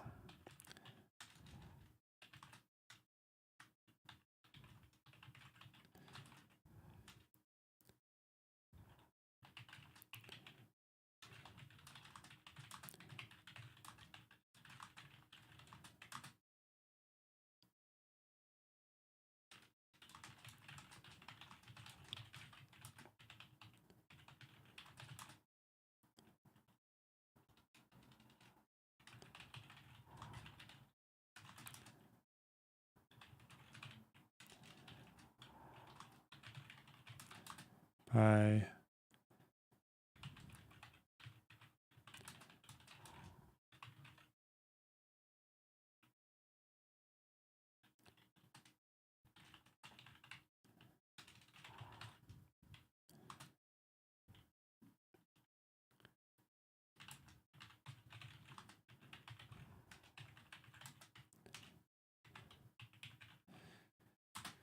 okay.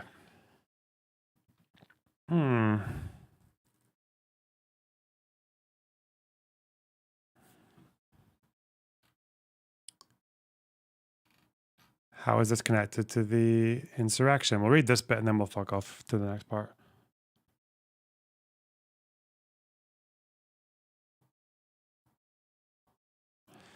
The attack on the Capitol was the culmination of a months-long effort to overturn the 2020 presidential election result. The campaign began with misinformation-driven efforts to delay and disrupt the tallying of votes and certification of electors in key states, including the filing of dozens of frivolous lawsuits. Trump himself pressured state officials, including the Secretary of State of Georgia and state legislative leaders in Arizona and Michigan, to set aside election results in their states, declare Trump the winner, and appoint his electors. After these attempts failed, Republicans in 7 states still claimed that they were the proper electors in their states and signed false certificates purporting to cast their state's electoral votes for Trump.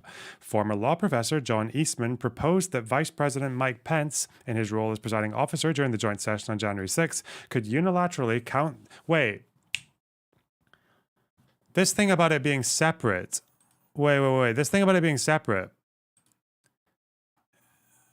Does he mean that it's still a joint session? Can you have a joint session where the House and the Senate disagree? Because they're... Like, acting separately still happen... Can acting separately happen within a joint session?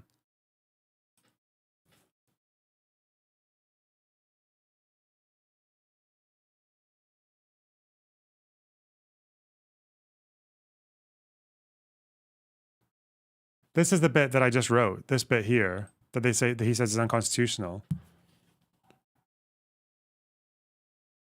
What does that? I don't understand what that means.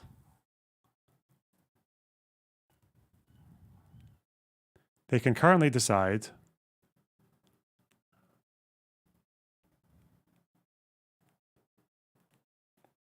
But the houses acting separately can currently decide such votes not to be the lawful votes of the legally appointed. But if the two houses disagree,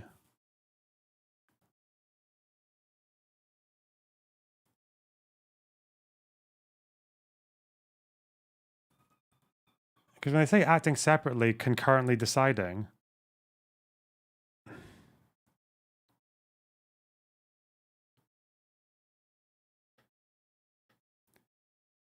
a joint session means they meet at the same time. Yeah, I know, but that's what It can't be as simple as him just pretending that they didn't say concurrently, right? I wonder what the legal argument is here against this, because it can't be that simple, right? It can't be, I don't expect, it could be. But I don't know what the difference is between like a split session and a joint session as a part that they... The 12th Amendment, he claims, yeah, but does any of this contradict a joint session, is the question. Because it sounds like they act separately, but they concurrently decide something.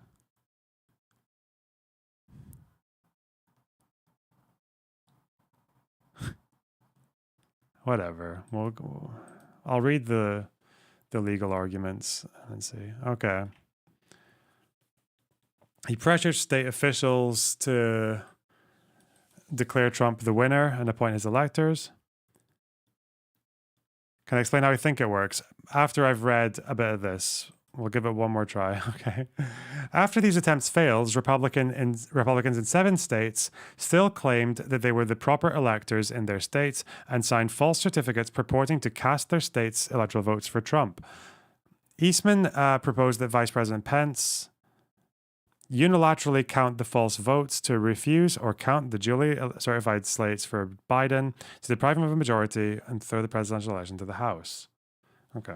January 6th, committee hearings have revealed that Eastman knew at the time that his proposals were illegal.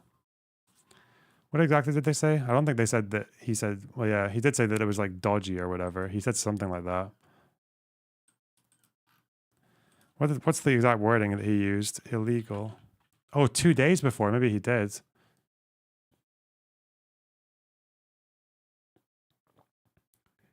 The committee revealed evidence that 2 days before the insurrection, his scheme was against the law. What was Eastman's actual quote here? Have I missed it? Oh, here. Earlier Eastman memo that recognized that the vice president didn't have unilateral authority. Oh, this part, yeah.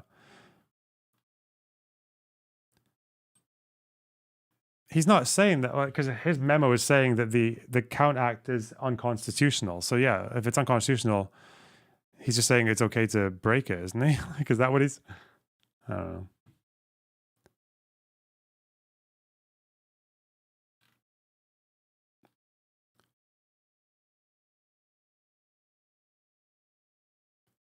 Unless, why do I remember something from this memo? 1 second. I remember something from this memo which might contradict it.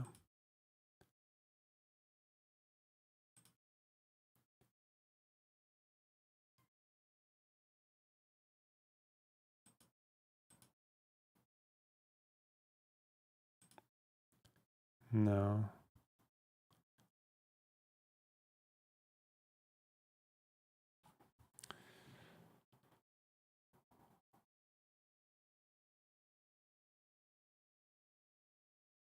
Legal authority and historical precedent for the view. Oh no, he is saying that there's legal precedent.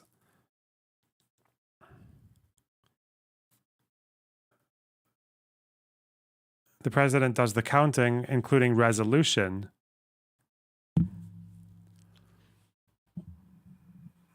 Ah, okay. But he's citing Adams and Jefferson, but this is before 1887, right?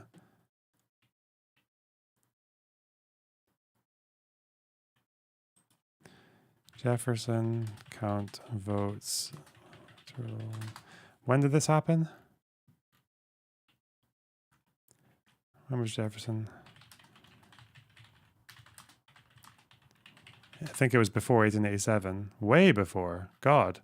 How about Adams? Adams, USA president. John Adams, is that him? This is way before as well. Okay, yeah, so he's just, yeah, it's before the Electoral Count Act. Okay.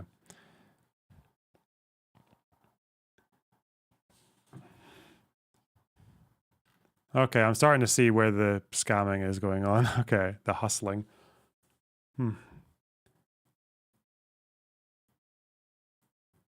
Because all I need to know then. I've realized that I know there's one thing I need to know. It's one sentence. I just need to know that this Electoral Count Act, when they say this, acting separately, concurrently decide, I just need to know that this is a joint session. That when they do this, it's always a joint session. Is that right or wrong? Is there any example? Would 1960 be the example with Hawaii, or? It is. Oh, okay. So he's just bullshitting. Like this bit's just a lie. Is that it? I wonder. I just want to see what my own reading is before I read the legal critique, because it's quite long. It can't be that simple. Okay, but. All right, several Pence aides said they never found the argument persuasive. There's no justifiable basis to conclude that the vice president has that kind of authority. Jacob was the main legal mind in Pence's inner circle, helping him to resist Trump's pressure campaign. He conducted extensive research on the Electoral Count Act of 1887, the arcane law that Eastman tried to exploit to invalidate the election. Jacob's deconstruction of the text, he said, confirmed the vice president's instinct that Pence had no right to block the certification of Biden's victory. In fact, according to testimony and evidence presented to the committee, even Eastman didn't buy into such a theory. Yep. Liz Cheney said Eastman admitted on December 19th the fake electors had no legal weight, referring to them as dead on arrival in Congress. In other meetings, what did Jefferson do in... I remember I was sent an article about this, about why Jefferson counted the votes in a particular way.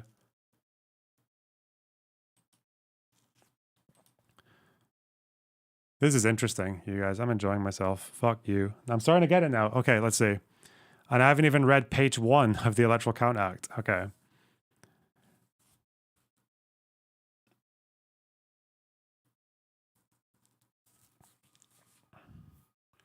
If that's really what his argument is, then I can explain that to a 5-year-old. It's really easy. Okay.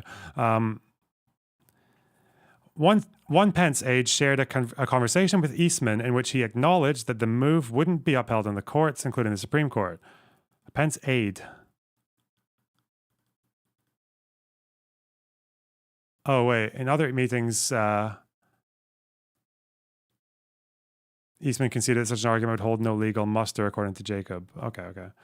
One Pence aide shared a conversation with Eastman in which he acknowledged that the move wouldn't be upheld in the courts, including the Supreme Court. I said, John, if the vice president did what you were asking him to do, we would lose 9-0 in the Supreme Court, wouldn't we? Jacob recalled. He initially said maybe we'd only lose 7-2, but ultimately he acknowledged that no, we would lose 9-0. Fucking Inspector Gadget. Still, Pence aide said, the conservative lawyer continued to advocate new schemes to keep Trump in power even after the Capitol attack. Eric Hirschman, Trump's legal advisor, told the panel in a taped deposition that Eastman called him in the days after the riot. He said he couldn't reach others, Hirschman said. He started to ask me about something dealing with Georgia and preserving something potentially for appeal. And I said to him, are you out of your fucking mind? I only want to hear 2 words coming out of your mouth from now on. Orderly transition. I don't want to hear any other fucking words coming out from your mouth, no matter what. This is the goddamn United States of fucking America. All right. He also said he gave Eastman some legal advice. Get a fucking criminal defense lawyer. You're going to need it. And then I hung up on him. Damn. Who's this Hirschman guy? I just imagine this guy being like 400 pounds and but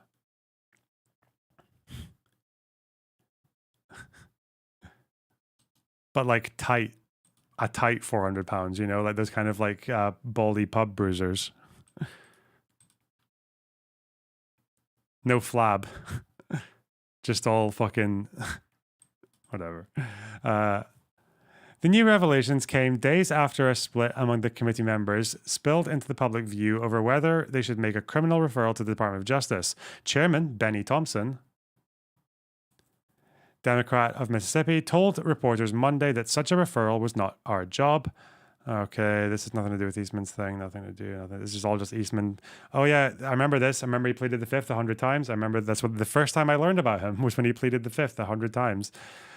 At another point, Jacobs shared an email correspondence he had with Eastman in the days after the January 6th violence. The former Pence lawyer said he asked Eastman whether he advised Trump that the vice president had no authority to reject the Electoral College vote. He's been so advised, Eastman wrote back. But you know him. Once he gets something in his head, it's hard to get him to change course. Okay, nice one. That's a good article. No, it's not even the one I was supposed to be reading. For fuck's sake. All right, I was supposed to finish this one. All right. He knew. Okay.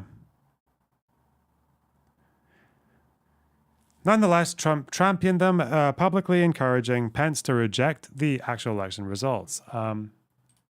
Eastman admitted several times. Hirschman quote in DM. Eastman admitted several times before Jan 6 that the scheme would not hold up legally.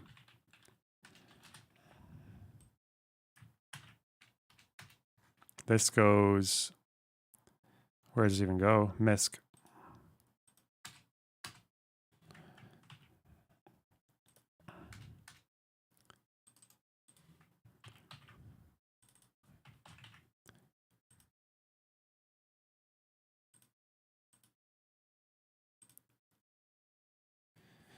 The January 6th committee hearings have revealed that Eastman knew, Pence's refusal enraged insurrectionists who stormed the Capitol, makeshift noose, hang Mike Pence. Even after storming the Capitol, when the joint session resumed, it's a joint session, minorities in both chambers of Congress still supported baseless objections to electoral slates from key swing states. Several of those members were recently revealed to have preemptively sought presidential pardons from Trump. Today, there are still misinformation-driven moments to decertify the results in these states, part of a much wider election sabotage campaign in the states. Okay.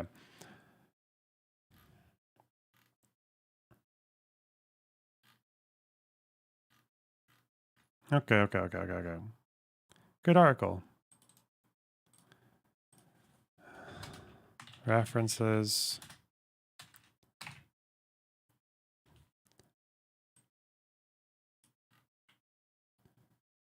Wiener.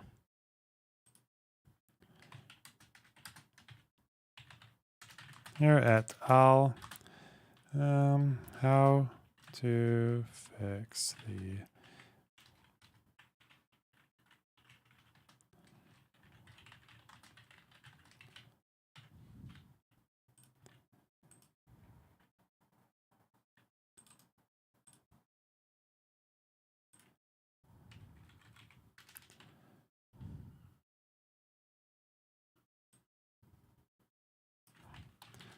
Thanks, Wiener. Keeping us proud.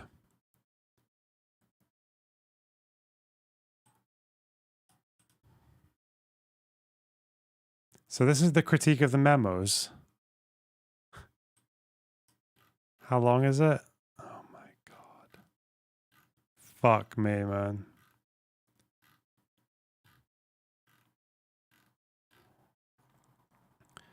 Apparently this is oh,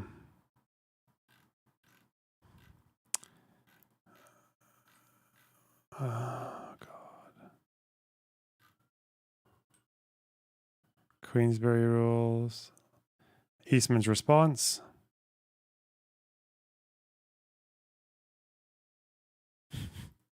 What a funny website. Okay. Ooh. Let's see where he says that is unconstitutional. Right.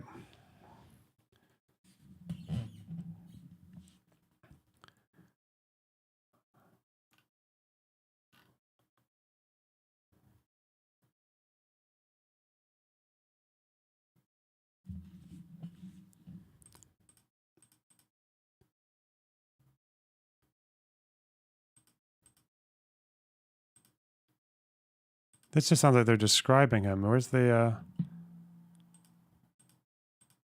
what do they mean by wait, is it acting separately? Joint session? Do they mention this theory about the joint session? Adams.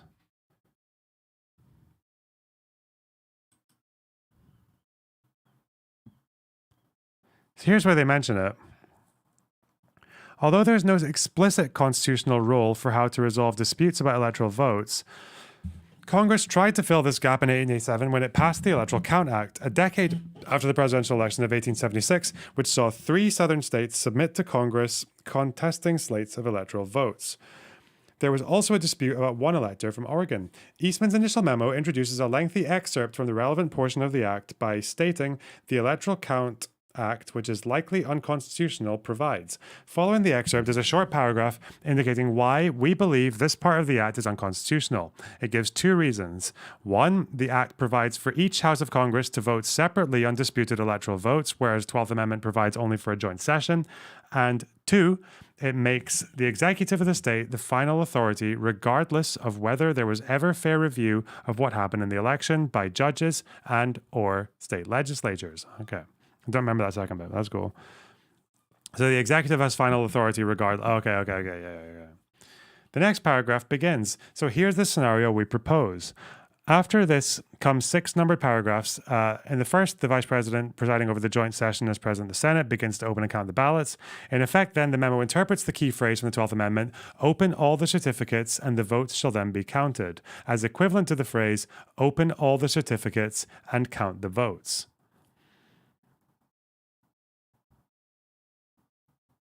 Okay. Yep, I went over Morris Medi. Yep.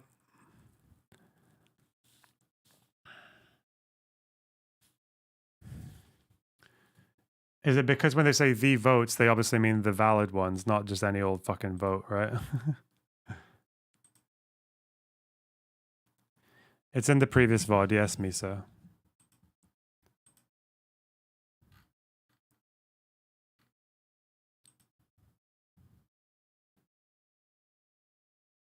The memo's second paragraph stipulates that when the vice president, going through the states in alphabetical order, gets to Arizona, he announced that he has multiple slates of electors and so is going to defer a decision on that until finishing the other states. This would be the first break with the procedure set out in the Act. Note here that the vice president has made 2 momentous decisions. 1, that the votes for Trump set in by his 11 proposed Arizona electors, though not endorsed or certified by any public official or agency in the state, constitute an alternative slate of electors, and 2, that the vice president need not follow the provisions of the Electoral Count Act governing contested slates of electors. That is to say, the vice president may unilaterally choose to treat the Electoral Count Act as unconstitutional.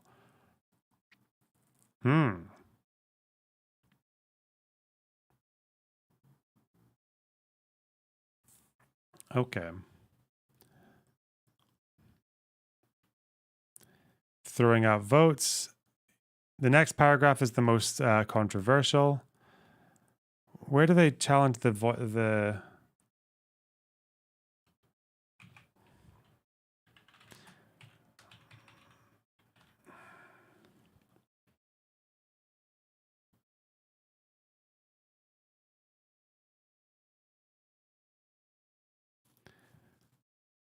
where do they challenge his legal theory? They must, right?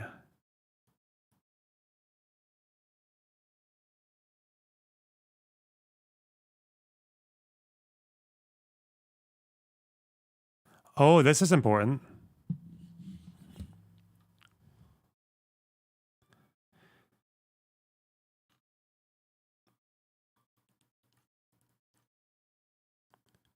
I think this matters.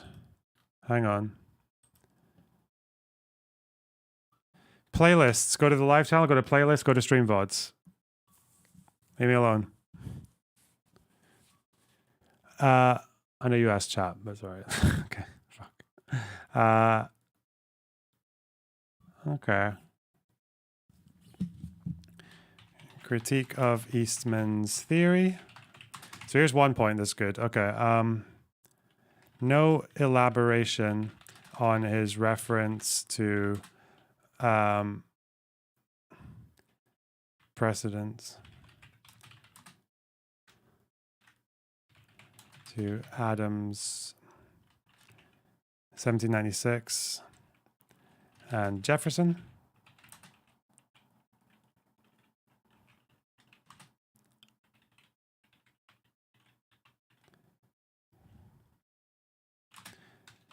In neither case, however, were there dueling slates of electoral votes from any state.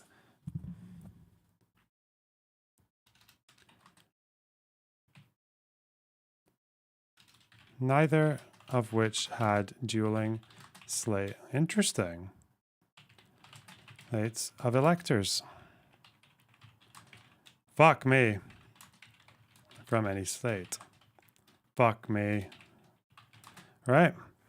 So what happened in 1796? 1796. Newspapers had raised questions as to whether Vermont's 4 electors had been lawfully selected. Right.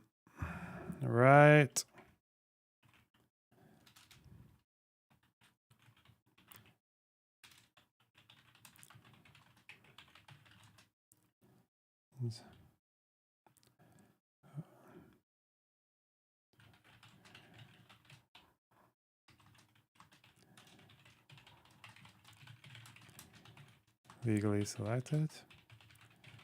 Wasn't this there around the same time when the presidential candidates actually controlled newspapers and they just wrote all kinds of fucking madness about each other? Is that true? Wasn't this around the time when presidential candidates just like they owned or controlled newspapers and they would just use them to fucking say all kinds of insane shit against each other? Or is that not quite? Okay. I feel like I remember hearing some story about how presidential candidates just went fucking insane. The POTUS and VPOTUS ran separately. That's cute.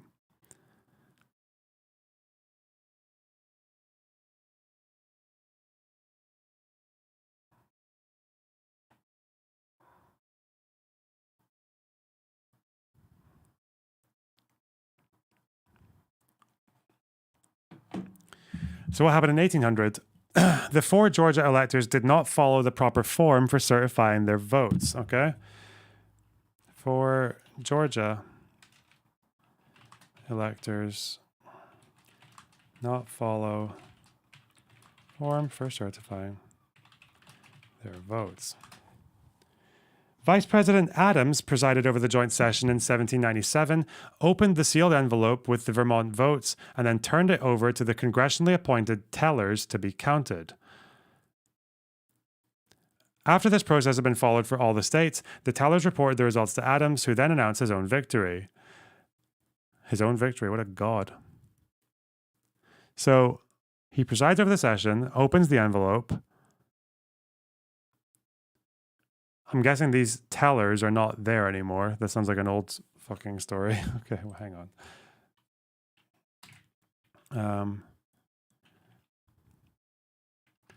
VP Adams opens envelope with Vermont votes, turns it to the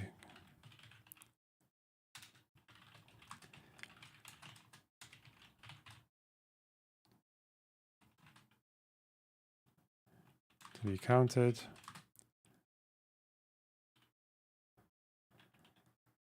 Repeat for all states.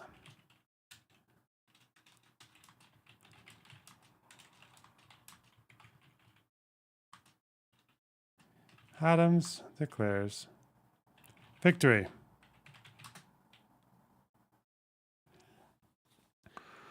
This was repeated with Jefferson and the Georgia votes 4 years later. In neither case did a single legislator in attendance object. And no one doubted that Vermont had voted for Adams in 1796 and that Georgia had voted for Jefferson in 1800. Okay, so he is a... Interesting. So what was so special about these elections? Just that there was some dispute, but still only one valid slate and no objections. Okay. Okay.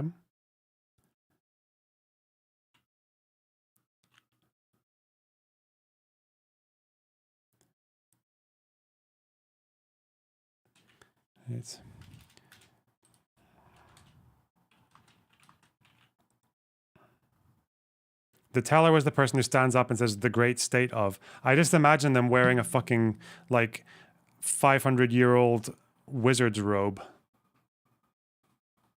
And you can't see their fucking eyes for all the eyebrow hair and beard. They're not even a face. They're just a kind of like a silhouette of a face that's formed by the shadows of their beard and their mustache.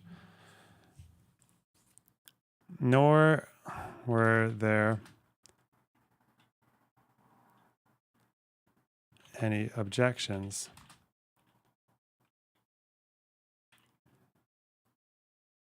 from the legislators.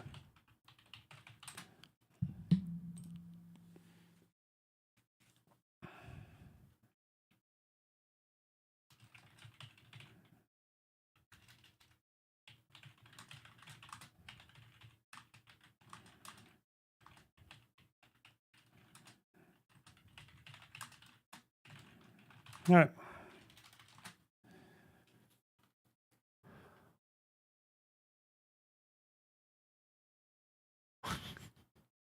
Someone published an article called "John Eastman is Right. His election memo was crazy." That's a good twist.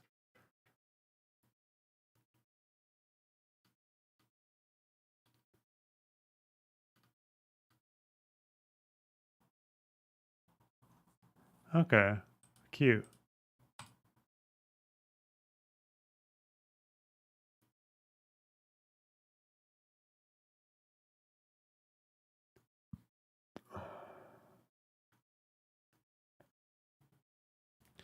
Okay, so where were we? This is the paragraph that's the most controversial.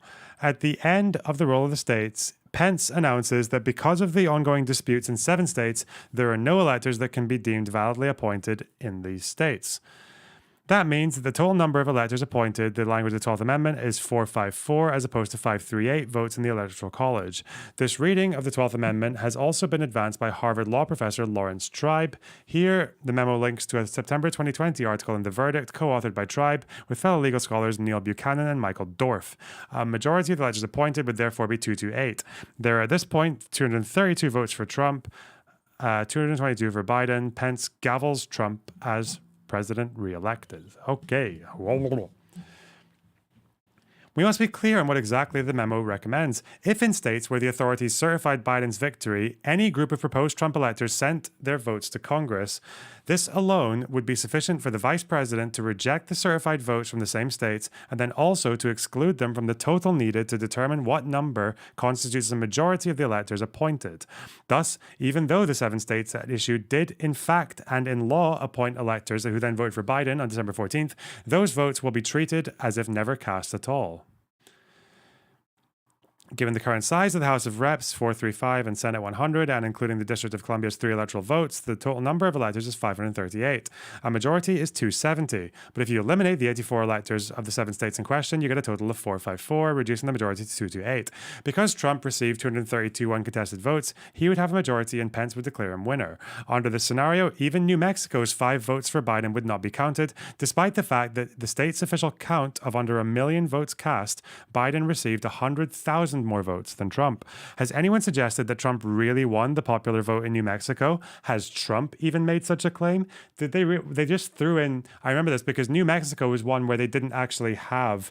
They didn't even bother to make up a fucking fraud claim.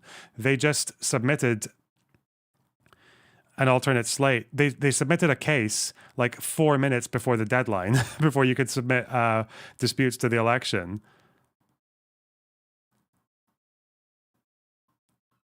And what did they say, actually? New Mexico. Whoops.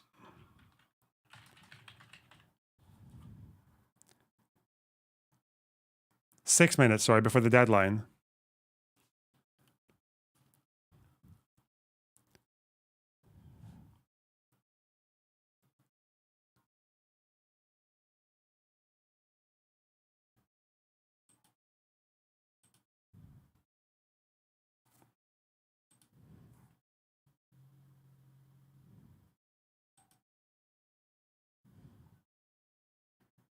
That's very funny.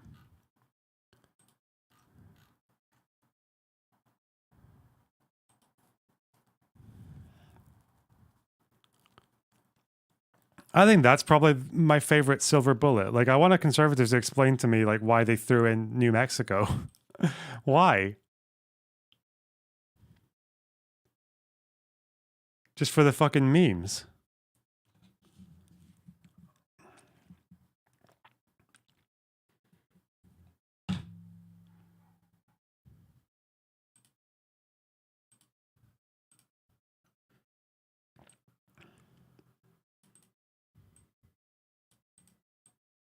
I want to put that into the question, actually. Just want to have a list of questions. Okay. Questions unanswered.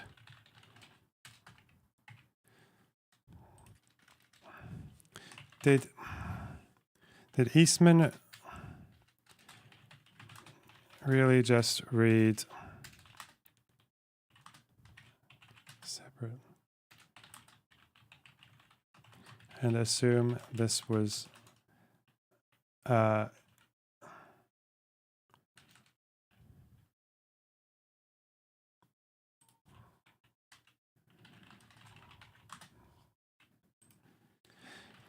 prediction to a joint session? Did Trump ever claim to have won more votes in New Mexico? What was the details of his fraud claim? I think that's just it's a good question to ask, you know? All right. It is hardly a surprise that this paragraph's set of alarms in the media has been the focus of intense criticism from legal scholars and others. What is the principle here that whenever proposed electors from a state, which the other side officially won, meet the designated day, vote for the candidate, send their votes to Congress, the vice president on his own authority may simply refuse to count the officially certified votes from enough of these states to give victory to the vice president's preferred candidate, who would, of course, be the vice president himself or herself. If that's the principle, then, of course, in the future, proposed delegates from all the states that the other side won in the certified vote will send in their votes to Washington so that the vice president can, in effect, choose the next president. One does not have to be a scholar of the American founding, a professor of constitutional law, or an expert in election law, thank God, to know that this simply cannot be right. Or perhaps the principle is that whenever two slates of electoral votes from the same state show up at the vice president's office, even if one lacks certification from any public official or agency, the vice president must automatically reject all certified votes from that state, no discretion necessary. In that case, we would soon have no electoral votes at all in the joint session, sending every presidential election to the House.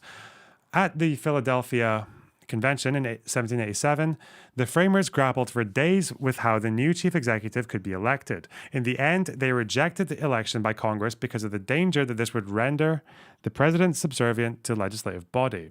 So, under paragraph 3 of Eastman's two-page memo, either one, the vice president must reject the certified votes from all states in which the losing side sends in its own votes, thereby throwing every presidential election into the House of Representatives, or two, the vice president gets to pick and choose which certified votes to count, making him the ultimate kingmaker, even if he is the one who gets to wear the crown.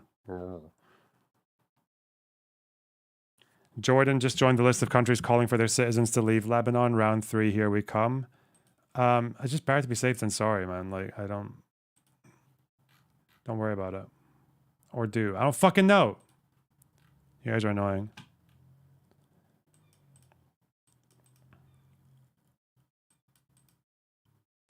So, do they even challenge this joint session claim?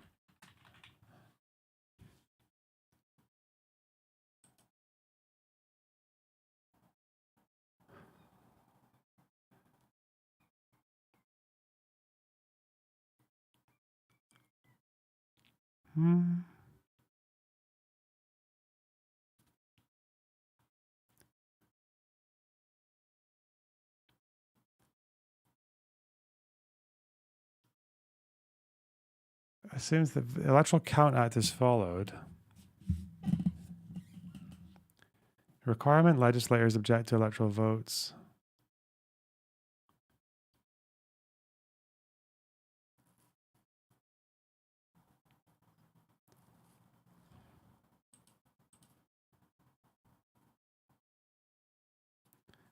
Pence should do this without asking for permission. Hey.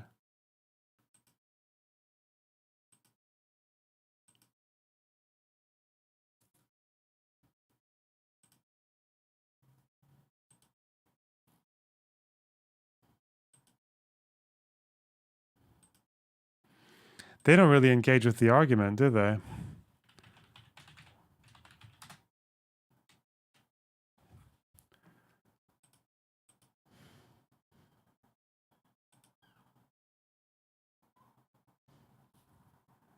This particular one. Oh. Oh, wait. It's here. Next comes the same lengthy excerpt from the Electoral Count Act as appeared in the previous memo, introduced with the same statement that the Electoral Count Act is likely unconstitutional. Following the excerpt is virtually the same summary paragraph explaining why we believe this part of the act is unconstitutional. The one difference is that the longer memo adds the sentence that also places the executive of the state above the legislature, contrary to Article 2. This refers to the provision of the Electoral Count Act that makes the electoral votes certified by the executive of the state the ones to be counted if the House and Senate disagree. This then appears to link back to the very opening of the 6-page memo. The Constitution assigns to the legislators of states plenary power to determine the manner for choosing presidential electors. In a dispute over electoral votes between the executive of a state and its legislature, it is the lawmakers who retain the decisive constitutional authority. Okay.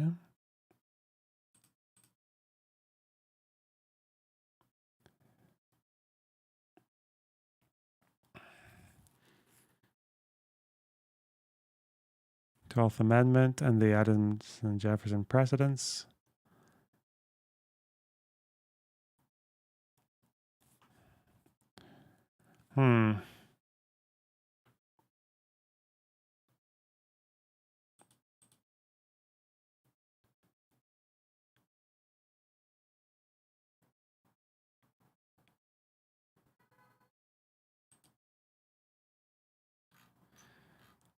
I don't really get I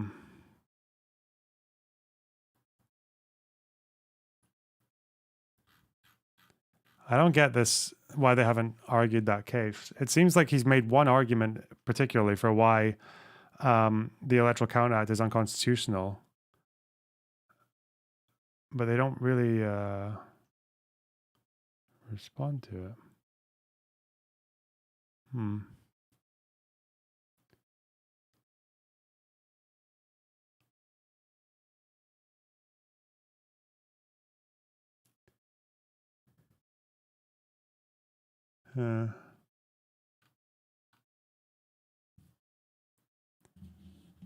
It's settled law, no?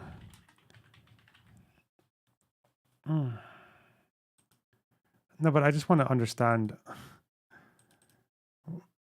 if it's as simple as I think it is. That's what's fucking with me.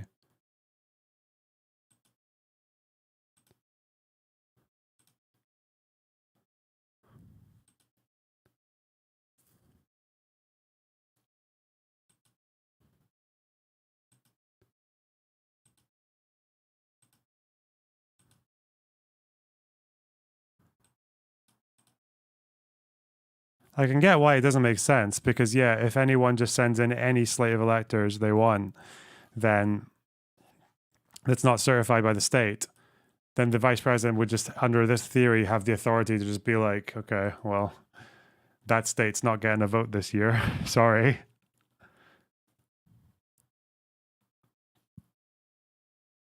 And then the House just decides. Okay. I'll put this here for now, maybe come back to it. But at least we did learn by accident. We didn't mean to come across this one. That saved us a lot of work on Adams and Jefferson because all you'd have to say there is that neither of these examples even included dueling slates of electors.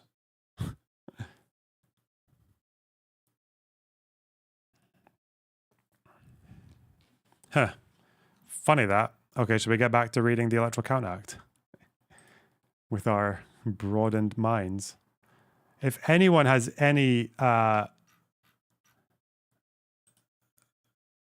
critique of that particular section of the Eastman memo, that would be really interesting, though. Basically, the first claim of the first fucking memo about the Electoral Count Act being unconstitutional because of this section, because I refuse to believe I refuse to believe it's as simple as he saw the two houses acting separately, but concurrently deciding, basically, if they disagree. I refuse to believe that he just read that and tried to say that this was contradictory to a joint session. I don't know. I don't actually, listen, I'm telling you that I don't even know what the fuck the House and the Senate, why they're different. I know I know the Senate's 100 people and the House is like 5 million people or whatever, but I don't fucking know what they even do. So when he's saying that they, when this act says that they act separately but concurrently decide, is he saying this is a joint session, but you can have a joint session where the House and the Senate disagree? Is that it? Yeah, I know one's 2 per state and the other one's state population. That's why your fucking rural votes are more valuable, yeah. Not a joint session. See, one fucking person said not a joint session. Fuck you. Fuck you, Christina. I'm going to ban you. Fuck. Everyone else says yes. Okay. I'm not. Yeah? Bro. What the fuck?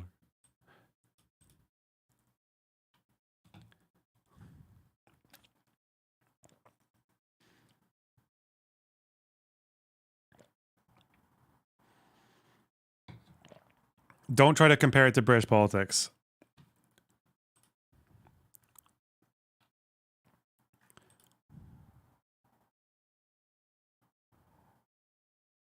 Wait, I can just look up 12th Amendment.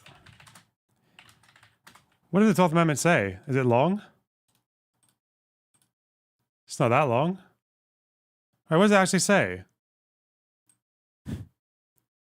The electors shall meet in their respective states and vote by ballot for president and vice president, one of whom at least shall not be an inhabitant of the same state with themselves. They shall name in their ballots the person voted for as president, and in distinct ballots the person voted for as vice president. And they shall make distinct lists of all persons voted for. So this is before fucking the president and vice president just were on the same ticket. Is that why they're saying it like this?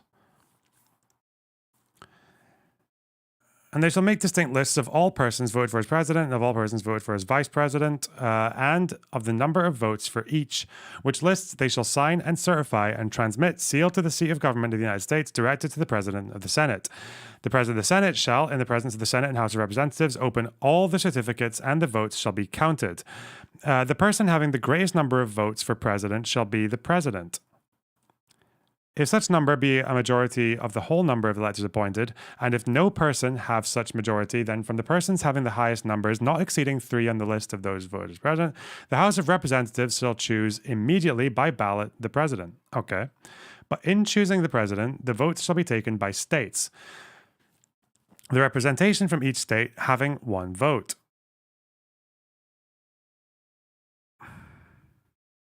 A quorum for this purpose shall consist of a member or members from 2/3 of the states, and a majority of all the states shall be necessary to a choice. And if the House of Representatives shall not choose a president whenever the right of choice shall devolve upon them before the 4th day of March next following, then the vice president shall act as president, as in the case of death or other constitutional. Okay, 25th. Okay, the person having the greatest number of votes as vice president shall be the vice president. Whole number of electors appointed, no person has a majority. Then from the 2 highest numbers on the list, the Senate shall choose the vice president. A quorum for the purpose shall consist of 2/3 of the whole number of senators, and a majority of the whole number shall be necessary to a choice. But no person constitutionally ineligible to the office of president shall be eligible to that of vice president of the United States. So it's just because they say House and wait.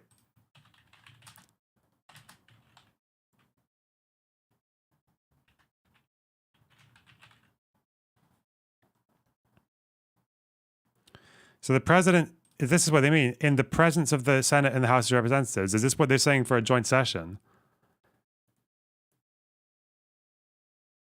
But it doesn't say anything about them acting separately in the same chamber. What the fuck? Okay. All right, so he's actually kind of insane then, isn't he? he's actually a bit of a spiv. Eastman. I mean, I knew he was. I just didn't know he was that much of a spiv. Okay. I didn't know it was that transparent. Okay.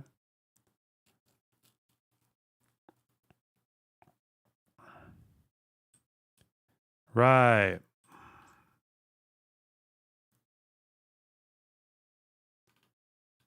He's a box of nuts and bolts. Nice one. So were we on section 3 or section 4? Honestly, I can't even fucking remember what section 3 says, so we have to read section 3 again. Okay. Okay, now we know. Now we know the process. Okay. That it shall be the duty of the executive of each state, that's the fucking governor or secretary of state. Okay, good. Usually the governor, though, right? The governor.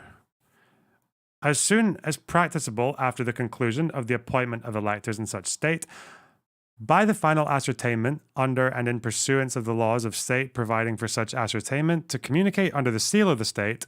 This is the whole, okay, so this basically peels apart the whole thing where people say that it's okay to send in fake electors. Like it's not because, this is why it's like illegal to pretend to be an elector, basically, right? Because it needs to be fucking under the seal of the state. Like you need approval from the state. Certification. You can't just go there and be like, here's a bit of paper, here's a fucking text message from someone who changed their name, from my mum who changed their name to fucking Governor Sanchez or whatever.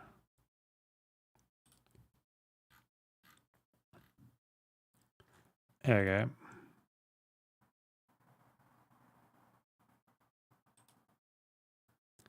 Anyway.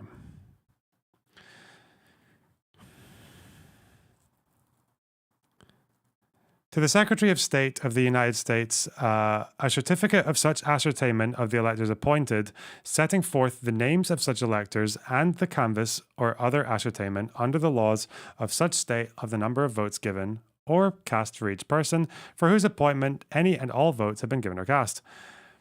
And it shall also thereupon be the duty of the executive of each state to deliver to the electors of such state, or on before the day on which they are required by the preceding section to meet the same certificate in triplicated under the seal of the state, and such certificate shall be enclosed and transmitted by the electors at the same time and in the same manner as is provided by law for transmitting by such electors to the seat of government the lists of all persons voted for as president and of all persons voted for as vice president. And section 136 of the revised status is hereby repealed. And if there shall have been any final determination in a state of controversy or contest as provided for in Section 2 of this Act, it shall be the duty of the executive of such state, as soon as practicable after such determination, to communicate under the seal of the state to the Secretary of State of the United States a certificate of such determination. So it's if there's a dispute, it's up to the Secretary of State, the executive of state. Okay. So wait. So let's say, I'll put a pin in this bit. Let's say Pence just opens up 2 contradictory slates from one state. And he's like, what the fuck is this? This is crazy. Is this where they're saying they should ask the executive of the state? Is that where they're saying that? Because only one of them would be approved by the executive. Read it again. Thank you. Okay. Okay. If there shall have been any final determination in a state of controversy or contest as provided for in Section 2 of this Act, it shall be the duty of the executive of such state, as soon as practicable after such determination, to communicate under the seal of the state to the Secretary of State of the United States a certificate of such determination, in form and manner as the same shall have been made. And the Secretary of State of the United States, so that's the normal procedure. The normal procedure would be that if Pence actually stumbled across 2 fucking votes from one state, 2 slates, he would be like, hey, governor, which one of these is based?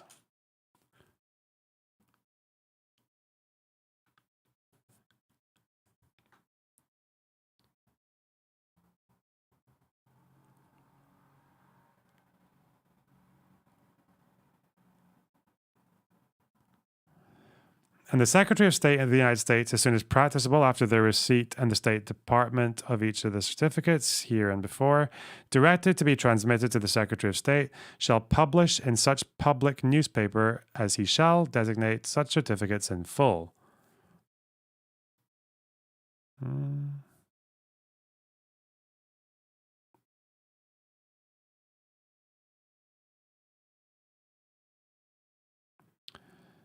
Secretary of State's, as soon as practicable after the receipt of the State Department of each. In such public newspaper as he shall designate such certificates in full, and at the first meeting in Congress thereafter, he shall transmit to the two houses of Congress copies in full of each and every such certificate so received, theretofore at the State Department. Okay. This is the bit that Eastman doesn't like, right?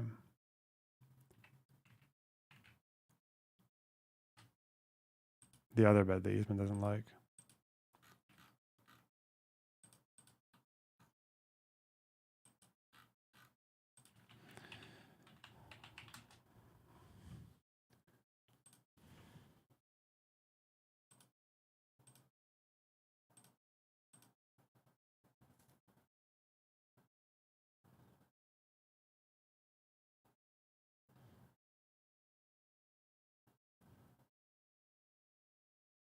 If the House and the Senate disagree. Okay. All right. That's fine. I don't need to care that much about that. What does this say about Section 3? Does it mention it? Section 3 didn't even get its own. During the election of 1876, Congress received electoral votes from multiple slates of electors in several southern states. Oh, 1876. This is different from... This is from the Tilden and Hayes one. Okay.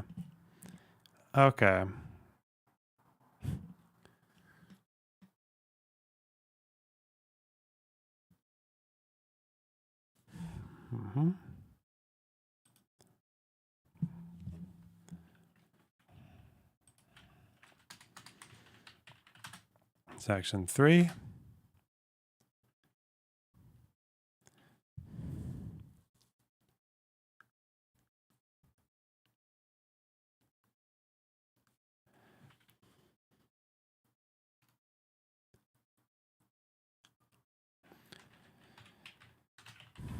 It's the governor of each state.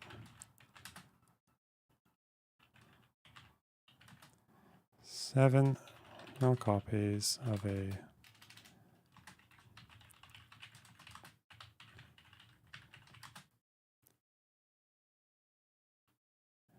to the seal of the state.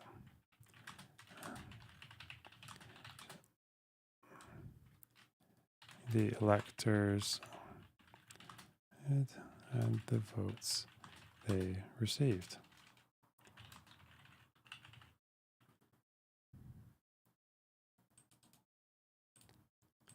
What does the Electoral Count Act say about recessing to the respective meeting rooms? Don't know. We'll get to that. We're on Section 3. The electors that are being appointed, hang on.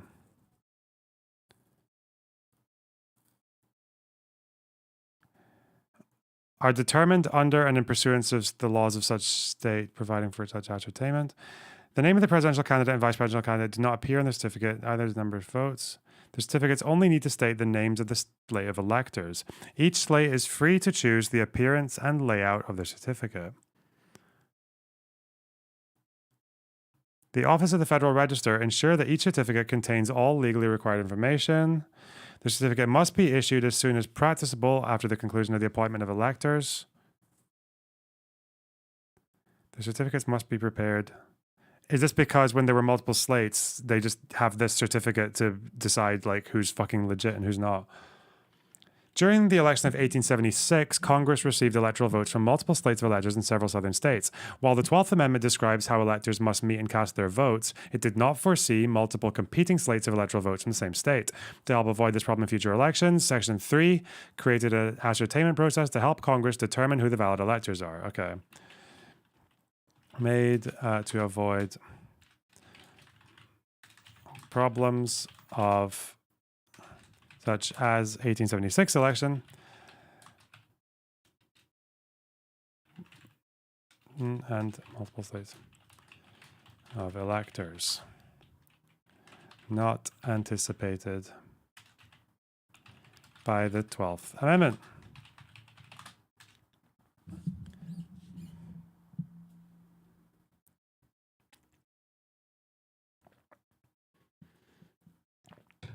Oh, it's because there's a part, but that's a different part from what he referenced. Okay. 4.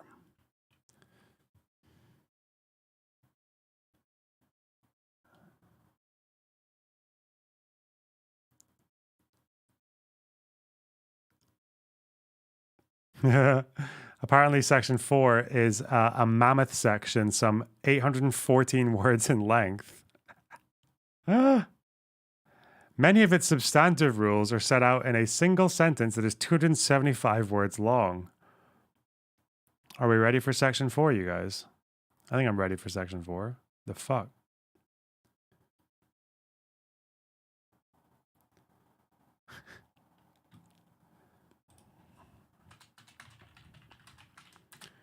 Four.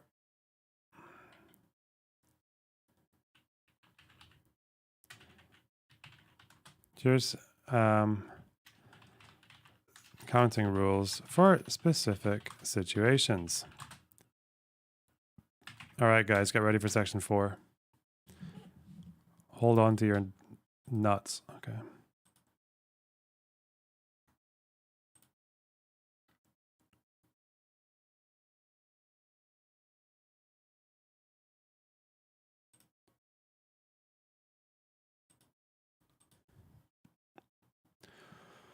Whew. Wait. Let's just read this first of all so we know what to prepare for. Under Section 4, Congress is required to be in session on January 6th. The date can be changed by law. 20th Amendment, the joint session is conducted by the new Congress, whose term begins on January 3rd, rather than an outgoing lame duck. They meet in the House chamber at 1 in the afternoon. The sitting vice president, presiding officer. The 2 tellers must be previously appointed by the Senate and 2 tellers by the House of Representatives. Okay. The president of the Senate must open all the certificates and papers purporting to be certificates of the electoral votes. Oh, they have to open the real ones and the fake ones. Okay. Hand them to the 4 tellers as they are opened. The certificates and papers must be opened, presented, and acted upon in alphabetical order of the states, beginning with the letter A. The tellers, having read the papers in the presence of the hearing of the 2 houses, must make a list of the votes as they shall appear from their certificates. If there are any objections to the returns from the state, they have to be resolved before the process can continue to the next state. Ooh. No votes. Okay, this is where the break is with Eastman.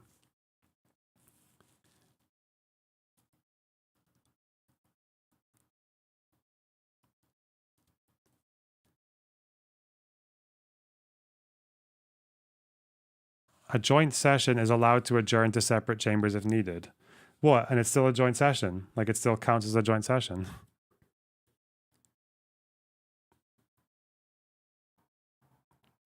Oh.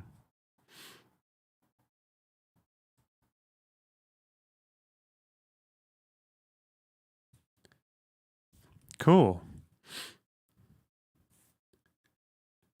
I mean, if we're being, what is it, like an originalist or like reading this literally, it doesn't even if you read the 12th Amendment, it doesn't sound like they're saying like you cannot break up into a fucking split session. Yeah, you can't adjourn into both houses. Okay.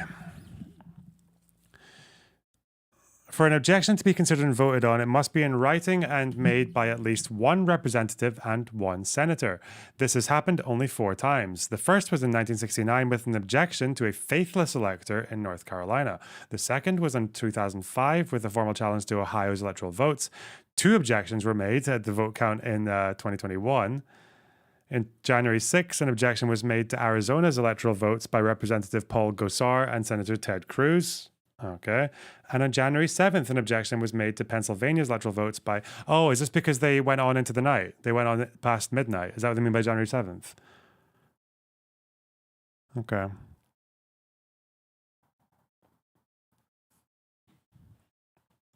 Fuck me. Okay. Right, let's read... Fuck me. Okay, what does section 4 say? How long is it? Here? Ooh. Wait, where's section 5? Oh, down to here. Right, so we're ready to read the basically 1-page sentence. 800 words. Oh, it's got a sentence. It's got a full stop. Okay, that's exciting. All right. That Congress shall be in session on the second Wednesday in February, succeeding every meeting of the electors. The Senate and House of Representatives shall meet in the hall of the House of Representatives at the hour of 1 o'clock in the afternoon on that day, and the President of the Senate shall be their presiding officer. 2 tellers shall have been previously appointed on the part of the Senate, and 2 on the part of the House of Representatives. Okay.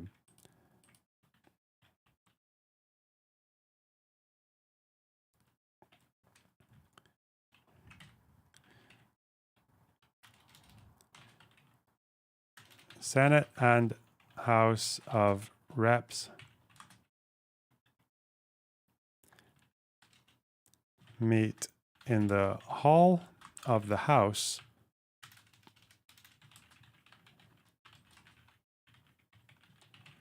is at 1 p.m.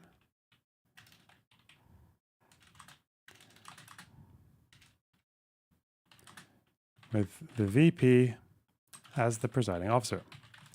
This is so cute. All right. 2 tellers shall be previously appointed on the part of the Senate. Okay. I don't even know why I need to know this. This is the most useless information I've ever had in my fucking... Okay. Did on part of the Senate and 2 for the House of Reps.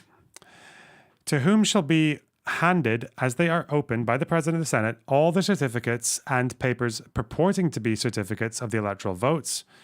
Okay, VP hands tellers all certificates and, it's just a funny way of wording it, papers purporting to be the electoral votes. The wiki has just copy-pasted this, but it's in a more digestible manner, which certificates and papers shall be opened, presented, and acted upon in the alphabetical order of the states, beginning with the letter A. In alphabetical order. We'll be able to read your notes. Yep. Order of the states. So that'd be like fucking...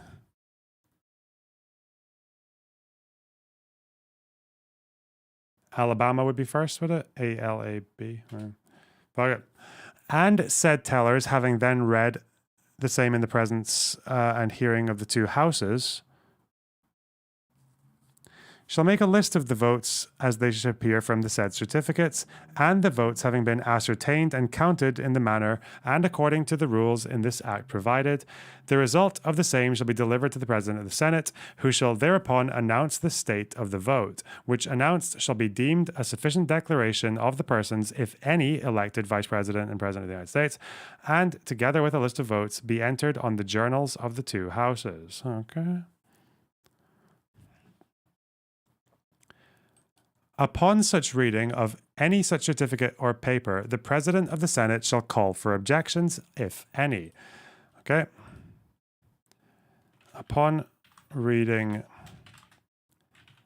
Did any of these certificates from the fake electors actually make it into Pence's hands then? Or were they already rejected because they were illegitimate? Did Pence actually sit there and read like a fake slate of electors? Or did he just...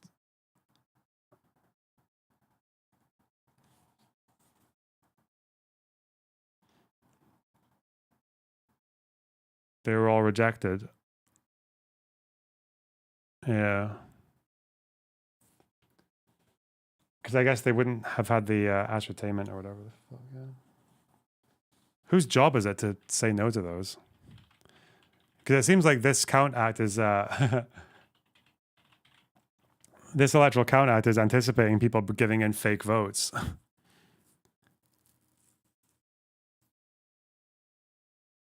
He had 2 sets and he chose the real ones. Wait, really? So they actually made it into the process. Like they were in the build, like he just opened up the fucking box that had the fake fucking...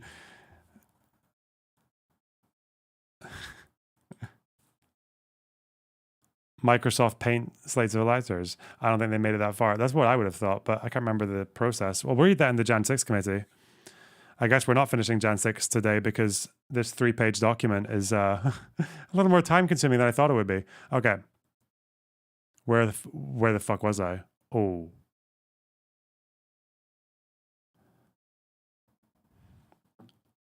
Certificates. The VP.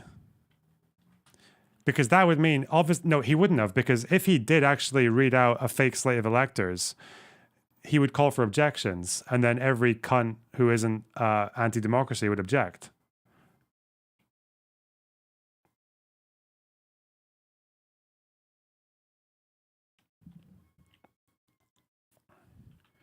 VP calls for objections.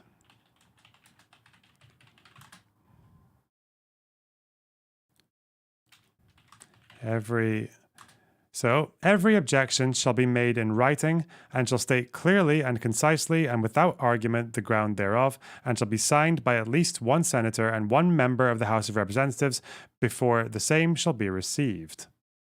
Okay. Every objection made in writing and signed by at least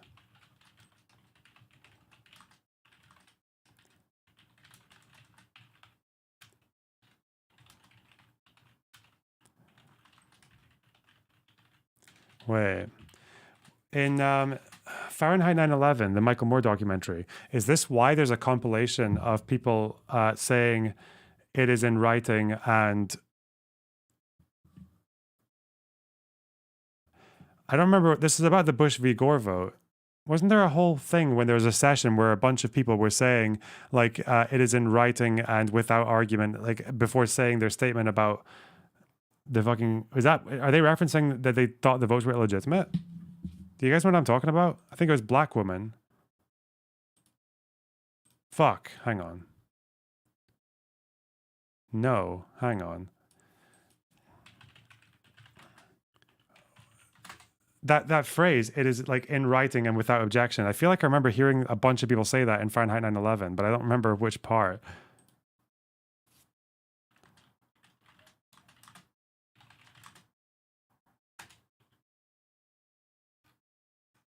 About people being disenfranchised or something.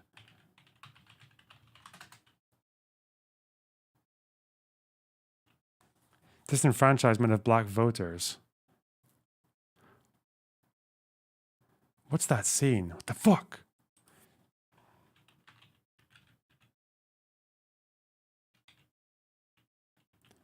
Black voters in Florida. There's a joint session of Congress, and I think black senators, black caucus members bring a letter to allow a debate. But they don't get any fucking... But no senator will sign their... Oh, it's black caucus members. But there's no senator who's going to sign their letter. Is that anything to do with this? I don't think this is to do with this, though. It's just that phrase, it is in writing and without objection, blah, blah, blah, blah.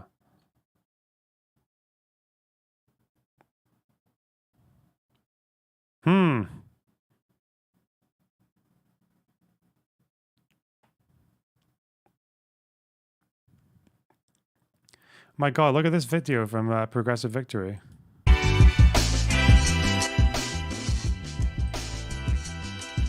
Look at this intro.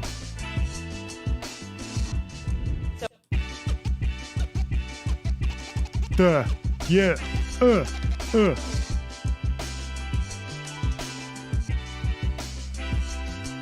Oh my God, that's me. Look at me out there.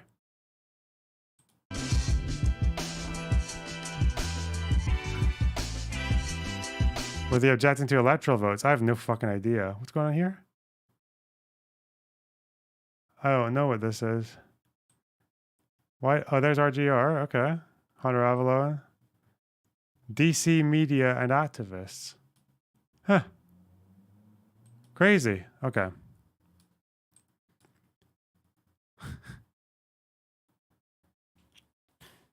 I'm not actually that big.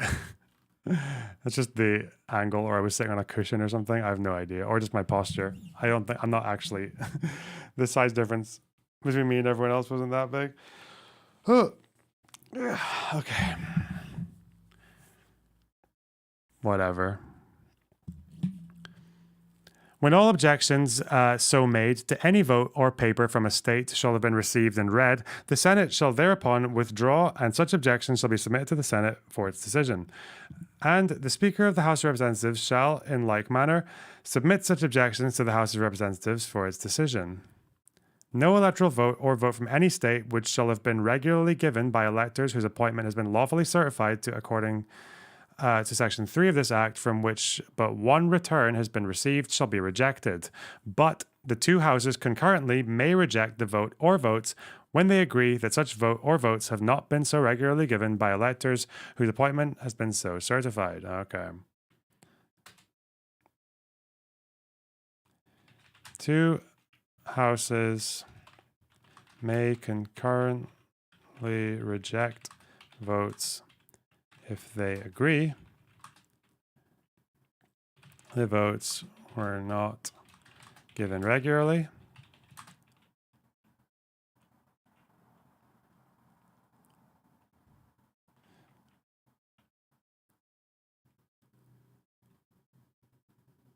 Okay. If, this is good, shorter sentences, fuck me. If more than one return or paper purporting to be a return from a state shall have been received by the President of the Senate, those votes and those only shall be counted which shall have been regularly given by the electors, who are shown by the determination mentioned in the Section 2 of this Act to have been appointed. Okay? Obviously, VP shall, in the case of more than one return, the VP only recognizes, counts, the one which is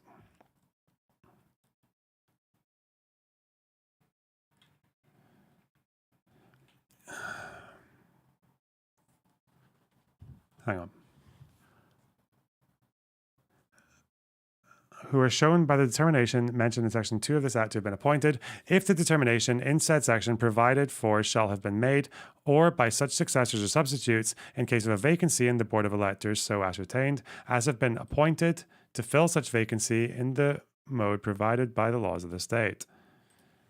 Certified by the laws of the state. But in case there shall arise the question of which two or more of such state authorities determining what electors have been appointed, as mentioned in Section 2 of this Act, is the lawful tribunal of such state, the votes regularly given of those electors and those only of such state shall be counted, whose title as electors the two houses, acting separately, shall concurrently decide is supported by the decision of such state, so authorized by its laws. Okay. Fuck that sentence. Van Adam, thanks for the tier 2 sub. Really appreciate that. Also, there's a gap in the fucking bar, you idiots. But also, maybe it doesn't deserve to be filled until I finish this fucking document. Okay. Okay, wait. Has been appointed. Okay. So this is where you get two slates that seem legitimate or are legitimate. So, if that's the case, in case there is a question of two or more of such state authorities determining what electors have been appointed,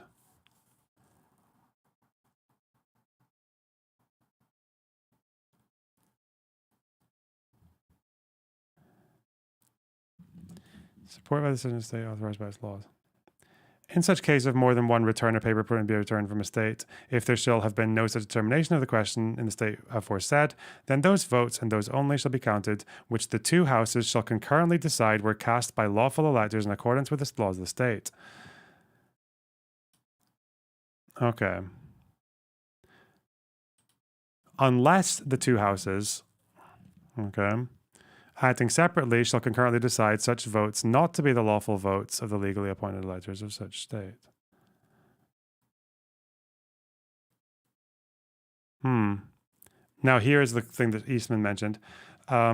If the two houses disagree, respect of the counting of votes, then in that case, the votes of the electors whose appointment shall have been certified by the executive of the state under the seal thereof shall be counted. Okay.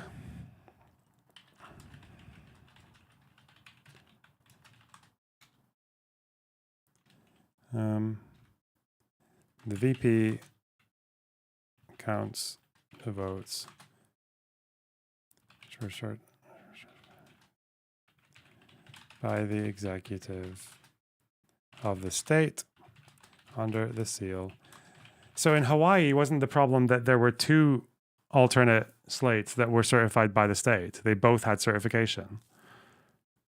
What happened there?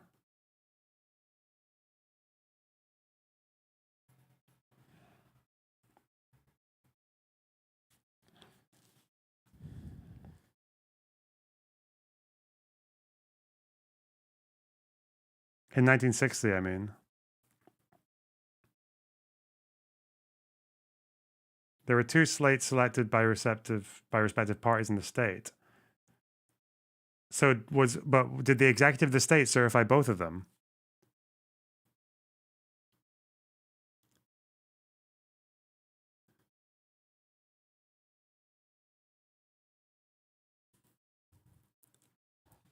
Hang on. We'll get to that, don't worry. As long as I just understand the act first. Okay, one thing at a time.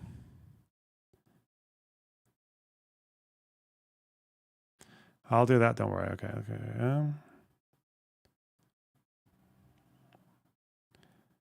When the two houses have voted, they shall immediately again meet, and the presiding, so they are adjourning for like a separate, okay. When the two houses have voted, they shall immediately again meet, and the presiding officer shall then announce the decision of the question submitted. No votes or papers from any other state shall be acted upon until the objections previously made to the votes or papers from any state shall have been finally disposed of. Okay.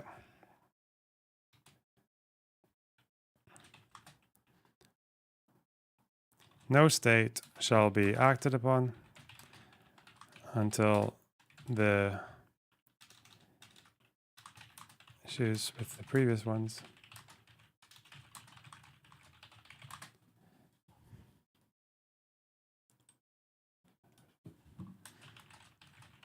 all right. So you can't put a pin in any state. You can't be like, Alaska, don't know what the fuck we're doing here. Let's just move on. Do that one later. You can't do that. Okay. Okay. Section 5. Okay, we did section 4. Well done, guys. It's actually not that hard. That was fine. Section 5.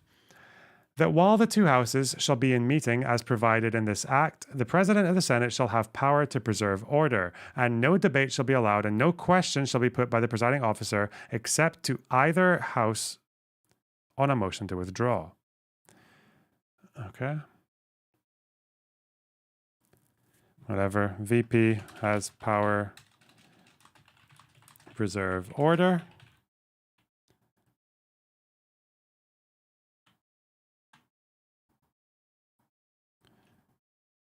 What does this mean? No debate shall be allowed and no question shall be put by the presiding officer except to either house on a motion to withdraw. What does that mean?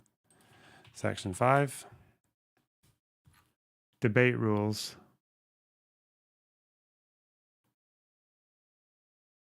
Oh, it requires that any questions arising during the counting process be determined by the two houses acting separately rather than by both houses together on the floor. That's what they mean by withdraw. Preserve order. No debate allowed.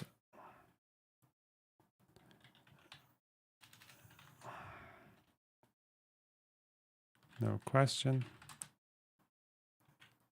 put by the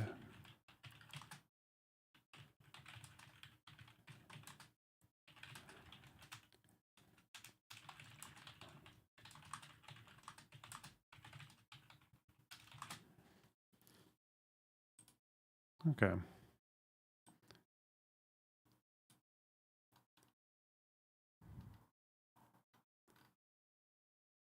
We're almost done. There are only 7 sections and we're on 6. We're almost done. Section 6. That when the two houses separate to decide upon an objection that may have been made to the counting of any electoral vote or votes from any state or other question arising on the matter, each senator and representative may speak to such objection. Hang on, that was too fast. That when the two houses separate to decide upon an objection that may have been made to the counting of any electoral vote or votes from any state or other, so Eastman is right that it's like it's a joint session that can sometimes split. So Eastman's right when he says that. Yeah, he's just wrong in saying that the 12th Amendment says that it has to be a joint session from start to finish with no spaces, because it doesn't say that. If I am reading it correctly.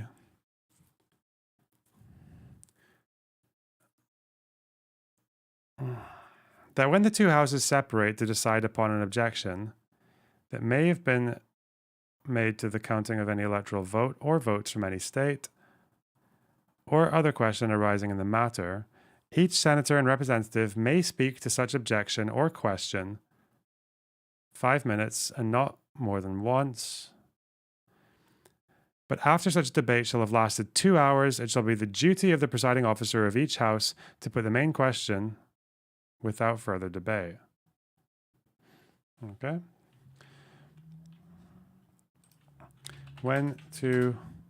So has this ever happened? Has this split ever happened to debate? Did they ever actually split to debate a particular one? Because it seems like there are objections raised and then people just say like, fuck off. But I don't know if maybe Hawaii was an example or when two houses separate to decide 2020.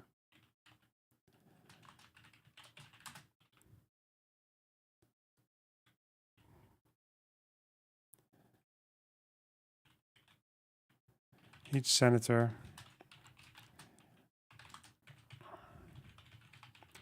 may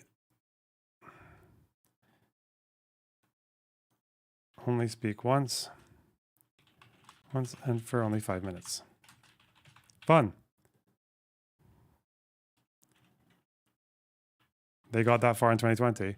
Okay, it would be interesting to see how it actually went. After 2 hours, because it seems like Eastman's saying that the electoral count out's unconstitutional, we don't like it, but also part of our plan involves them doing the thing that we say is unconstitutional, right? Like the split, the split of the House, like to break the joint session.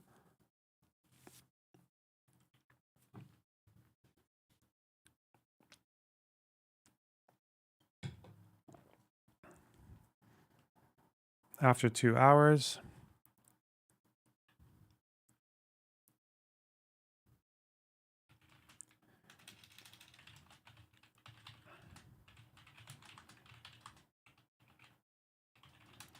says puts the main question without further debate. What does it mean puts the main question without further debate?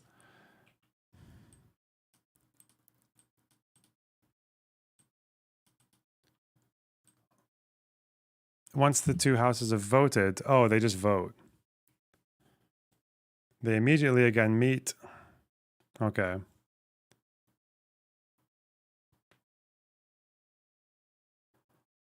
Learnerbox, have you seen the questions from History Speaks about the starvation strategy? History Speaks is a fucking loser who doesn't deserve another 3 fucking minutes of my time, so no. No, I have not seen his questions about the starvation strategy. Oh.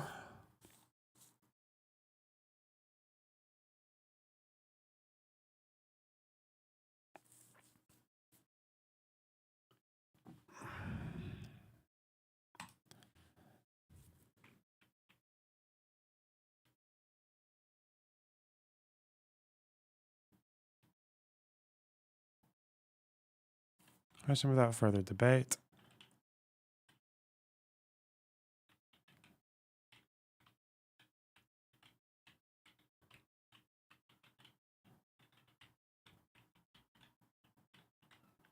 I know I keep hearing people say that there was a starvation strategy that was stopped by Biden in April or something, which is a really good argument for if that's even true, for why keeping Israel around means that you can stop them from doing crazy shit. But I don't know.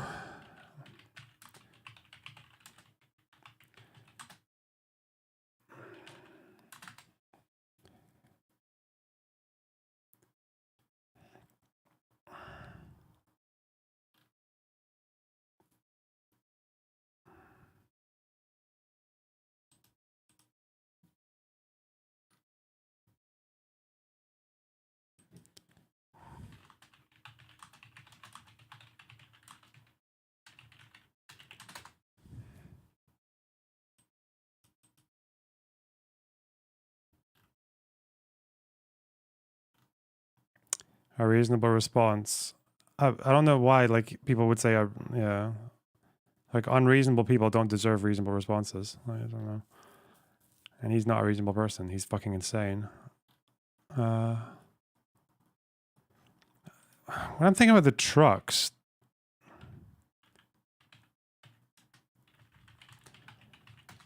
when people say that they were doing a starvation strategy up until like April or May or something, I'm pretty sure the number of trucks going in from February, March, April were actually really high. So it just doesn't make sense.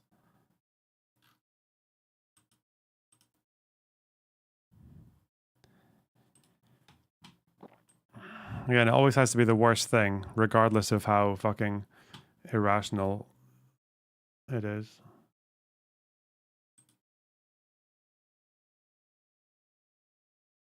Okay. Section 7.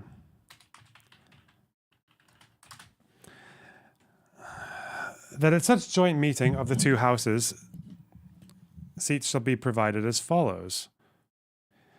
For the President of the Senate, the Speaker's chair, the Speaker immediately upon his left, the senators in the body of the hall upon the right of the presiding officer.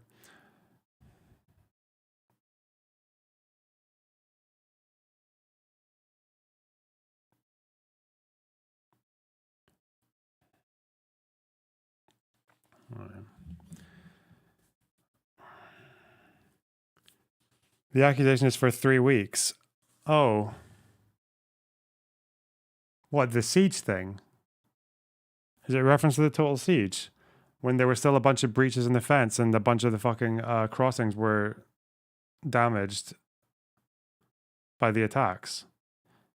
And yeah, there were still militants in Israel for at least the most of the first week of it. And they were like, what the fuck do we do? It's so stupid. Before they reopened the water passages, that was, the water pipes were turned back on. 2 of them were turned back on within 2 weeks, 2 or 3 weeks, yeah. So that's what happened. For the first 3 weeks, they instigated a fucking Holodomor Nazi hunger plan.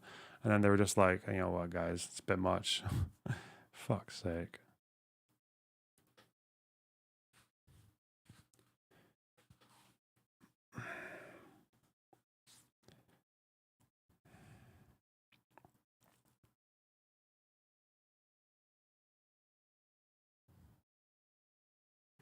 The senators in the body, I'm pretty sure I've heard something different, though. I heard people say April or May, which is way after October, but again. For the Speaker immediately on his left, senators in the body of the hall, the right. Okay, so they actually positioned everyone and shit. Wow. For the representatives in the body of the hall, not provided for senators, for the teller, Secretary of State, and Clerk of the House of Representatives at the clerk's desk. For the other officers of the two houses in front of the clerk's desk and upon each side of the Speaker's platform, such joint meeting shall not be dissolved until the count of electoral votes shall be completed and the result declared, and no recess shall be taken unless a question shall have arisen in regard to counting any such votes or otherwise under this Act, in which case it shall be competent for either house acting separately in the manner herein before provided to direct a recess of such house not beyond the next calendar day, Sunday excepted at the hour of 10 o'clock in the forenoon. The forenoon. Basically, session not to dissolve until the count is completed.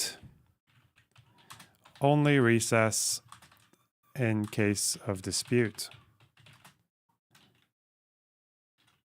No recess unless cases of dispute.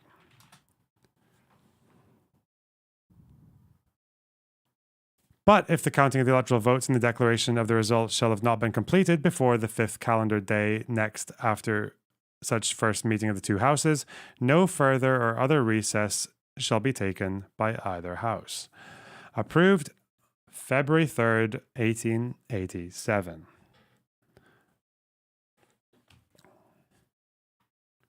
Okay. Well done, guys.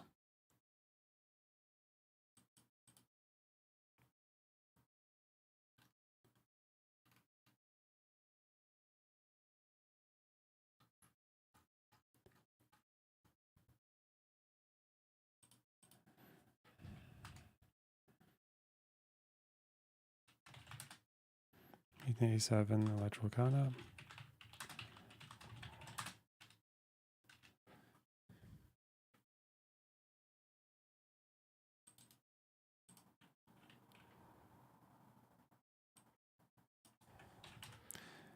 Not bad, not bad. We can get rid of this. That's gone. Okay.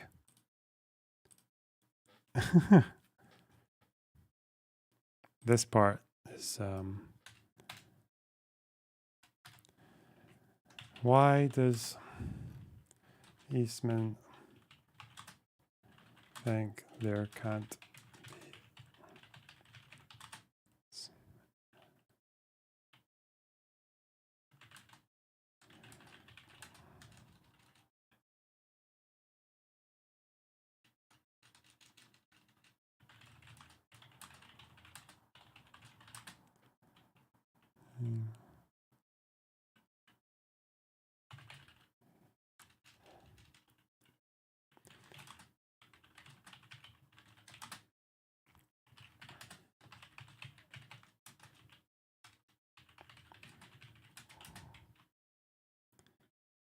To lay down that rule at all. Dirtle, thanks for the $9.99. Really appreciate that. Okay, I have to sleep, but I appreciate the research. I appreciate you. Thanks very much. Have you talked about the UK riots yet? Oh, hello, Psychodynamic. How's it going? No, I have not. Well, I spoke a bit about them, but not the newer ones. I watched the one where the guy got a fucking brick in the balls, but that's the only one that matters, right? There's not anything else that's particularly interesting. Tommy Robinson going absolutely fucking ballistic, basically acting like a fucking Goebbels from Spain, giving marching orders to his retarded fucking dribbling fan base. He's actually now telling them to show restraint, which is very tactical. He's gone MLK.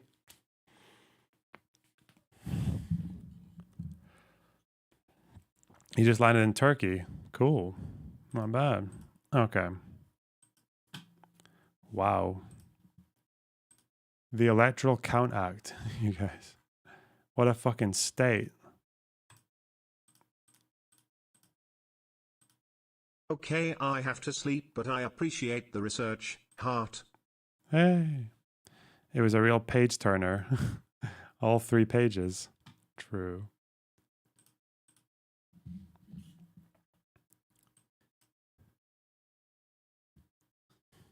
What's the joke? It's the page turner is like the minimum you expect from a book, isn't it?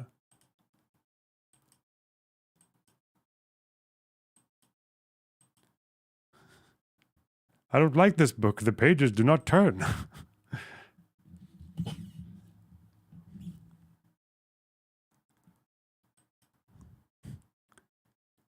Is this a book or a block?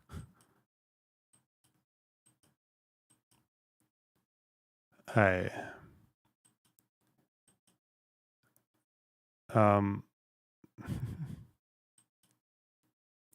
Do I need to watch the Ray Epps video? I feel like this is all just...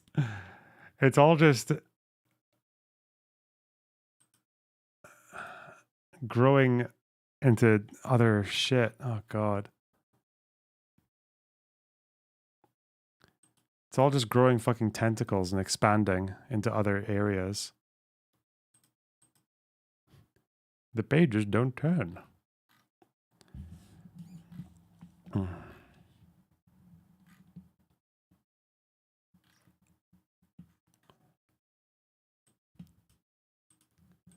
All right. Do I need to see the legal theory that's cited by Eastman? Because apparently, this is what he cites, but this says no, Republicans cannot throw the presidential election into the House so that Trump wins. So I don't know why Eastman cited this, unless he cited something and then the guy was like, you've misunderstood my argument, so I'm going to change where the link goes. I don't understand this. What?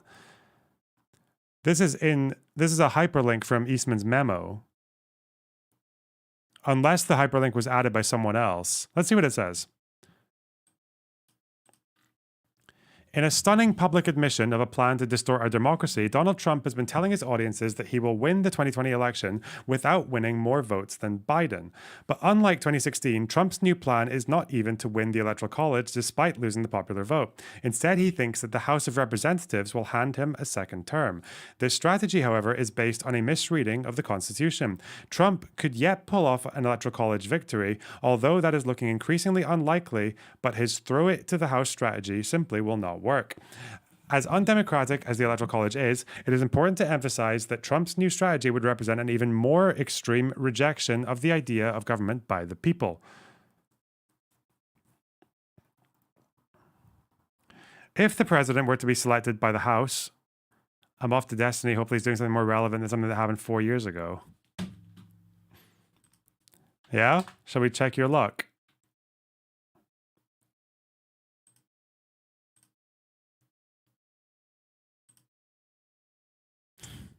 Wait, is this from the 2020? Is this from the ellipsis? 2020, January 6th. Get fucked. Die. This is from...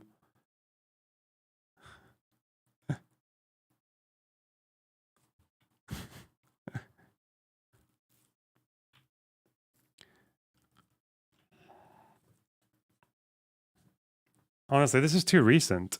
It's funny because it's like, it's got all the extensive documentation of a historical event, you know? Because it's so well done. It's like, it doesn't feel all that different from trying to sift through UN documents or Balfour and all that shit to figure out like the partition plan or the Balfour Declaration or the League of Nations. Like it just, yeah, it feels kind of the same. Anyway,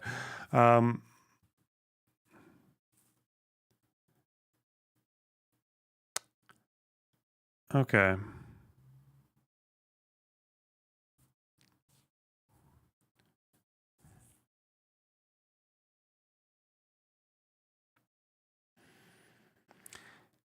Rejection of the idea of government by the people. If the president were to be selected by the House under the relevant provisions that we described below, each state, no matter its population, would get exactly one vote.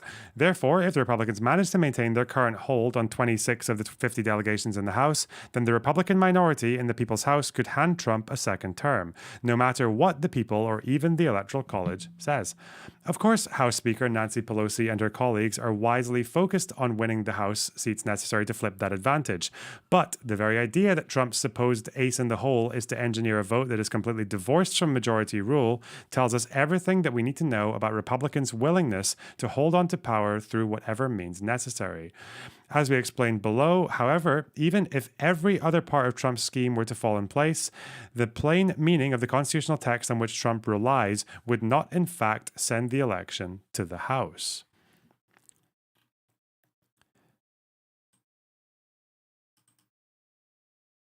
Trump's plan to contest certain states' results, deliberately creating chaos.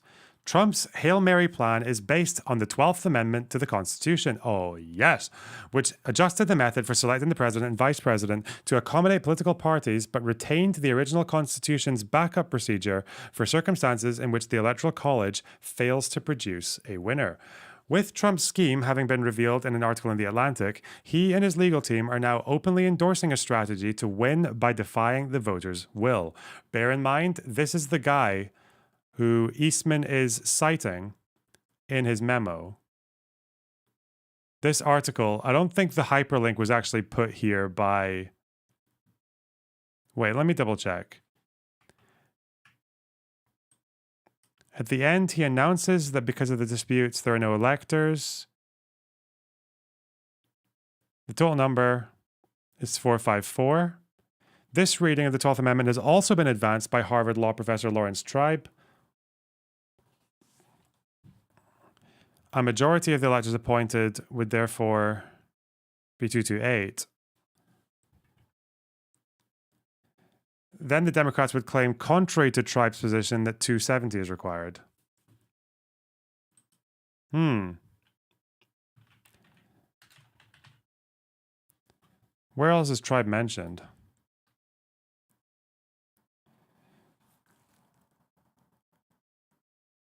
Two houses break into separate chambers. We should not allow the Electoral Count Act constraint on debate control. That would mean a prior legislature was determining the rules of the present one. Constitutional no-no.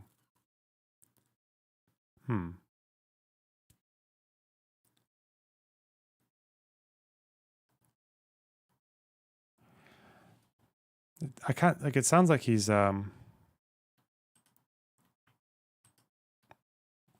Pence should do this without asking for permission, either from a vote of the joint session or from the court. Let the other side challenge his actions in court, where Tribe and others who would press a lawsuit would have their past position. Oh, he's not citing him. He's citing him but opposing him. Okay.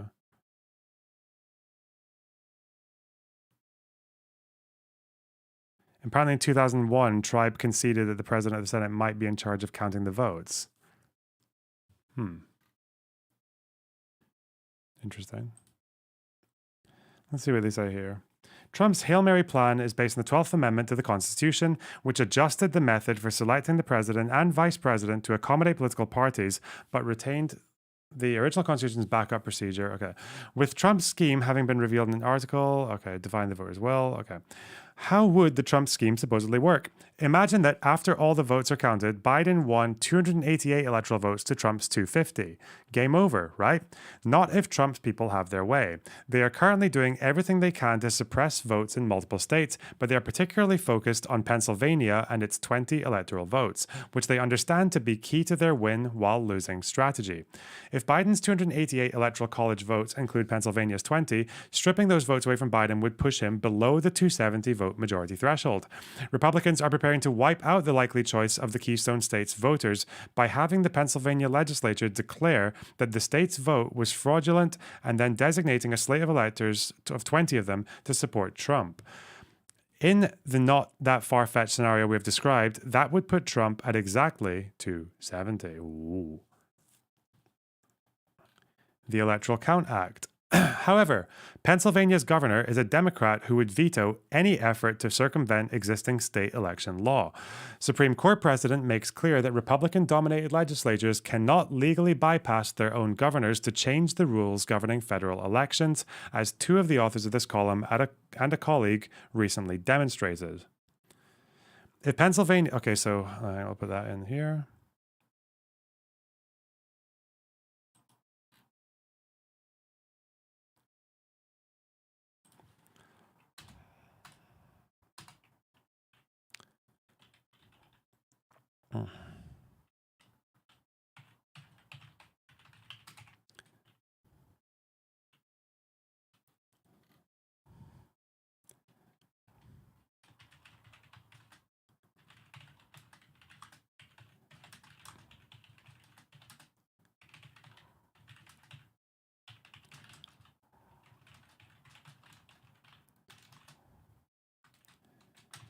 Supreme Court precedent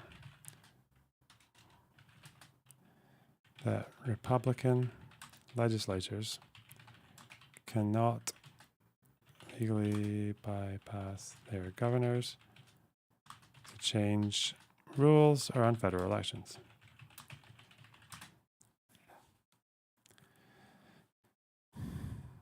If Pennsylvania or any other state wants to change its voting laws, it must do so in the normal way, not by having the legislature go rogue. If Biden wins more votes in Pennsylvania, Governor Tom Wolf would certify the Biden electors to the Electoral College. What if the Republican majority in Pennsylvania legislature purported to designate the Trump electors anyway? There would then be two competing slates of electors from Pennsylvania. The governor's slate based on Biden's popular vote win in the Keystone State, and the rogue state legislature's slate based on its unlawful endorsement of Trump's contrived claims of voter fraud. What then? A federal statute, the Electoral Count Act, specifies that Congress set this. They're going to say the governor decides, right?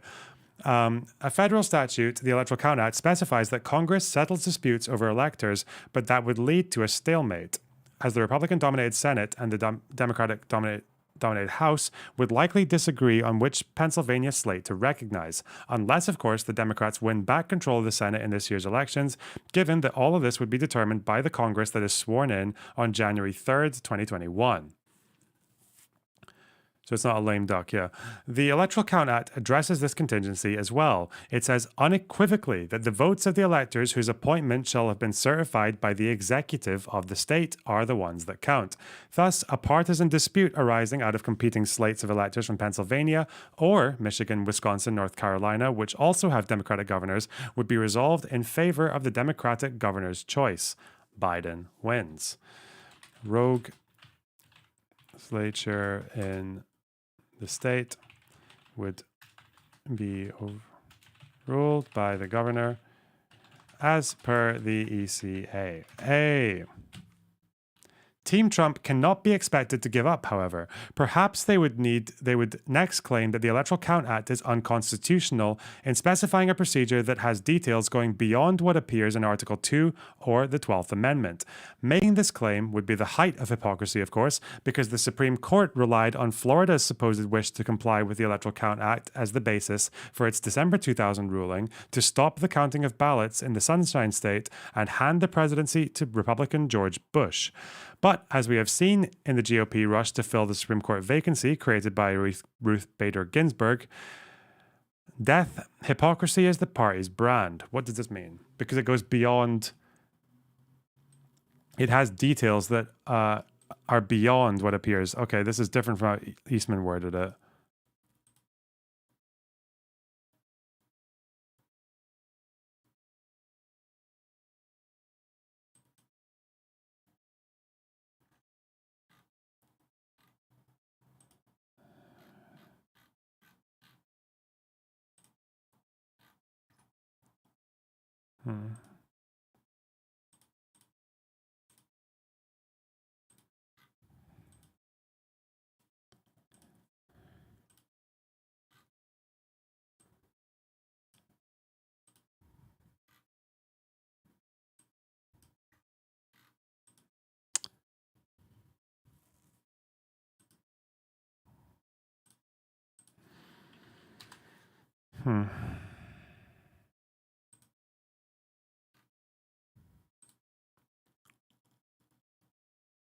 Why is that hypocritical? The Supreme Court relied on Florida's wish to comply with the ECA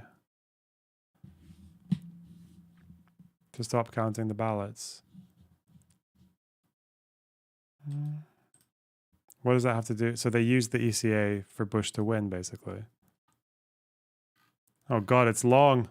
What happened here? What did they say about the Electoral Count Act?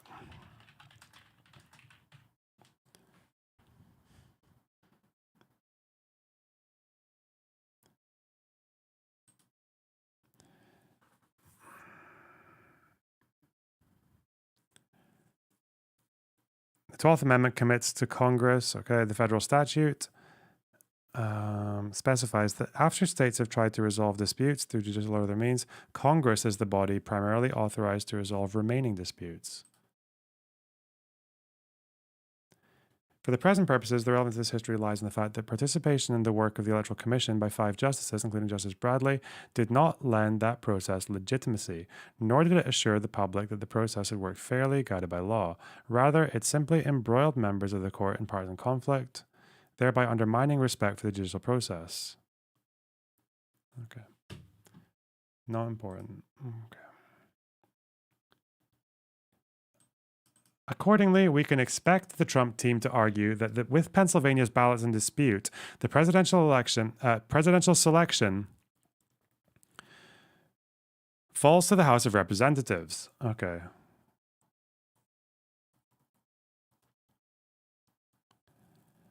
And even though Democrats hold a clear majority in the House, the 12th Amendment specifies that in resolving presidential contests, each state delegation gets only one vote.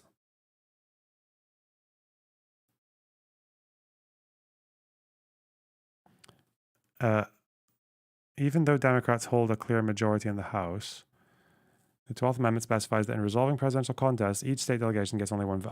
Okay.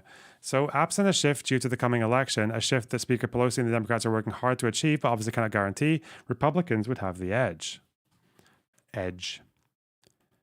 Trump's denominator problem.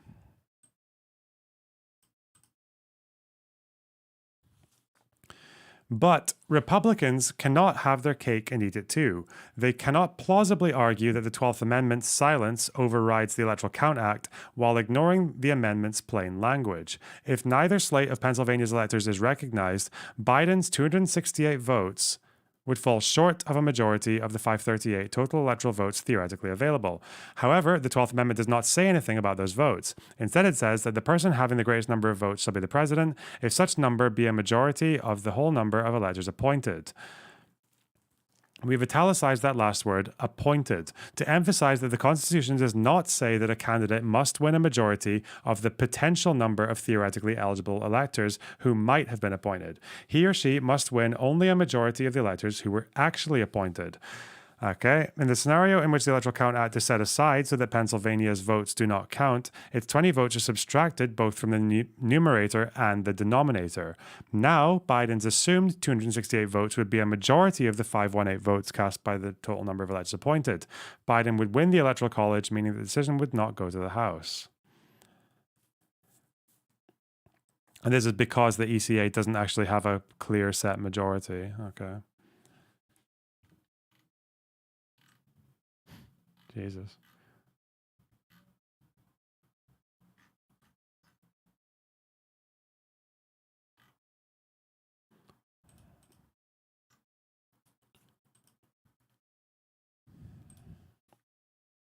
Trump's denominator problem. Okay.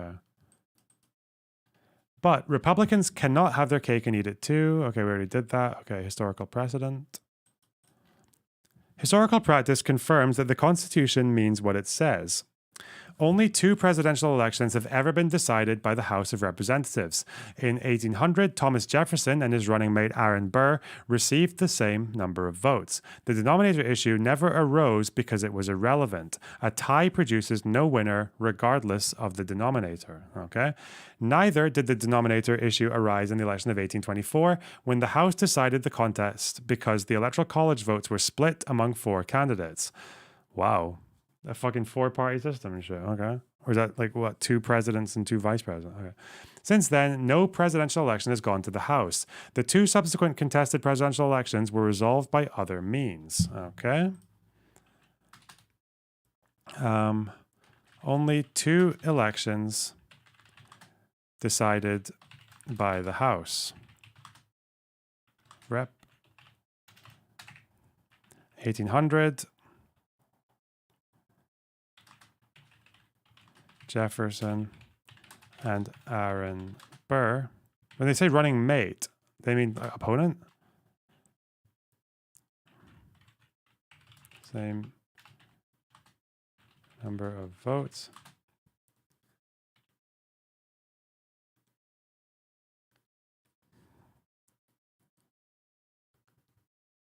VP, okay.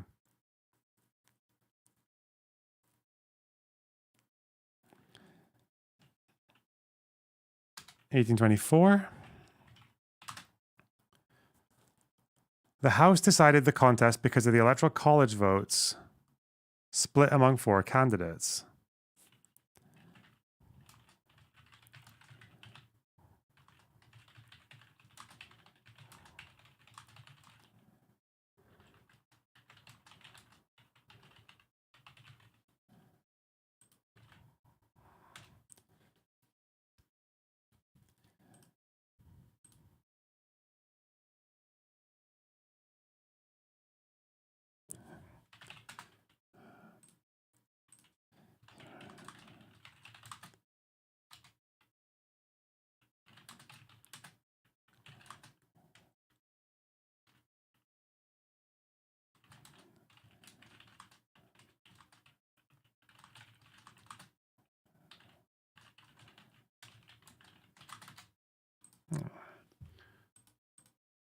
2 subsequent contested elections were resolved by other means. Okay. In 2000, despite calls by some Democrats for a contest in Congress, Al Gore conceded the election following the Supreme Court's controversial decision. In the election of 1876, 4 states sent competing slates of electors. Had Congress deadlocked over which slate to count, it would have declared the Democratic candidate Samuel Tilden the winner, as he had more undisputed electoral votes than did the Republican Rutherford B. Hayes. This is an interesting one because it's the one that caused the Electoral Count Act to come in. 4 states with competing slates. Okay,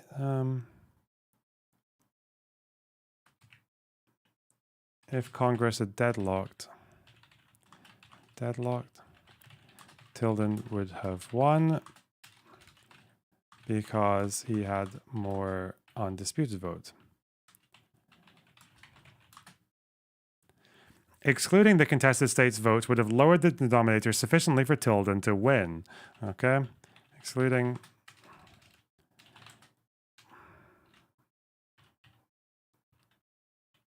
uncontested states and lowering the denominator. Basically, the amount you need for a majority just gets lower as well. But Congress did not deadlock. Instead, desperately wishing to avoid a renewal of the Civil War, it enacted a law creating a special commission to determine the actual outcome in the contested states. After the commission found for Hayes, he became president. Congress instead created a special commission to determine the actual outcome in contested states. What did they have to do? They just have to go to the states and be like on a horseback and be like, what happened here? Because you can't just call them up and check, can you? It's resulting in Hayes winning. The 1876 resolution was hardly ideal, mostly because it resulted from a deal by which Republicans got the presidency and Democrats, then predominantly based in the South, got the end of Reconstruction and the start of Jim Crow. To avoid a similar fiasco in the future, Congress enacted the Electoral Count Act that we now expect Trump to seek to circumvent. But so far as the current question is concerned, 2 facts stand out. First, as we have explained, the denominator issue simply did not arise in the 1876 election aftermath. And second, to the extent one thinks that congressional Democrats were foolish for not pushing to exclude the votes of the contested states from the denominator to give Tilden a victory, such foolishness has little to no bearing on the meaning of the 12th Amendment, ratified over 7 decades earlier and plainly requiring a majority only of the electors actually appointed. On the only plausible reading of the Constitution's text, Trump's effort to throw the election into the House of Representatives should fail.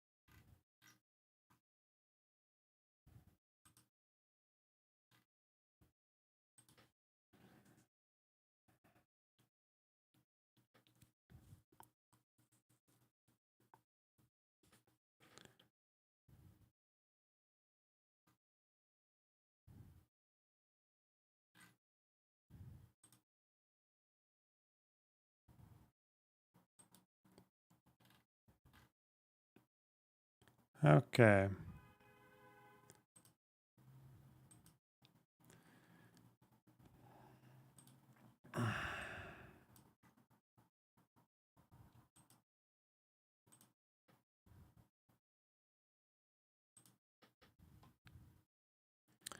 The standoff would end with Biden taking the oath of office. To say that Trump's House gambit should fail under the Constitution's plain language does not tell us what would happen on the ground. How would the post-election conflict play out in practice? Let us consider the best case scenario for Trump if he loses not only the popular vote, but also the electoral vote by any fair reckoning.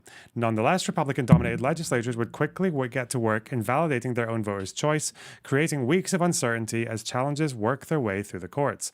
In the end, would it all be decided by the courts? That is clearly what Trump and the Republicans are hoping, as Trump has said openly and repeatedly that he is eager to replace the late Justice Ruth Bader Ginsburg with someone who will vote for him in any Supreme Court litigation later this year. And maybe the Supreme Court, as newly constituted, would indeed ignore the law and all of its own precedent relevance. Short of that, however, the court would appropriately treat the kind of question we are considering now to be non-justiciable. That is, as a political question that the courts should leave to the elected representatives of the country. Before the electors are designated, there might be state law issues for state courts to resolve, but unlike in the 2000 presidential post-election litigation, once the Electoral College convenes, there would not even be a fig leaf of a justiciable federal question to warrant involvement of the U.S. Supreme Court. In our example above, then, Trump's people would be demanding that the House convene to decide the presidential election, assuming they had retained their 26-24 edge. Oh, did they actually get it, though? I thought it was 25-25 after the 2020 election.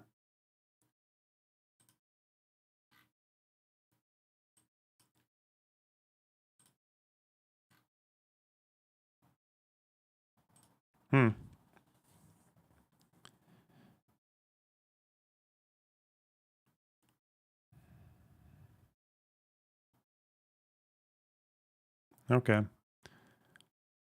But the leadership of the House would rightly say that the election had already been decided, leaving nothing for the House to do. Trump could fume and rage, but under the Constitution's plain language, the House would simply not have the legal authority to vote in an election that had already been decided. On January 20th, 2021, then, Joe Biden would take the oath of office as the duly elected president of the United States, having not only won the popular vote, but having won a majority of the electoral votes that had been cast. Trump would then face whatever awaits him in his post-presidential life. It's funny that this article was written before the election was held, wasn't it? This is in September 2020. Were they really already anticipating a fucking...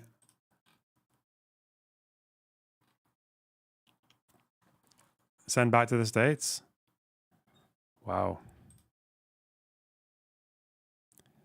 They were already fucking around, eh? Okay. Next stream, I need to read that part from the J6 committee. But at least that part. At least that part.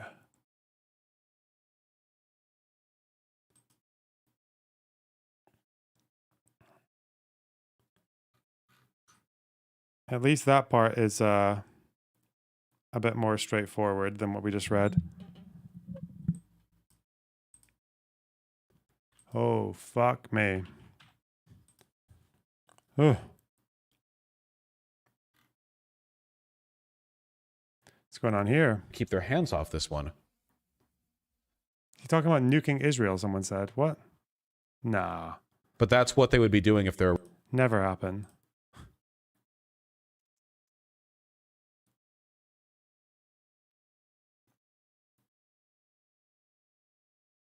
Ten minutes ago, apparently.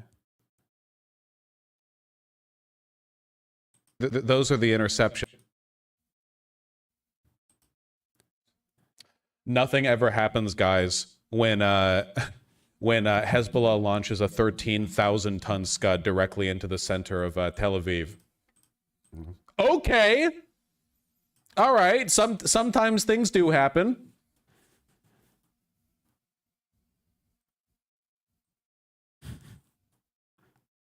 Scud. What are we talking about now? I don't know if he actually said that. Someone in Discord is just saying it. Scuds are cheap too. Well, I mean, they've been around for a while. What a stupid name for a missile. Scud. It just sounds unthreatening. Why am I watching this? Are far more missiles and rockets than Israel does Iron Dome interceptors. Those interceptor missiles from the Iron Dome trucks are very expensive.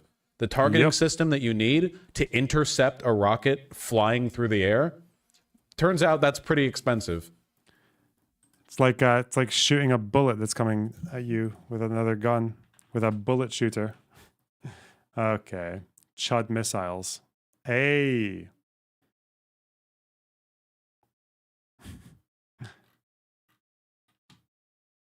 I should have just found... Apparently there are riots still. Why are there fucking riots? Is this another example of just a disinformation campaign? Twice we have had fucking outrage scandals. Like, the discourse has been set twice this week by fake stories. That fucking murderer from Rwanda, who people thought was a Muslim because of a fake tweet, and that boxing match with a person who was supposedly a XY, but actually there's no evidence of that. Twice. Fucking twice. How has this happened?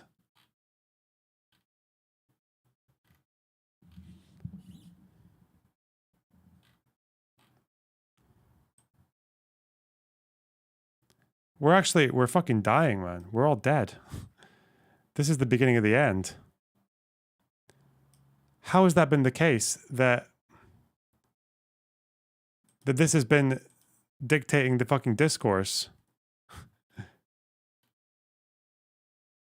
for the last week? Whoa, what the fuck? It's insane. I'm fucking mind blown here. I'm dying. Can't function. Also, I've gained like almost another 100 subs today. That's really cool. Despite the low viewership. Keep them coming, guys. You fucking nutters.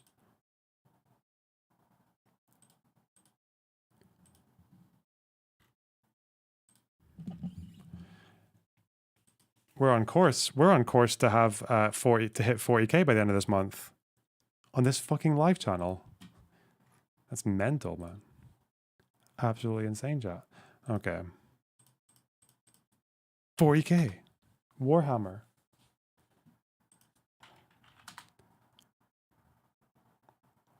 Okay. Stop being weird though, guys. Just... What was this? Hang on. Stream suggestions. What was this? DEI attacks from Republicans. Huh. How qualified does a black person have to be? Graduated at the top of her class at Howard, went to law school, was Attorney General of a state, a United States Senator, a Vice President of the United States, but she's not qualified? This representative from Tennessee, he called her a DEI candidate. And then they start calling her colored. Then they start calling her out of her name. And as a black man, I can't let no white man talk about no sister like that. Who's this guy? And I not take offense to it.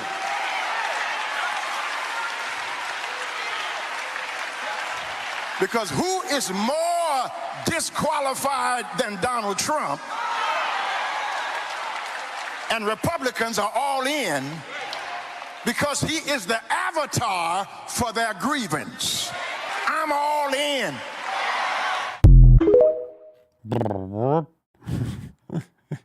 Nice one. I guess we'll cover the riots tomorrow. Because that's the whole thing.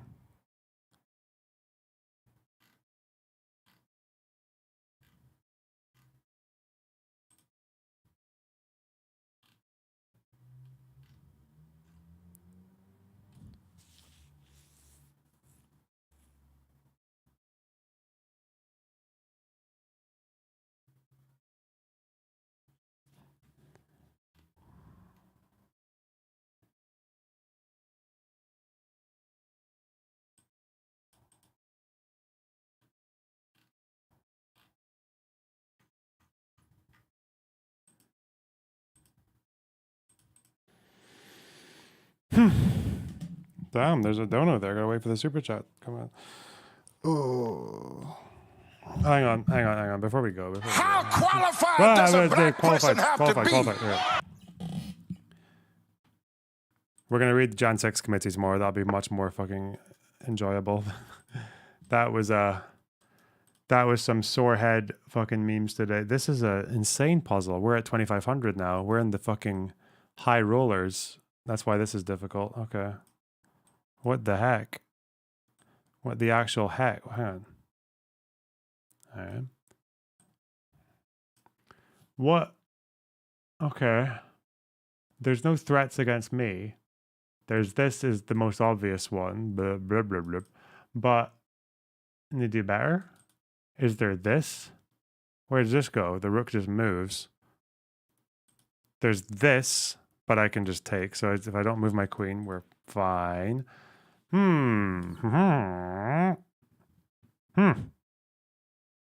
do I just take the pawn?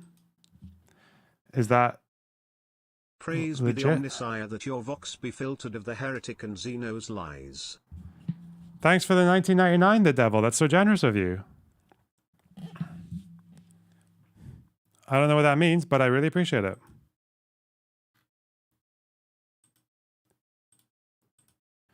Okay.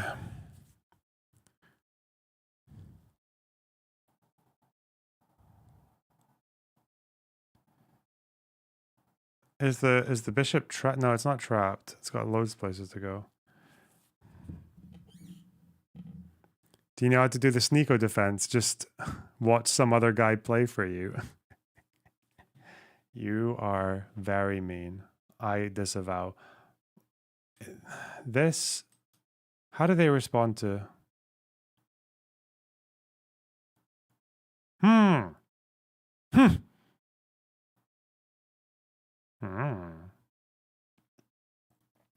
See,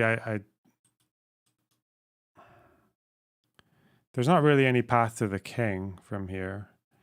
There probably is a way to take out some pieces. The rook can just move, though, if it's under threat. Honestly, whatever I do, the next move is this. That's actually kind of scary. That's actually not the kind of position I want to be in. So even if I take the pawn and they do this, then I'm just like...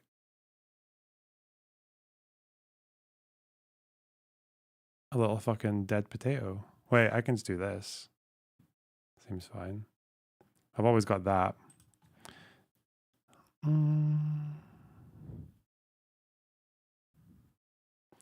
I also know I'm going to lose a fuck ton of rating if I try this. If I do this wrong. I'm up material. No, I'm not even up material. It's equal material.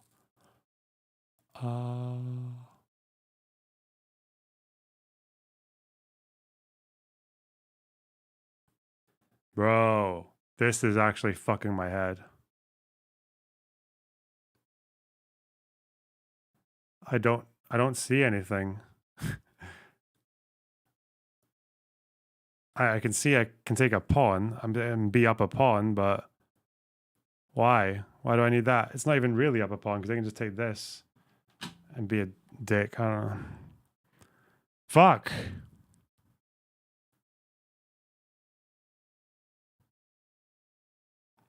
What do I do, guys? What do I do?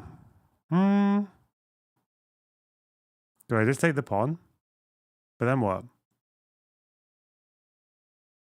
Because it's okay to let them take this. If I go here and they take this, it just keeps the queen out of the way. Ooh. Bro, this is... It's just a fuck.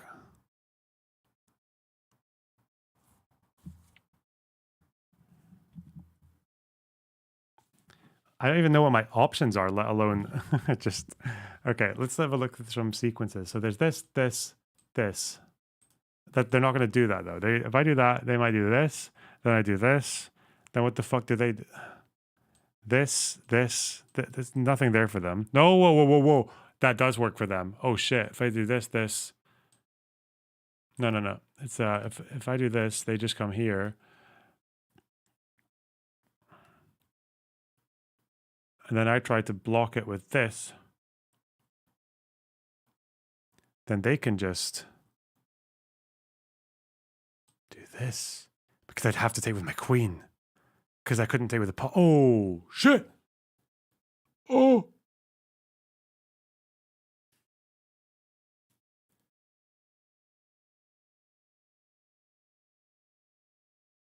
There's a sticky situation.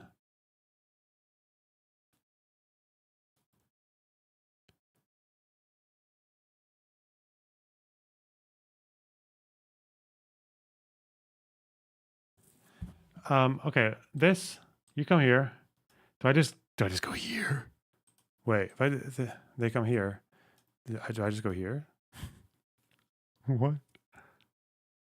What the fuck? Is that the way? If I go here, if I go here, they go here. Do I go here?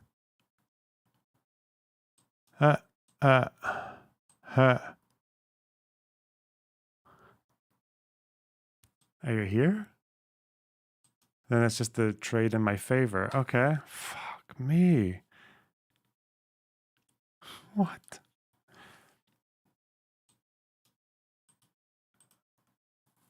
I'm actually going kind of insane trying to figure this out. Ooh.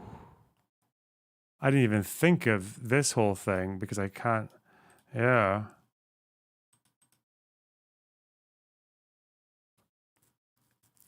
I'm actually losing my marbles. This is like emotionally exhausting. The only moves I can conceive of, they might even both be wrong. I can conceive of this or this. What does this do? This gives me a passed pawn, but what the fuck does this do? Doesn't give me any. Oh, there's no initiative anywhere. Is there? This is fucking stupid.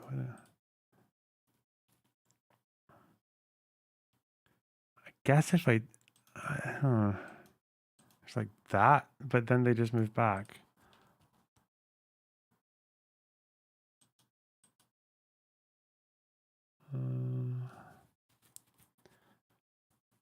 Guys, I'm freaking out. It's like something with fucking that. No, I'd have to move my pawn up. But then they got that. Fuck.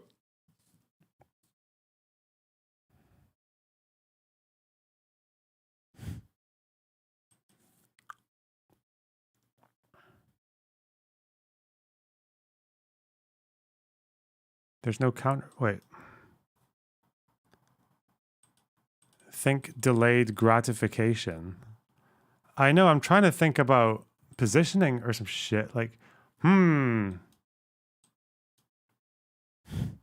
what if I sack this guy? They just take it with whoever. Queen? But why? What do I get for that?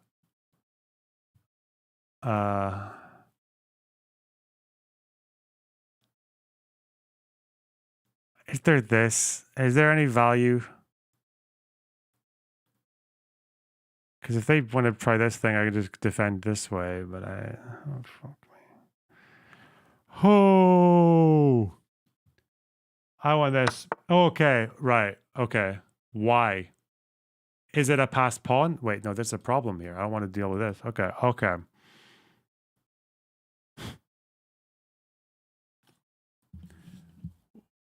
What do I do? Chat. What the fuck happens?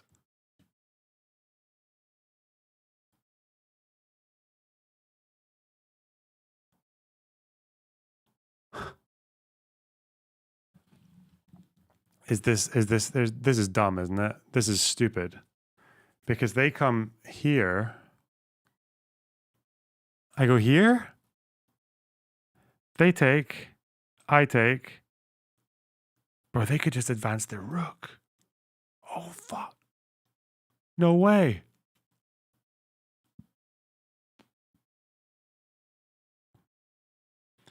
Is it this? I don't even care about them doing that, really. Oh God, my fucking brain, man. Okay, that's the.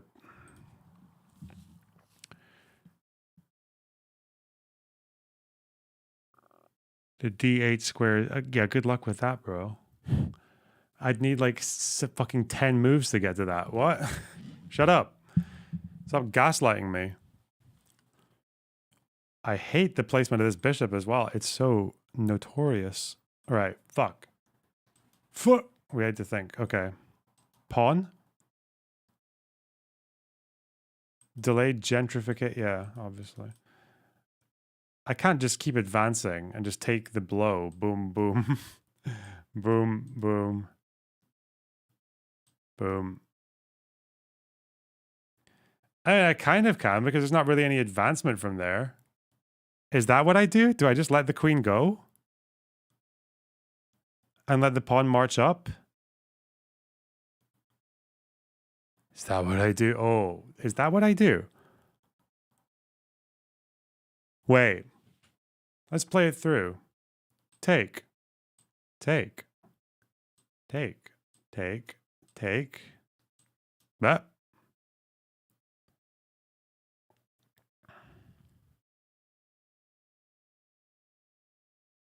Move. Where do they go there?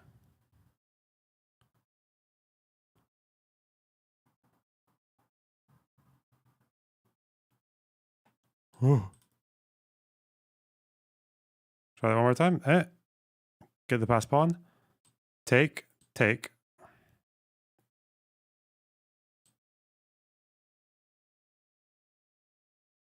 Take. Take. That. And if I go here, where do you go? You'd have to position yourself like here or some shit. But then I can just go here and I've kind of got like a little blockage. But then they can go here. But the rook's here. I'm dying, man. Wait, there's also, ooh, there's also this. Because if they come down, the rook just takes. And they don't really have a follow through, do they? Is that a way? Or do I just take it because I'm going to have the pass pawn? No, I want to get this guy off of this rank, obviously. Okay. Now, I take because then you're just going to run out of ways to check me.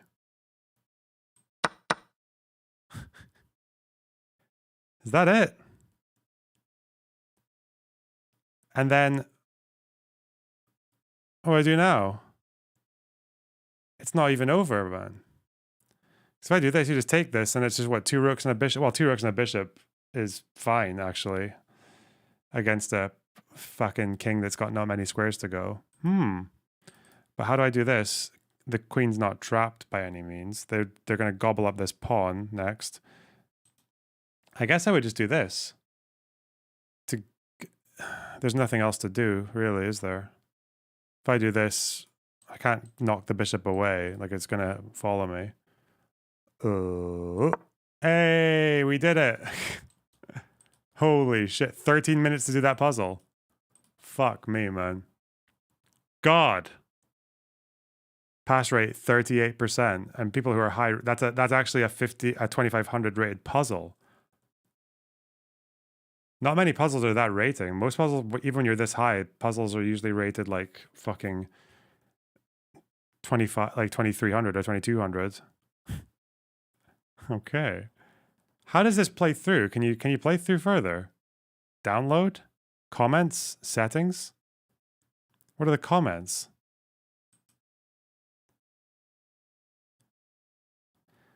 I solved this on my first try. Wow. You're cool. Okay. What's this? Can you practice that puzzle with the computer? Okay.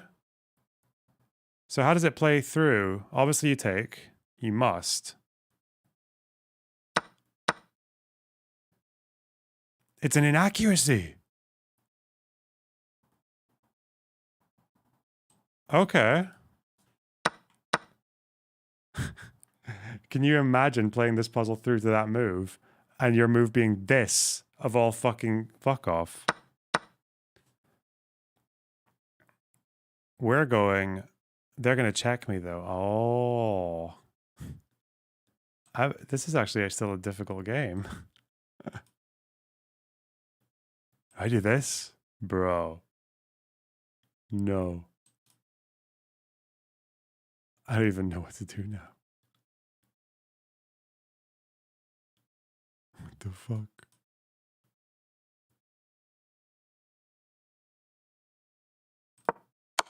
That's a blunder. I'd have to go to A4 to defend the pawn. Okay, yeah, that makes sense. Okay. Now what? Bro, it's still actually like a very difficult game. The fuck? I go here? Okay, okay, yeah, sure. Mm-hmm.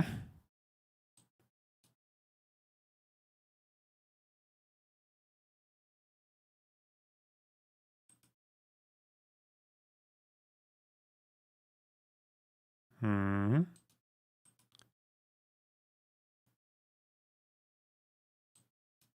Is this the move?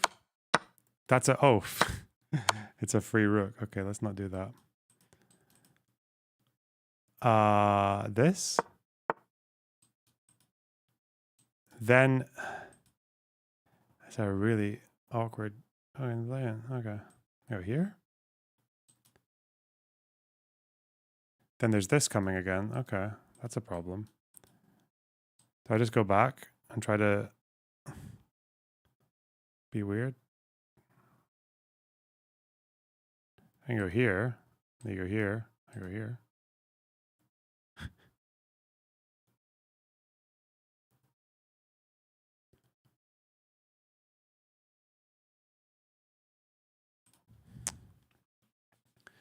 Bro, this is actually mental. Blunder. Okay. Is it F3? Okay. That's an inaccuracy? Okay. We're really destroying our lead right now. I should have moved my rook to F, my bishop to F2. Okay. Sure, dude. I should have blocked, apparently. Okay. I'm not even thinking now. This is just an insane sequence. So I would take the pawn. Okay.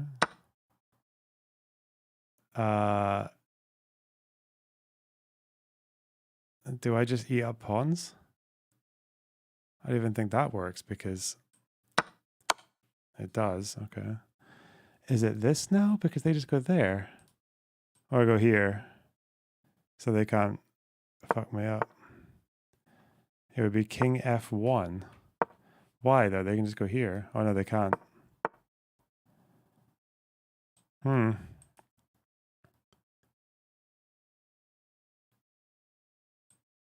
Whoop. No. This.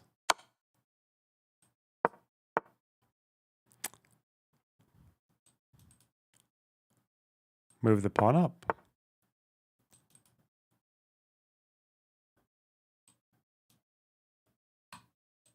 Oh, I'm in trouble. Okay.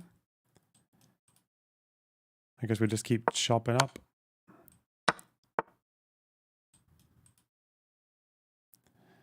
Okay. Ugh.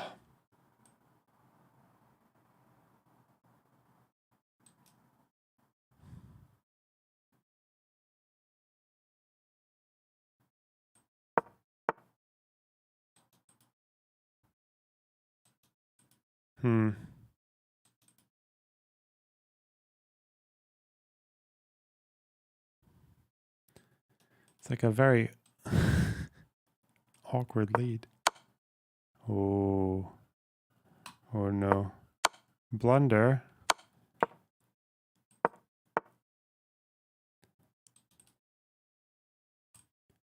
Fuck you.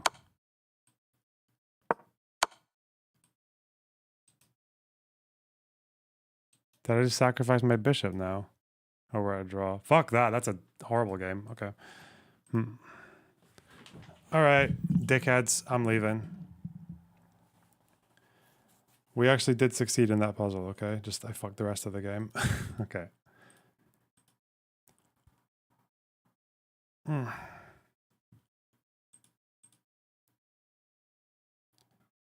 Live reactions for Israel interviews when? I mean, there's nothing else to cover. Oh, the riots are going to be covered tomorrow, so probably still take a while. I don't know. We'll get to it. Don't worry. I also just have no idea what I'm doing with that footage yet, so it's difficult. Okay.